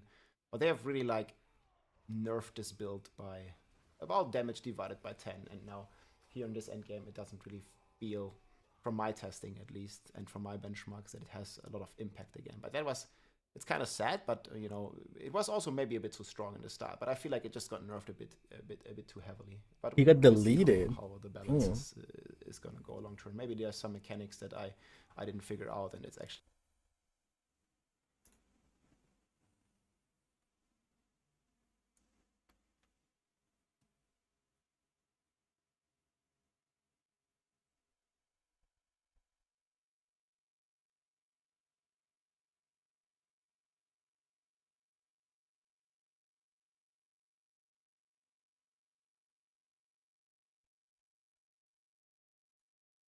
I want to show you my werebear build. I want to show you how you can get basically what I'm doing right now to work for you. Every critical strike we get is going to increase our critical damage while in this form by 10%, and this has a Vissala's Prayer. This is mostly used for the secondary stats. It has the damage while shapeshifted, the overpower damage, the maximum life. All of these things are quite important when it comes to this build and will actually help us increase our damage output. But we also get bonus werebear skills for earth skills, and they'll fortify us. So effectively, if we have any other earth skills you would want to slot into this build, you could do that. It would show up when you actually go to the Grizzly Rage, much like Earthen Bulwark. So this also allows us to Grizzly Rage whenever we want, and then use Bulwark instead of having to Bulwark first. This is another reason this helmet is kind of nice and helps us with this. It kind of opens up that opportunity a little bit. So the next unique we're going to have is again used for its secondaries, but also for its passive, which we're going to get physical and overpower damage. Both of these are going to gain its additional damage, and then we're going to have damage reduction while fortify. That has good synergy once again with the Earthen Bulwark that we are talking about here. But we're also going to receive total armor in werebear form. Again, we are using werebear form. +2 ranks to all werebear skill, but then werebear is also our true form, so an added nice cosmetic of we will always be able to walk around as the werebear. So if you're wondering, how do I be a bear all of the time? Well, there is the answer to that question. Now, if we move on to the next legendary, once we start getting into Wait. how do I... Werebear form is now your true form, and you gain +2 ranks to all werebear skills. What the fuck? Combined with the other ones, huge. This is armor. Be a bear all of the time? Well, there is the answer to that question. Now, if we move on to the next legendary, once we start getting into the aspects that are weapon, one hand, two hand, gloves, amulet, and ring type of aspects, these ones are quite important. So this is where you want to perk up a little bit and start paying attention, because this is where the build starts to come into play. Now, I actually want to start here with this one, which is going to make Pulverize create a shockwave. So how this ends up working is when I attack with Pulverize, it shoots out this shockwave, and the shockwave does damage. But the thing about that shockwave is it actually scales with additional damage depending upon the row. Now, this is a 260% because it is a perfect row for this, and it is on the two-hander. So if this was on a one-hander, it'd be 130% because the two-handers get that bonus effect, which is why it's on a two-hander. This is also the largest modifier in terms of any of the legendary aspects for Druid. So in terms of just raw percentages, this one is the highest. Now, there might be other ones that contribute more overall damage, but this is the highest percentage modifier of any of them, which is why I have it on a two-hand. Now, when we go back to the gloves, here's where I want to go next. You can see Pulverize, this same ability, is now also a earth skill. So when we cast it, not only do we leave these earth little spikes on the ground, which is why you've been seeing these earth spikes when I'm using Pulverize, but also any of the abilities that modify it will also modify it because it's an earth skill. So if I have a earth-based modifier, for instance, like the boots, when I have Fortify, again, Earthen Bulwark, your earth skills gain +2 rank. Now this is an earth skill, so you can see the +2 rank just fell off right there. It was 13, now it's 11. So I'm gaining additional base damage off of the fact that I can actually be fortified. So that is another way in which this build will work. Now, the legs I have here, I'm not necessarily 100% proud of. I'm using these ones in order to gain a barrier. This could be interchanged. The reason I'm using this is because there's a multiple of other legendaries that will also increase your damage off a barrier. I'm not using them in this build at the moment, but you could have another one of those legendary aspects that will allow you to increase your damage off barrier, so that will give you the opportunity to have some synergy there. But also, having a barrier is somewhat important because you're doing overpower damage, and if you don't know how overpower works with the Pulverize, overpower increases its damage based on your current life and fortify. So you want to keep yourself as healthy as possible when attempting to deal damage in order to get your maximum amount of damage off of your overpower. For that reason, having a barrier, for instance like this here, will increase your healthiness overall and basically make the barrier receive the damage first. So if you get stuck in a pack of mobs, you're not suddenly losing all your DPS. So for that reason, I like the barriers, a little bit of survivability. Again, I'm not super proud of this one. It's not mandatory. Okay, now if you actually look at the necklace here, this one is quite important. Doesn't have to be on the necklace, but this is important to have. It increases the duration of Grizzly Rage. Grizzly Rage, once again, is the one that makes us into a dire werebear. The reason we want this is because it is going to not only increase the duration, but every critical strike we get is going to increase our critical damage while in this form by 10%, and this has an infinite stacking cap. So this is actually part of the reason we run Hurricane, because this allows us to get another AoE that's going on constantly giving crits, which is ramping our overall attack damage because we're getting more critical strike damage from that, plus the fact that we're pounding out the Pulverize. Okay, so you can start to see where the synergy is coming from. If you have a big group of guys that are really tanky and you're having trouble killing them, the longer you go, actually the more damage you're doing. But then, because if we actually look at the way the abilities work, when we look at the skill tree, Pulverize is also going to stun them when they are overpowered by Pulverize. So any of the abilities that we have here, for instance, if we attack somebody who is slowed, stunned, immobilized, or knocked back, we get increased damage with earth skills. Don't forget, again, Pulverize is an earth skill. So as we start to go through this skill tree here in just a moment, which I'll explain fully in a moment, just keep in your mind Pulverize is in fact an earth skill, as that is going to be very important to fully understand the build. So now as we get into the rings, this one I use primarily because of secondaries, overpower from the werebear, rank of quick shift passive, damage while shapeshifted. It's lots of raw numbers in terms of DPS output. The secondary unique of it, you know, not costing anything to do a werebear after a werewolf skill is actually not used at all for me currently at the moment, but I do like the secondaries. So this ring is not necessarily required, and it's only here for me to stack additional damage. So you could swap this out with another ring, for instance, like your Trample, now doing landslide pillars, which is earth damage, and we over there are going to have earth bonuses. So there's other options. You can also use anything that maybe you think is going to help you generate more spirit, as we'll talk about spirit generation in just a moment, but that's one such example. So now if you look at the next one, again, important secondaries. This is the one you get just from beating the campaign, so everyone's going to get this, but if core skill hits 5 or more enemies, then you have a percentage of your resource cost is refunded. We're really going to have a spirit problem as a druid, and we're going to solve that in a moment with some skills, but because of this, I like to have things to help me generate spirit. So this is one such ability. Again, both of these rings, much like the legs, are interchangeable with other options. So the mandatory ones are basically the fact that you want to get Pulverize to be an earth skill, you want Pulverize to have the shockwave, okay, you want the duration of Grizzly Rage because that's where you're going to ramp it, you kind of want the werebear form, and then you want the secondary stats of things like overpower, damage, critical damage from earth skills, damage to crowd control the enemies, core skills, overpower, like any of these types of stats you're seeing, those are all fairly crucial, okay, but these rings here in this leg, don't worry, don't sweat about those too much. Now let's go ahead and get into the skill tree. I'm going to need to start from the top and walk you through and explain this. We're going to use Maul because, again, we're using the werebear build, so this is the werebear form, and because of that, we're going to have Fortify as well as a chance to knock down. I like that. You can also go with the range radius. Okay. I guess this is for late game then. He's not using Lightning Strike. Yeah.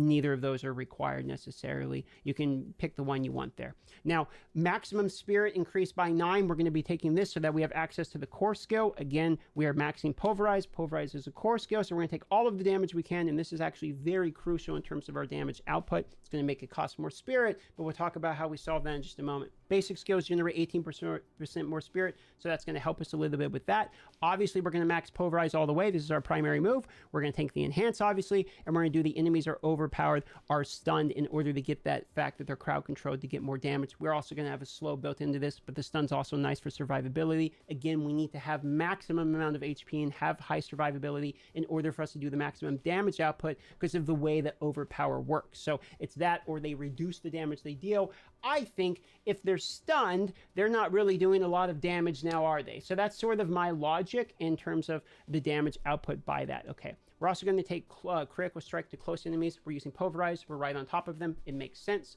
We're going to take Earthen Bulwark for the reasons mentioned. Take the Unstoppable. Fortify, again, it's synergy. From here, we're going to be taking the Debilitating Roar, enhance it for the Fortify, and then slow the enemies because, again, if they're slow, they're crowd controlled or anything like that, we deal more damage to them.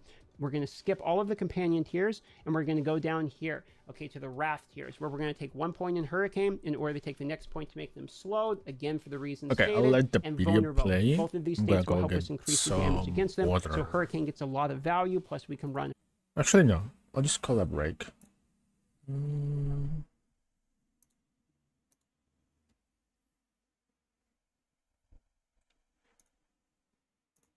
Yeah, I think a break right now. It's gonna be much better.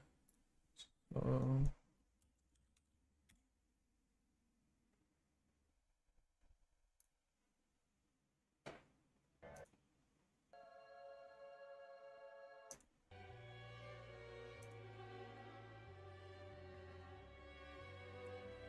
I'm gonna get a break. I'll be back in like 10 minutes.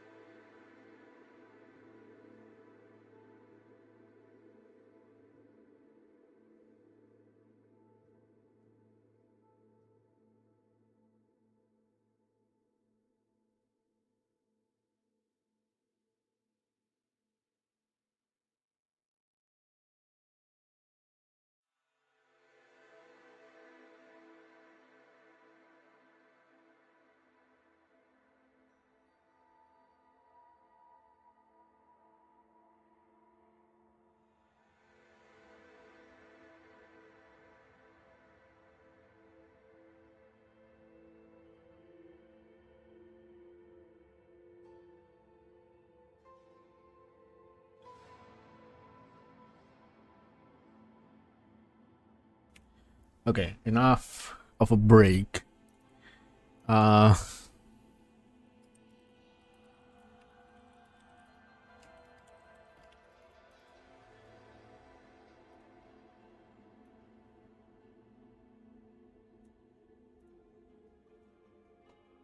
wondering what is happening in the Discord.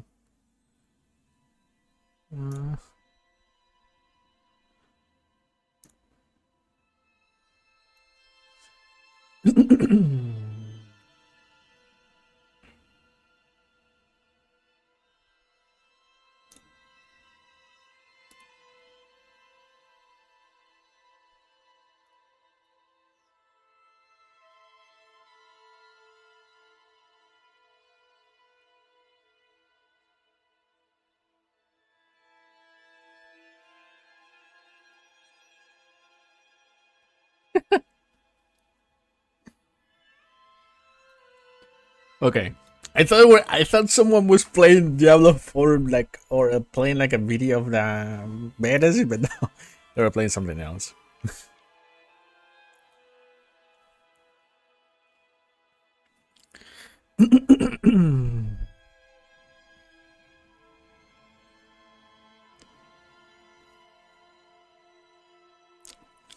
One minute clear endgame build. What? Many of you have been asking about the build that I used to solo the World Tier 4 World Boss in about a minute and 20 seconds, and I'm here to showcase that for you all. Now, this is, in my opinion, the best build to follow approaching the end game. It's not necessarily the best end game build, but it is very, very minimal requirements, and as you approach, you can transition your leveling Twisting Blades build into this, so you have a really easy transition, because most of the aspects that I was using in this clip are actually from dungeons, which makes it super, super nice. Now, I will be streaming the launch of Diablo, and I will be going ahead and doing a Q&A beforehand, actually on Twitch this time, so I'll leave a link to it down below. And as of launching this video, it'll be about 3 hours at 4 p.m. Mountain Standard Time or 3 p.m. Pacific Standard Time if you guys want to check that out. So I also have Twitch drops and all that stuff for when that time comes. But with that said, let's dive into the build. So while going through this build, I would like to suggest a couple of skill modifications and things you can do depending on your playstyle. But also at the very beginning here, I'll just let you know a lot of these aspects here can be found in the Codex of Power, like the Aspect of Might, Disobedience, Blade Dancers here, the Corruption, Edge Master aspect. All these are all Codex of Power, and if you get these ones, you'll have basically the majority of this build ready to go. With that said, let's dive into the skills here and kind of figure out how this build works. The first thing that I recommend for every build is to get a guaranteed source of vulnerable. Now, you can get it with your Paragon and your Glyphs, which means that you can swap out the basic here, but at least for the level 1 to 50 process guaranteed, and then even onwards, and for bosses, you're going to have a guaranteed source of vulnerable with Fundamental Puncture. This allows you to get that vulnerable damage out, and for those of you that don't know, vulnerable damage is a separate damage multiplier than any other damage in the game, which is super, super powerful, okay? If you have enough vulnerable in whatever aspects you're running, or potentially Paragon, then you might want to swap over to Blade Shift and run into Primary Blade Shift for the extra non-physical resistances, which can be very, very powerful. But Puncture and Fundamental Puncture are going to be the ways to go. Also, by the way, I have a full list of the point-by-point breakdown of the skill tree in a spreadsheet down below if you guys want to check that out. For our core skill, we're going to be running Twisting Blades and Advanced Twisting Blades. Now, I personally prefer Advanced Twisting Blades almost always, and the reason for this is you want to be able to move quickly through even the endgame farming areas, but also just in general in the game. It really just speeds up everything, and being able to reset things like Poison Imbuement, things like Shadow Step, etc. is going to be really, really powerful, okay? Then we have down here Shadow Step as our core movement ability. Now, a lot of people ask me, why do I use Shadow Step over Dash? And that is because you have Unstoppable on Shadow Step, which means it's a CC break. Now, Dash is going to give you that little bit of more mobility, and you also don't need a target for it. But Shadow Step breaks CC. That is incredibly important for me, and anytime you might be fighting spiders, or you might be fighting any sort of thing that might just randomly CC or teleport on you, you can break it with this Shadow Step, which is going to be extremely, extremely useful. in just so many areas of the game, but also you can actually shadow step against bosses and increase your crit strike chance, which is very, very nice with enhanced shadow step. Then down here, we're going to be picking up Dark Shroud. Now, earlier on into the game, you can run things like Concealment or even Smoke Grenade can be good, but Dark Shroud's going to be so critical, especially for boss fights, to increase your damage reduction significantly later on. And also, depending on what you want to go for, if you have at least 4 active, you can get additional crit strike chance, which is really good against bosses, but subverting Dark Shroud tends to be better for later game dungeons because you most often will not have 4 to 5 shadows active at all times. Poison Imbuement, this is kind of one of our main damaging abilities, and this applies, people were asking, on every point of the Twisting Blades. So your stab, it applies Poison Imbuement. Your pullback also implies Poison Imbuement, and the spin around you when you have Blade Dancer's aspect also applies Poison Imbuement, which makes a lot of the traits here extremely useful. This is a massive damage dealer and something that we really want to work with. Lastly, we have Shadow Clone, but what you can do, which I find quite interesting, is you can actually swap out Shadow Clone for a few other options. First off, your one option would be Dash, right? So you can run with a little bit more mobility. Shadow Clone's going to be more single target damage, but this is going to get you through those later game dungeons a lot quicker and a lot more mobile. You can also potentially keep Shadow Clone and swap out Shadow Step for Poison Trap for additional single turret damage, or you can even swap out Shadow Clone for Poison Trap. Poison Trap is very, very good. It's got a little bit of CC in it, but also down here you get 10% increased poison damage, which is going to work with your Poison Imbuement, which is really, really powerful. So I like that, but Shadow Clone tends to be the one I go for in conjunction with Aftermath, restoring energy. And a few of our traits here, we have these ones, which are going to reduce poisoned damage, or damage that poison enemies are going to deal to us. We're going to get extra poisoning damage, extra attack speed for enemy targets that are poisoned. Precision Imbuement's going to increase our crit strike chance on imbued skills. Exploit, Weapon Mastery, and Malice all increase our damage. This one's to vulnerable, this one's to healthy and injured enemies, and this one is to based on what weapon we're using. I highly recommend you find some swords because you're going to get consistent value out of it. You will get extra attack speed with daggers, but what I've found is that swords end up being a little bit better, especially with something like Inner Sight available to you. Lastly, Sturdy is going to be close damage reduction. Very, very powerful. There is one combination that I think is really, really solid if you wish to swap away from the advanced Twisting Blades and go with improved Twisting Blades, because what you can do is you can actually go ahead and, let me just pull some points out of this just to show you. You can actually go concussive into trick attacks. And this is super, super nice. So you can see here, when you critically strike a dazed enemy, they are knocked down. And then you can max this out for 15% increased crit strike after knocking down an enemy. That's really powerful with improved Twisting Blades, because we're always going to be dazing enemies while they're impaled with Twisting Blades, so that we can impale them and then we can immediately go ahead and crit them and then knock them down, which is going to give us 15% extra crit strike, which, guess what, that's going to amplify our trick attacks, and it's kind of working in a very, very synergistic aspect. I do like this, but I prefer advanced Twisting Blades for most of the speed running type content. Again, full breakdown down below. One last thing that I want to go over is the key passive is Momentum. You can run things like potentially close quarters combat. That's one other ones that I do prefer. You could also run Victimize in a lot of AoE scenarios, although I like this one a lot less. But keep in mind that each trigger of Twisting Blades does proc Lucky Hit. So for example, if you're getting vulnerable out there, you have 3 chances to hit with the Twisting Blades, and guess what? Each hit is a 33% chance. So you basically always get a trigger of Victimize when you go ahead and use 1 Twisting Blades, but it has a 30% chance even if you do hit the Lucky Hit, which is kind of tricky. But Momentum, I prefer this because you are going to be oftentimes hitting enemies from behind if you are smart about it with Shadow Step. So with 3 stacks, guess what? You get 20% damage reduction, 15% movement speed, 30% energy regeneration. I much, much, much prefer that damage reduction and energy regeneration. Overall, the movement speed is a nice bonus as well. With that said, let's dive into some of the gear. So as I mentioned before, you do not need all the uniques, you don't need all the unique aspects, but I want to go over kind of the combination that we're running today. So first off, let's start off with the weapons. Starting off with our ranged weapon. Now I do have Blade Dancer's aspect on the ranged weapon.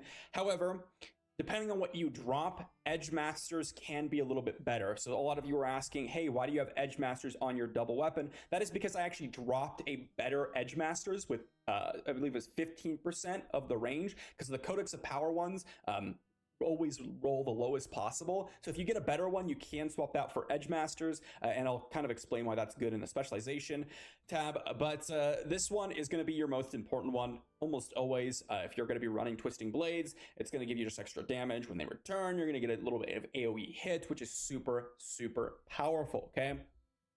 After that, the Edge Master aspect, the reason why this is super good is because of Inner Sight, which we'll go over later, and when I use it, you're going to get extra damage based on your available primary resource. So when you have Inner Sight, you have full primary resource, which means you get full increased damage. Condemnation, this is a unique that I ended up using. You can see core skills deal increased damage when spending 3 combo points, and skills using this weapon have a 30% chance to generate 3 combo points, which is really, really nice, okay? And keep in mind that the basic attacks are still skills in consideration of condemnation. So you're going to potentially go ahead and get that 3 combo points. The only way this is good is if you're able to manage your combo points well. If you do not have the ability to kind of constantly be seeing if you're going to generate 3 combo points on a basic, then you're going to lose a lot of value out of this. And you also have to make sure you're spending with 3 combo points consistently. But with a hit and run strategy, you can oftentimes just one-shot elites with a full channeled up combo point, Twisting Blades, which is really, really nice. Then we have some of the jewelry here, which are some more Rogue build. I mean, it's good, but I'm not really interested. Stormcaller Druid. In this Diablo 4 video, I'm going to be showing you my Stormcaller Druid build. This is a beginner Druid build meant for like the first 30 or so levels of the game, and is focused around World Tiers 1 and 2, sort of giving you an idea how you can make like a lightning-based Druid build at the beginning of Diablo 4. So the general concept of this build is to use the Lightning Storm skill, which is your core skill for this build, and the way Lightning Storm works is that you hold down the attack button and more lightning will come out. You can obviously tap it, you don't have to hold it. But more and more lightning will come out as you do this until you get up to like a maximum of like 6 or 7 lightning bolts, depending on the passive that you took. And if you don't use Lightning Storm after like 4 seconds, it will reset back down to 1. So when you start out trash pulls or boss fights, whatever, you're going to start with 1 lightning bolt coming out, and the longer you use it, more and more lightning bolts are going to come out. So the key is to keep that up as much as possible so that you're hitting as many targets as possible at the same time. So just a little bit more information about Lightning Storm is it kind of comes out as a conal AoE in the direction that you're facing, and the lightning bolts kind of come out randomly in that cone. That means you might hit an enemy more than once with it, and if you can get an enemy backed into a corner where there's very little space, you can actually hit them with all these bolts and absolutely melt them. So that's a very valid strategy. But you'll need to turn your character to aim in the direction of enemies that you're facing. It doesn't just hit in a 360-degree AoE, and you don't have to aim. And also, because you have 4 seconds that the game sort of holds the amount of lightning bolts that you've built up, you can alternate between this and Storm Strike to build up more spirit and then keep casting this. But the idea here is you don't want to let more than 4 seconds go before casting Lightning Storm in order to keep up the maximum number of bolts.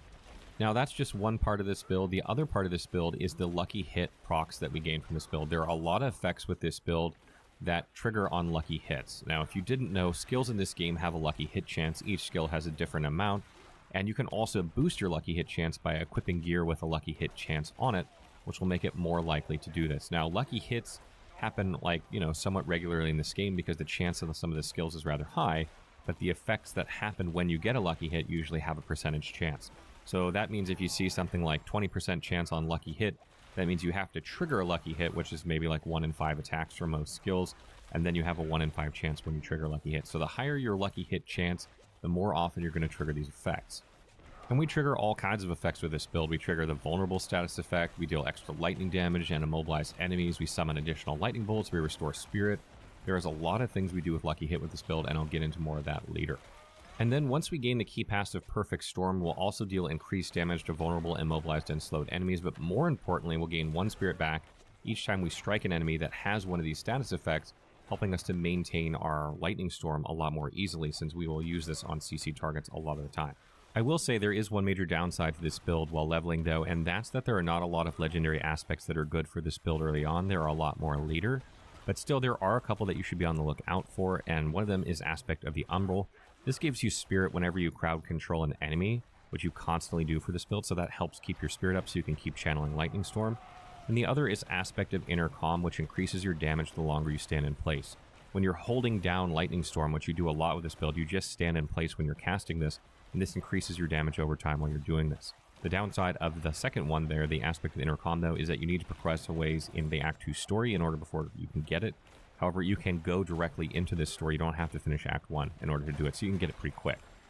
So those things being said, let's take a look at the skills we use for this build. We have Storm Strike as our basic attack. It does lightning damage, hits in a kind of cone in front of us, and the way we have it set up here with the Fierce Storm Strike upgrade is it has a 50% chance to apply Vulnerable, which is really good for this build.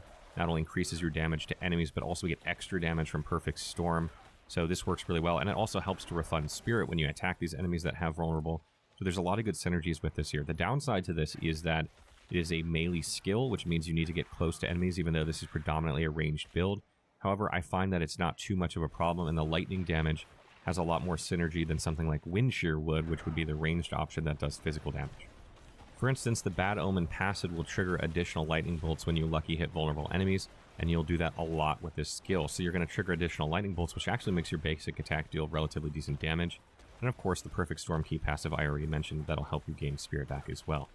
Next up, we have Poison Creeper in this build. We really don't use this for the damage here, we use it for the CC, because we have increased damage against crowd control and immobilized enemies from the things I mentioned already. You can also use a staff, which increases your damage against crowd control enemies natively, and you can look for that bonus on your weapon, so you can deal more damage to crowd controlled enemies.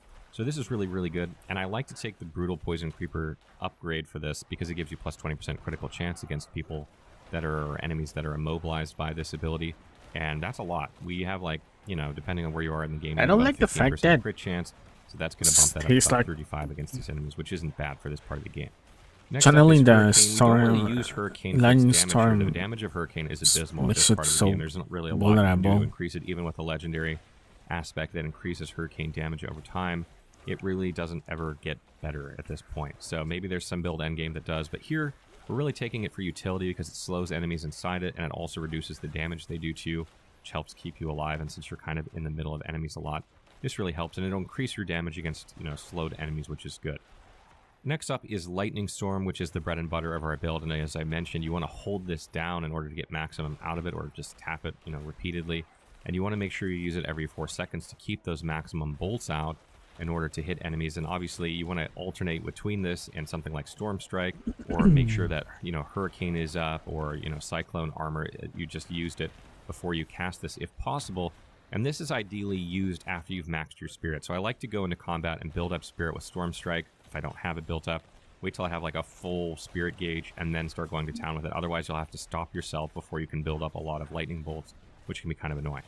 I will say the passive that you upgrade this with, you know, the 8% immobilization chance or the extra bolt doesn't seem to matter too much. So just pick whichever you like. And then finally, we have Cyclone Armor. You have plus 10% non-physical damage passively when you have this equipped on your bar. This will be the little gray swirls around you. If you see that, that's what's going on. That's going to increase your, you know, non-physical damage reduction all the time. But when you pop the active version of this skill, it's going to knock enemies back. It's going to slow them. And once you have this passively upgraded, it will also apply vulnerable to enemies that you knock backward. So then when you attack them with your lightning bolt, they're going to take increased damage from vulnerable. They're going to take increased damage if you have damage against CC'd and slowed. And they absolutely melt when you do this. And when you're surrounded by enemies, this can save your life. I mean, a lot of big enemies get right on top of you and they have a long windup that's going to hit you. If you pop this, you'll knock them backward, interrupt them. It'll save you, and then you can just absolutely melt them with Lightning Storm. And then we come to our ultimate ability, which is Cataclysm for this build. This is a really, really strong skill. It does like lightning bolts randomly around the screen and tornadoes. Lightning bolts apply vulnerable to enemies when this is upgraded, which helps to increase your damage for a lot of reasons. And then tornadoes slow enemies, which helps to increase your damage as well. And you can wipe out an entire screen of enemies with this ability up in like a couple of seconds. It's really, really strong. And one really great synergy here is if you take the Spirit Boon, Calm Before the Storm, you have a 15% chance when you lucky hit to shave 2 seconds off the cooldown of this skill when you use a nature magic ability, which like all of our abilities are. So that's absolutely fantastic. And this thing has a really long cooldown, so shaving seconds off of that is really good. So some final tips here before we wrap up this video. The first thing is Lucky Hit. Make sure you have this on every piece of gear that you can possibly get Lucky Hit on, and make sure you upgrade the gear that has Lucky Hit, because this will increase the chance of Lucky Hit on it. It'll increase it by a little bit each time you upgrade it. So make sure you get your Lucky Hit up as high as possible. Now, all the things that take advantage of Lucky Hit in this build, the first is Energize. This is a Spirit Boon that gives you a 15% chance to restore 10 Spirit when you deal damage. This is absolutely huge because you need Spirit for this build in order to channel Lightning Strike or Lightning Storm. So it's really important to have that, and that's a good one to take here. You also have Overload, which gives you a 20% chance when dealing lightning damage to emit a static discharge around the target, dealing more lightning damage to enemies around it. So that's another thing that can proc from Lucky Hit. Keep in mind that all these Lucky Hit chances roll independently, so even if you don't trigger one, you might trigger another one. So just having a bunch of Lucky Hit is really good. And then, as I mentioned earlier, Calm Before the Storm. This gives you a chance to shave off 2 seconds off your cooldown when using Nature Magic when you Lucky Hit. This is really, really good too. And then eventually you'll get Elemental Exposure, which allows your Storm skills to have a 10% chance on Lucky Hit to make enemies vulnerable, and as you upgrade this, the length of that vulnerability enhances, so this is also good. And then when you get Electric Shock and you have that fully upgraded, you're going to have a 15% chance to immobilize enemies when you deal lightning damage, and this is great because immobilized enemies are going to take more damage from you because of all the passives that we have, and if they're already immobilized when this triggers, then they're just going to take increased lightning damage, which is great. And then Bad Omen, which we mentioned earlier, has a 30% chance when fully upgraded when you deal damage to vulnerable, immobilized, or stunned enemies to cast another lightning bolt. So this means you're going to get extra damage. This is really helpful with your single target damage too, which is probably the sore point of this build because it has tons of AoE, is that when you're attacking an enemy, you might get extra damage from this, so that'll help melt them really quickly when that triggers. And also keep in mind on your gear that you can get Lucky Hit to execute enemies that are injured, that aren't elites, like a percentage chance to do this when hit with damage. This is really, really strong for this build too, because you're building for Lucky Hit. So this will allow you to wipe out groups of enemies even faster if you can get it on something. So besides bonuses to the skills we use for this build, you're also going to want to look out for damage against vulnerable. This is really, really good for this build because you have so many different ways of applying vulnerable. You want to increase your vulnerable damage as much as possible. And the second is damage to crowd-controlled enemies. Anything standing in your Hurricane is going to be crowd controlled. Anything hit by your Poison Creeper will be crowd controlled. And anything hit when you use Cyclone Armor is going to be crowd controlled. So you have a lot of ways of doing this. If you go for Slowed, this will only apply to Hurricane and Cyclone Armor, but not immobilized. So I would suggest going for crowd controlled if possible, but Slowed is also pretty good because 2 of those 3 skills also slow. And lastly, this build doesn't have a lot in the way of healing early on, so I strongly recommend relying on your potions. Getting something like Life on Kill on your gear or your weapon. If possible, you can slot skulls in there to increase your life on kill, which can help keep you alive. Getting life regeneration while not damaged recently is also good to top you off outside of combat. And then also getting the Circle of Life passive, which heals you for 3% of your max HP when you use a nature skill. When you're spamming Lightning Storm, you'll be healing yourself, so this is also a good one to pick up eventually. So that wraps up our Stormcaller build. I hope you guys found that helpful. It's just a beginner Druid build kind of aimed at, leveling through World Tiers 1 and 2. Kind of head you in the different direction. There are obviously more legendaries and things that apply to this build that you can't get reliably that we will cover in the level 50 version of this build. But these are things you can do while leveling this build that, make sense and everyone can get.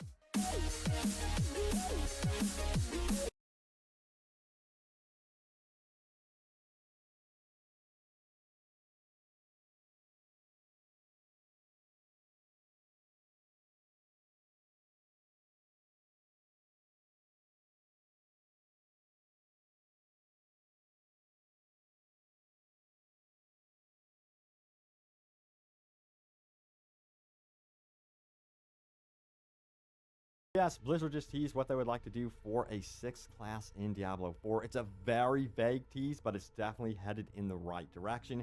I honestly think a lot of you guys are going to love this. Also, how many expansions is Diablo 4 actually getting post-launch? Well, thanks to a recent interview with Blizzard, we have a very good idea on what to expect from expansions at the bare minimum. And mentioning teases, by the way, what in the world was Rod Ferguson teasing yesterday? Well, it's been fully revealed, and it's definitely not what you think. I'm glad I told you guys to check your hype levels on that one. Plus, they did say to anticipate problems with this feature when it is finally launched in the game. Looks like some things will have to be fine-tuned as they are launched throughout seasons and the like. And this news about PvP might actually upset some of you. I'm curious your take on this one, so we'll dive into that as well. But yeah, gotta talk about the elephant in the room, the lack of a secret cow level. No one has mentioned it. There's been tons of reviewers, critics that have already played through the entire game. No discovery about a secret cow level. Well, the community came up with a solution, a secret chicken level. Hey, it only makes sense considering that Blizzard is working with KFC on, promotions and things. So yeah, make it happen, Blizzard. Make it happen. All right, so we got to talk about what's going on officially. So let's go to Twitter. Yes, Rod Ferguson was busy, of course, tweeting out and teasing stuff. You guys may remember this. I told you I would keep an eye on it, but But I also warned you, make sure you keep your hype levels in check. Well, what this turned out to be was this right here, a music video featuring some talent from the music industry. They're going all in on marketing, trying to basically get more eyeballs on Diablo 4, especially those that don't even know what Diablo is. That's what this is about. Marketing 101. Let me tell you what, they are spending a pretty penny on marketing this game. I guess it's like half the battle. All right, so next up, we have, of course, that official interview. Check it out right here, Rod's XCast interview. And that is coming from, of course, Kind of Funny Games, as you can see right here. Rod Ferguson with them. And they did actually talk about some very interesting things, of course.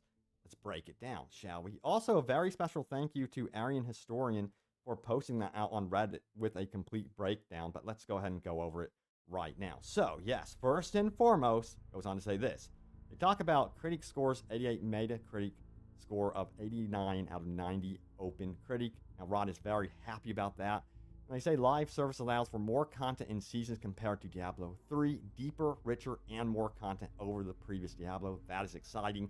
But guess what? At minimum, it seems like we are getting 2 big expansions that are already in the works. They are really trying to keep the flow of content going throughout the life of this game, which gets me excited because already you can clearly tell the game is very beefy at launch. They have a complete in-game in the vanilla version of the game itself. But yeah, let's keep going. Goes on to say this, reiterates their ability to respond to games requests within hours and days. An example of that was the Necro hotfix for the Skellies. This, for me personally, gets me excited because if they run into any huge exploits, they can immediately fine-tune things. Of course, again, the worry here is they fine-tune things too often where you don't even know what you're doing with your build. I think they're going to have to be a little bit cautious about that, but I also think they know that as well. All right, furthermore, it says this, talks sustainability in development and the importance of correct team structure that allows for sustainable development cycles and building things in parallel.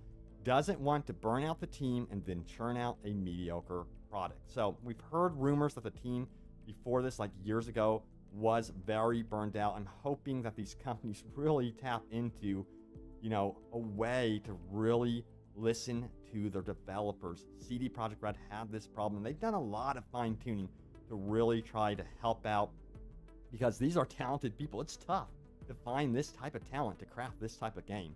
It's pretty rare. All right, so let's go on and talk about this one right here. It says, talks Blizzard deadlines and how Diablo is approaching Blizzard's normal timelines. That's how they came up with the quarterly seasons. Talks about how they tried to make seasons long enough for casuals to complete the battle pass. So they're trying to cater to 2 audiences here, a hardcore audience, of course, but they're like, you know, we also know that people that are going to be playing our game are probably working at school, studying, what have you, and are busy with their lives. How do we appease to both? So I think personally they're doing a great job at that. Seems like they're in an interesting middle ground here. And not gonna lie, this next one does have me a little bit worried. Goes on to say this, expect hiccups with the cosmetic shop as it launches. It wasn't in a state ready to be used in the beta or server slam. So that's interesting. We'll see what actually happens with this shop. I know already a lot of the prices on the shop are just crazy ridiculous, like $25 for one skin, for one Necromancer skin was like an example. But I'm kind of curious here. I'm not going to say anything until we actually see it. I have so much stuff to say though.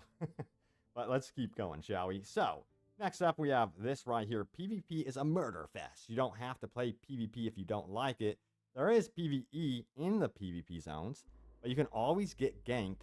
You can get cosmetic achievements through the PvP zones, but again, 100% optional. Now, that might ruffle some feathers, of course, simply because a lot of you guys, I know for a fact, want to be able to have all the cosmetic items, and if you're wanting to do PvE only, and there's like unique, specific cosmetic items to the PvP zone, oh boy, I don't know. I feel like that might ruffle some feathers for sure, especially if these cosmetic items end up being absolutely amazing and crazy looking.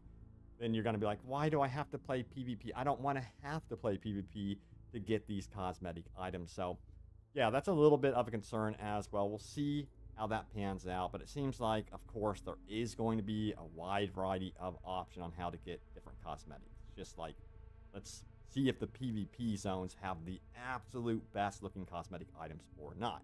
Next up, we have rune words is something they think is interesting, but it's so deep they haven't figured out how to put it in the game yet. When they say this sort of thing, it makes me think that that sort of feature would most likely come with a season as an experiment, just to see how it might work out. And if people hate it, they won't include it in the game in the long term. And if people love it, they would probably bring it back.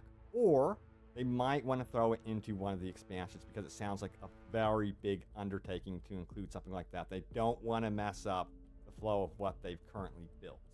Next up, we have this one, class he would like to see in the future. Refuse to answer, LOL, likes the 5 classes currently and would love to create a class Diablo has never seen before. I love it. So it sounds like that's the direction they're heading in when it comes to new classes. I hope that's the case for the 6th class. We'll have to wait and see, but it would be really, really cool to see something extremely fresh, new.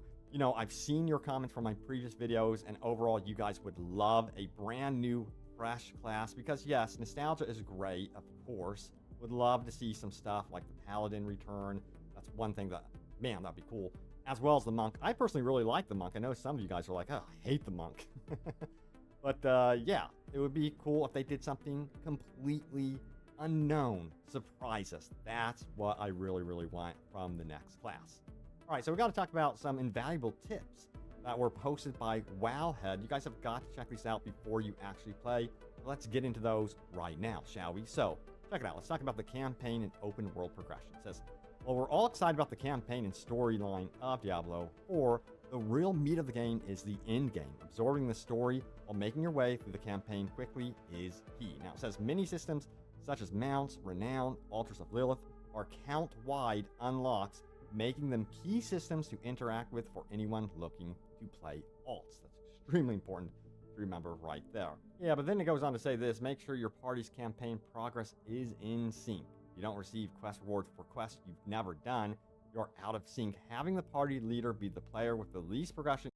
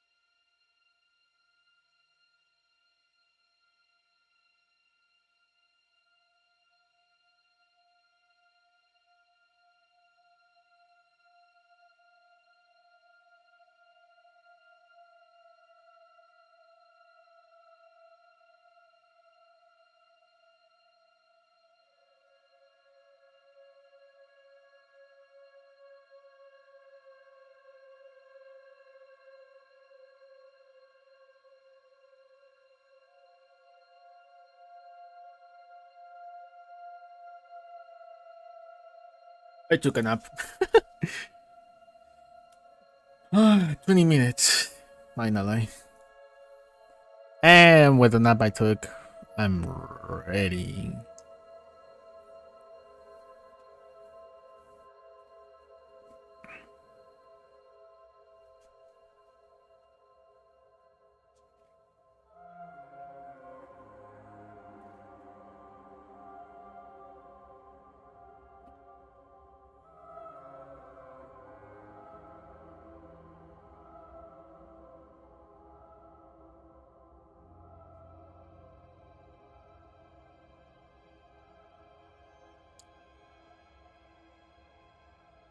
Minutes. Am I able to just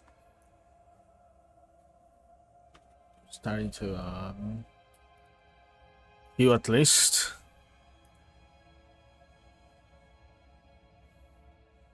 No, not yet. Not yet, not yet.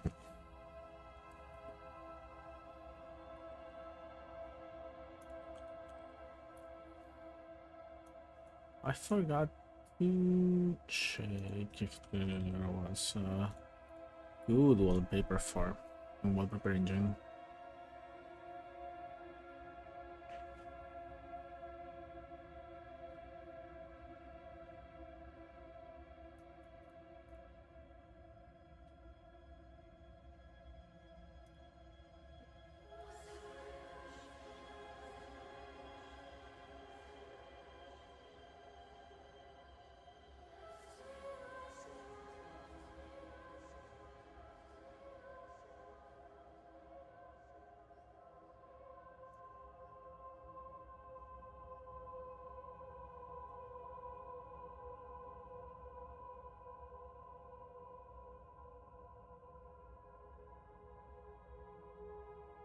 Oh yeah, much better.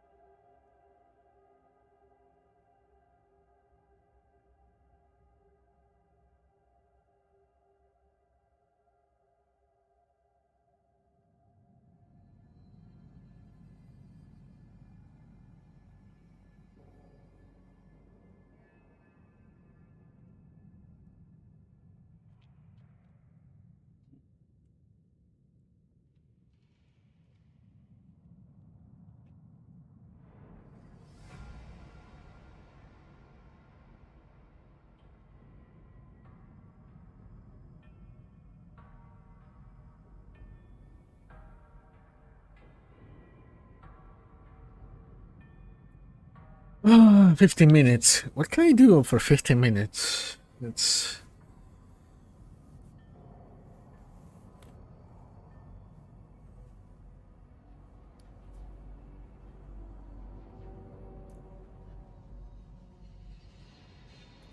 at the 10-minute mark. I need to start trying to log in because that's probably the login service is going to start. Oh.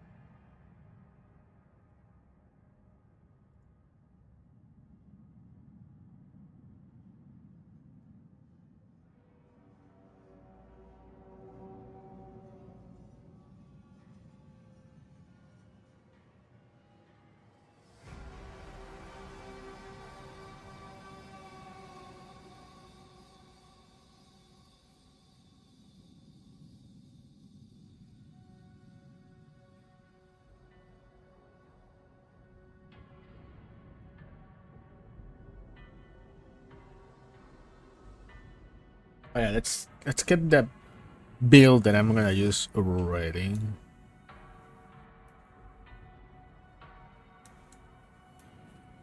This one. You know what? Actually, I should maybe make like a command for it.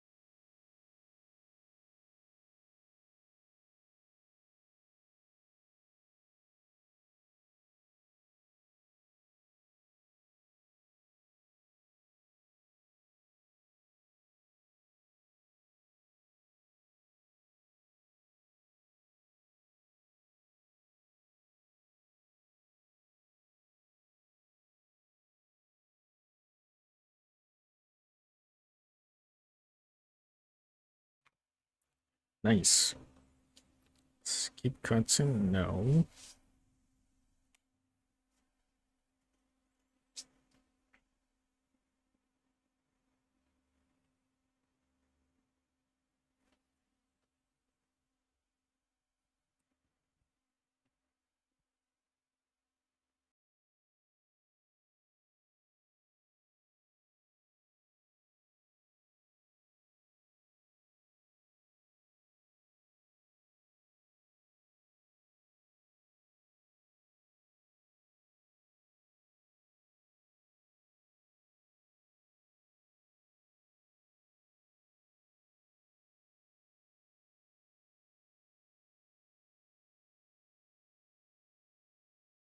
Wait, is this the trailer?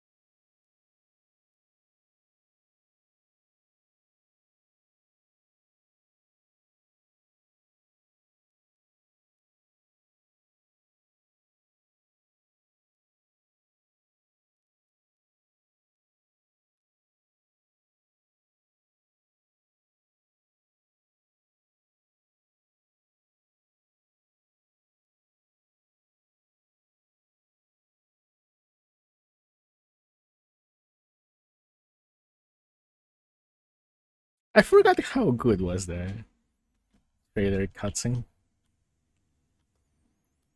Okay. Droid.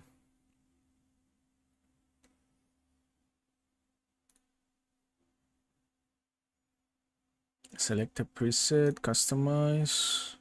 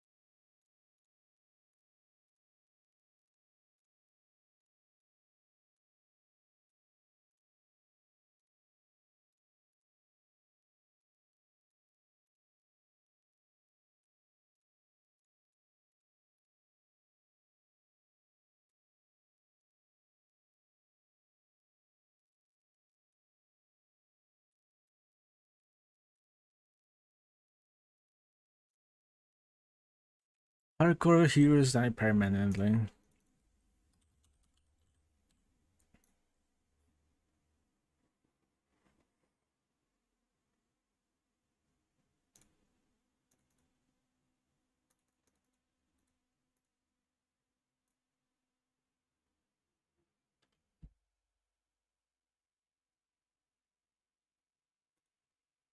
I can start in War Tier 2 already?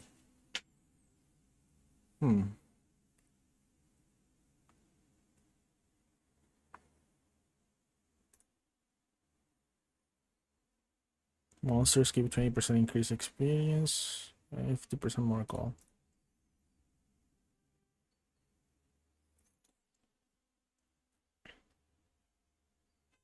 Below level 10 will vanish upon death, while characters level 10 and above will be remembered in the Hall of Fallen Heroes.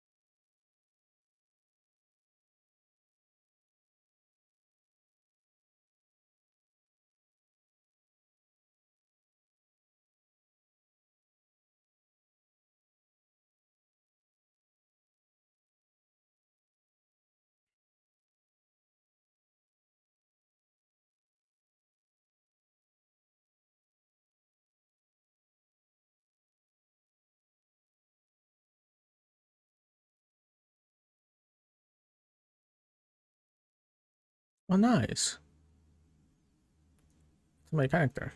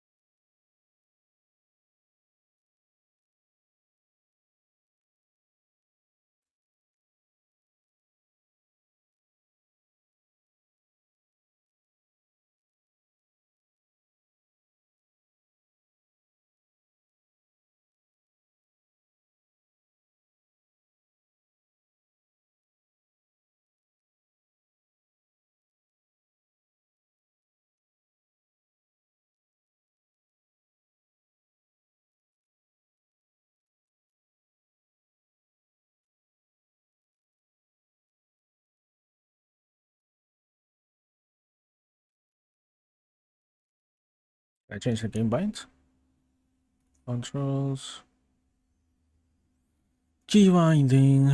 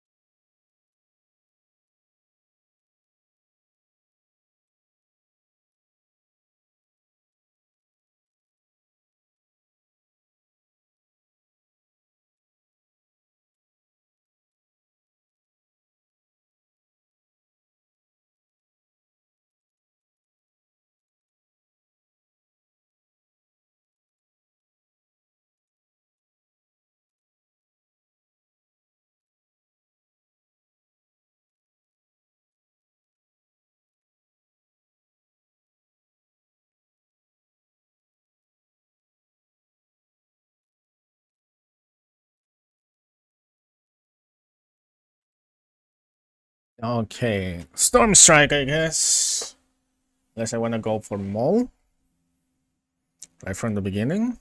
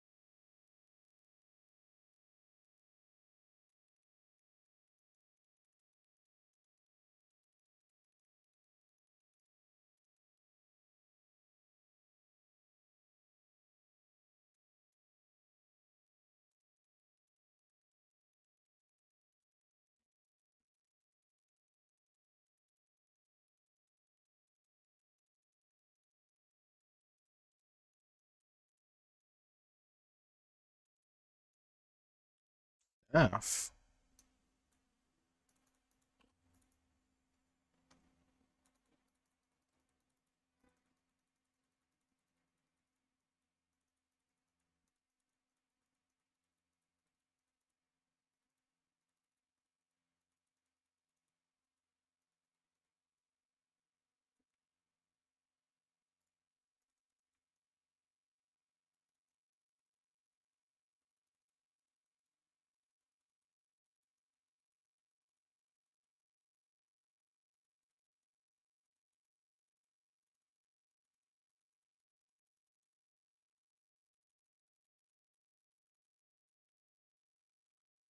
All right. Let's go pulverize.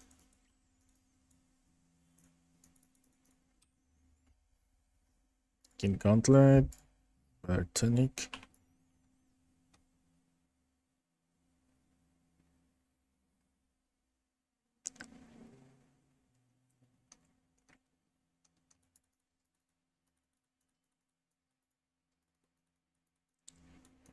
Jesus.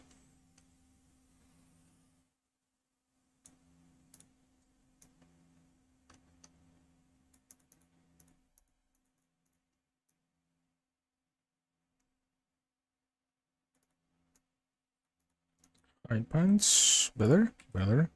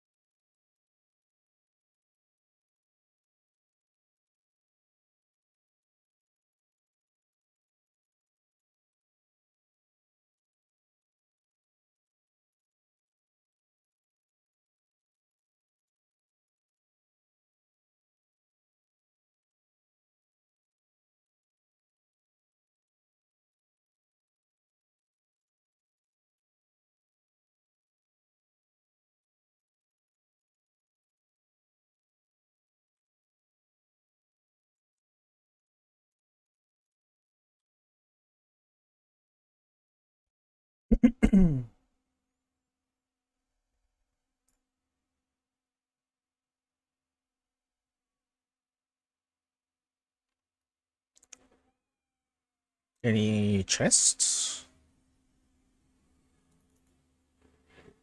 I guess not.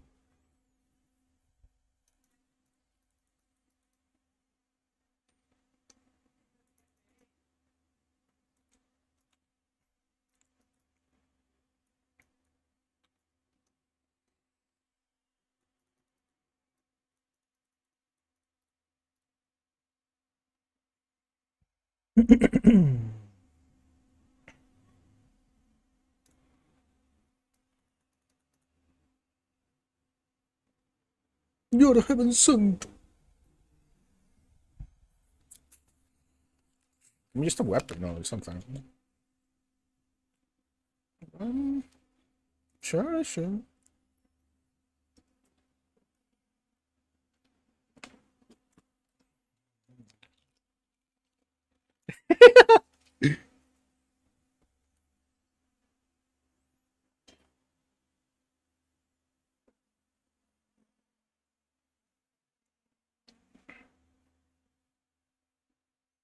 Oh?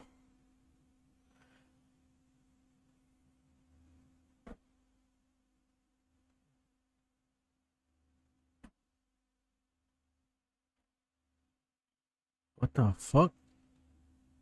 They poisoned me?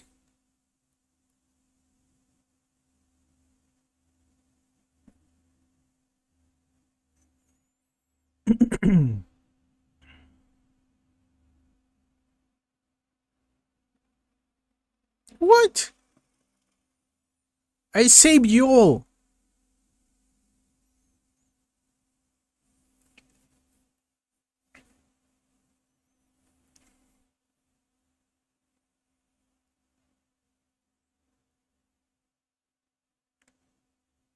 Bruh. Where are you taking me? Where are you taking me? I saw my corpse and from my mouth curled hatred. A father burned his children on a pyre, and a mother molded a new age from the ashes.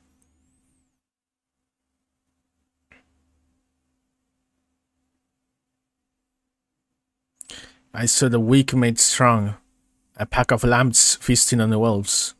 Tears of blood rained on the desert jewel, and the way to hell was torn asunder.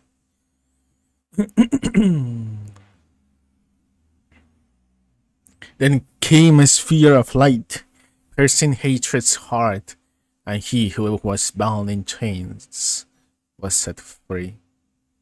Rathma's prophecy.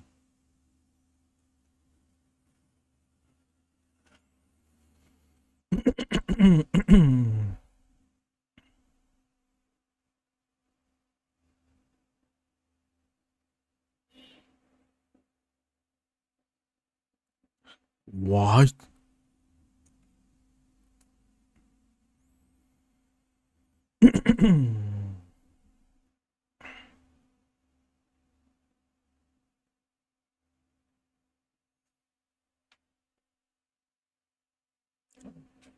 Okay, I have to wake up.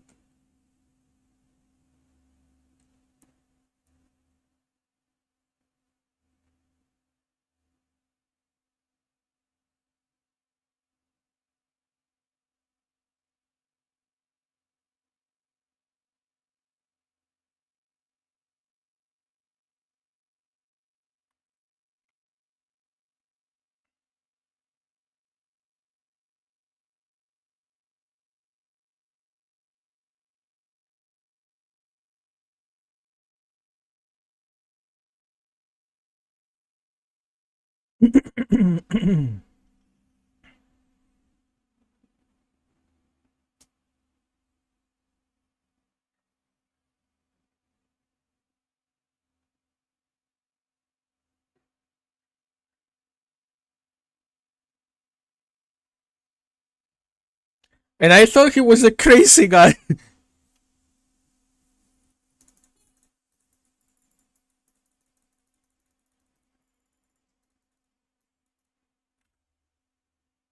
Ooh. Nice.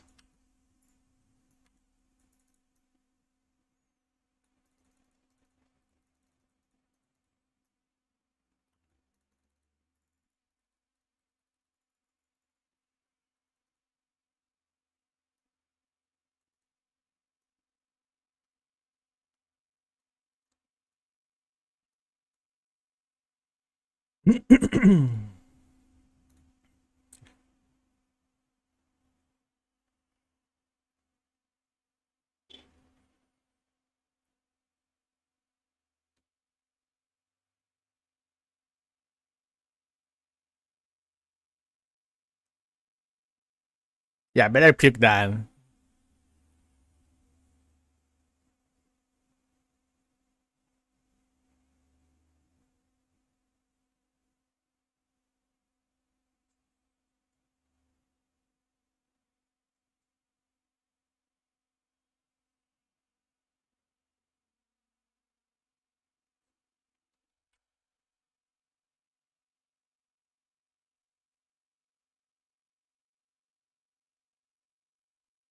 Right. Not really madman. Yeah, open it.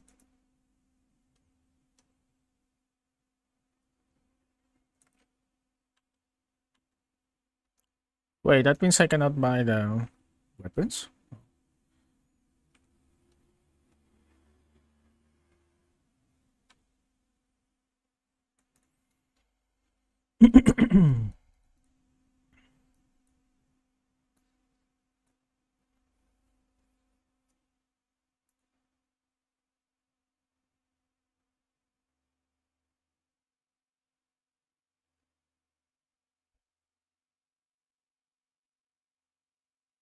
Oh?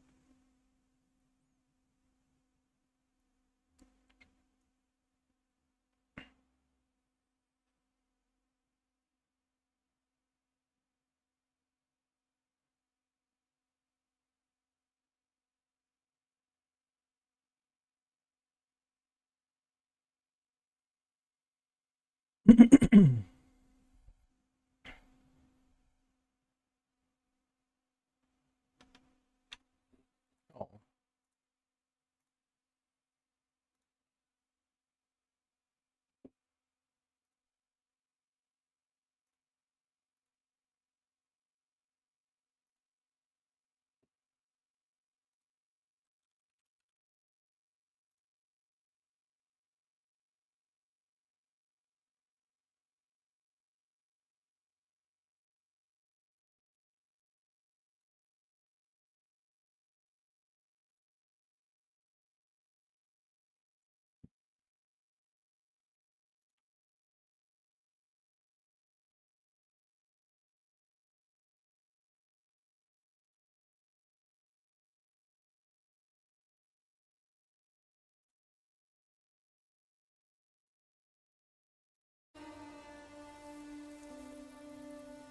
Sin is their birthright.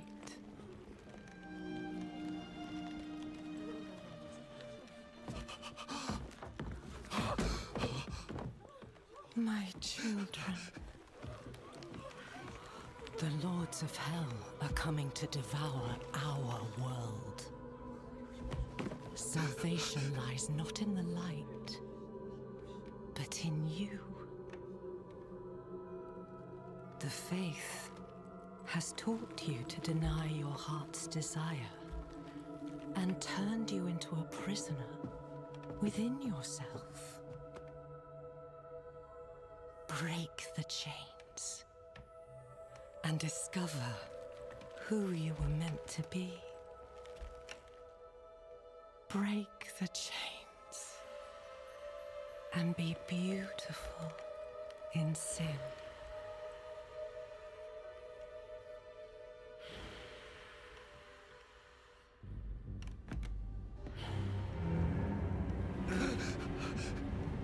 Resist! Resist her temptation!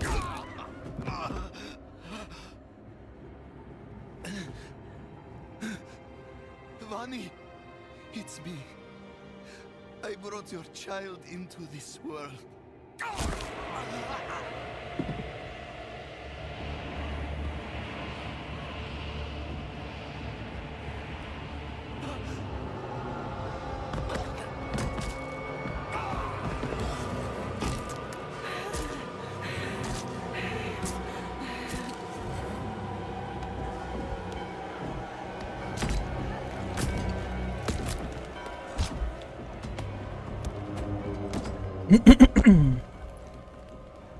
They have awakened, Mother.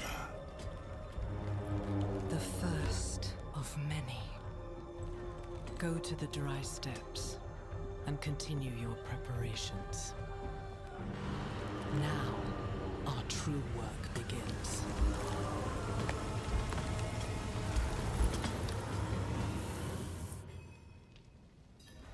Ah. You came to thank the light. You collapsed inside. I thought the darkness had swallowed you. I dragged you here and put this cursed place to the torch. What happened to you in there? I saw a vision horn demon. She said the lords of hell are coming. She wanted to help the people survive. Help them? She called them her children. And they welcomed her like a mother. Mother? No. It cannot be. I must report to the cathedral. Listen, there is a hermit to the northeast. A man of questionable loyalty, but he knows of the forbidden. He might be useful to us. Bring him to the cathedral in Kyovashad, and you will be in the light's favor. For the light. Oh, nice. Now I get enhanced pulverize.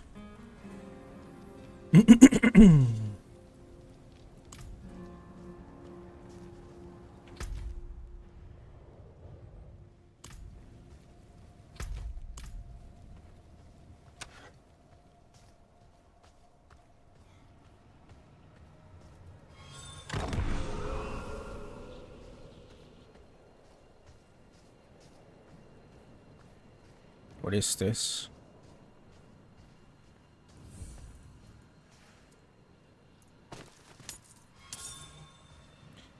Ice worn cellar. Cellars are small chambers that contain a wide range of content. Let's do it.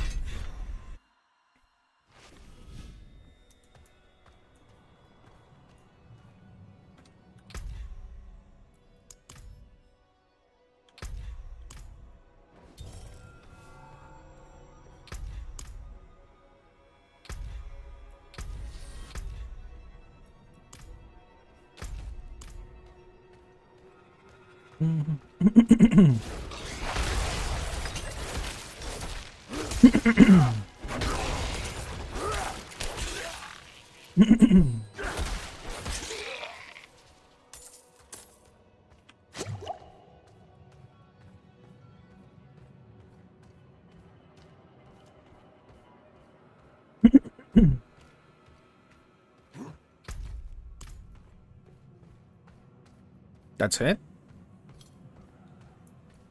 I thought it was gonna be longer. Anything interesting?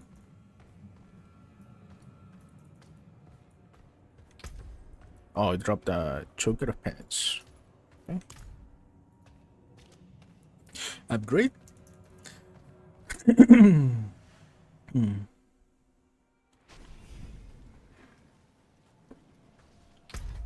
Okay, I should do one thing.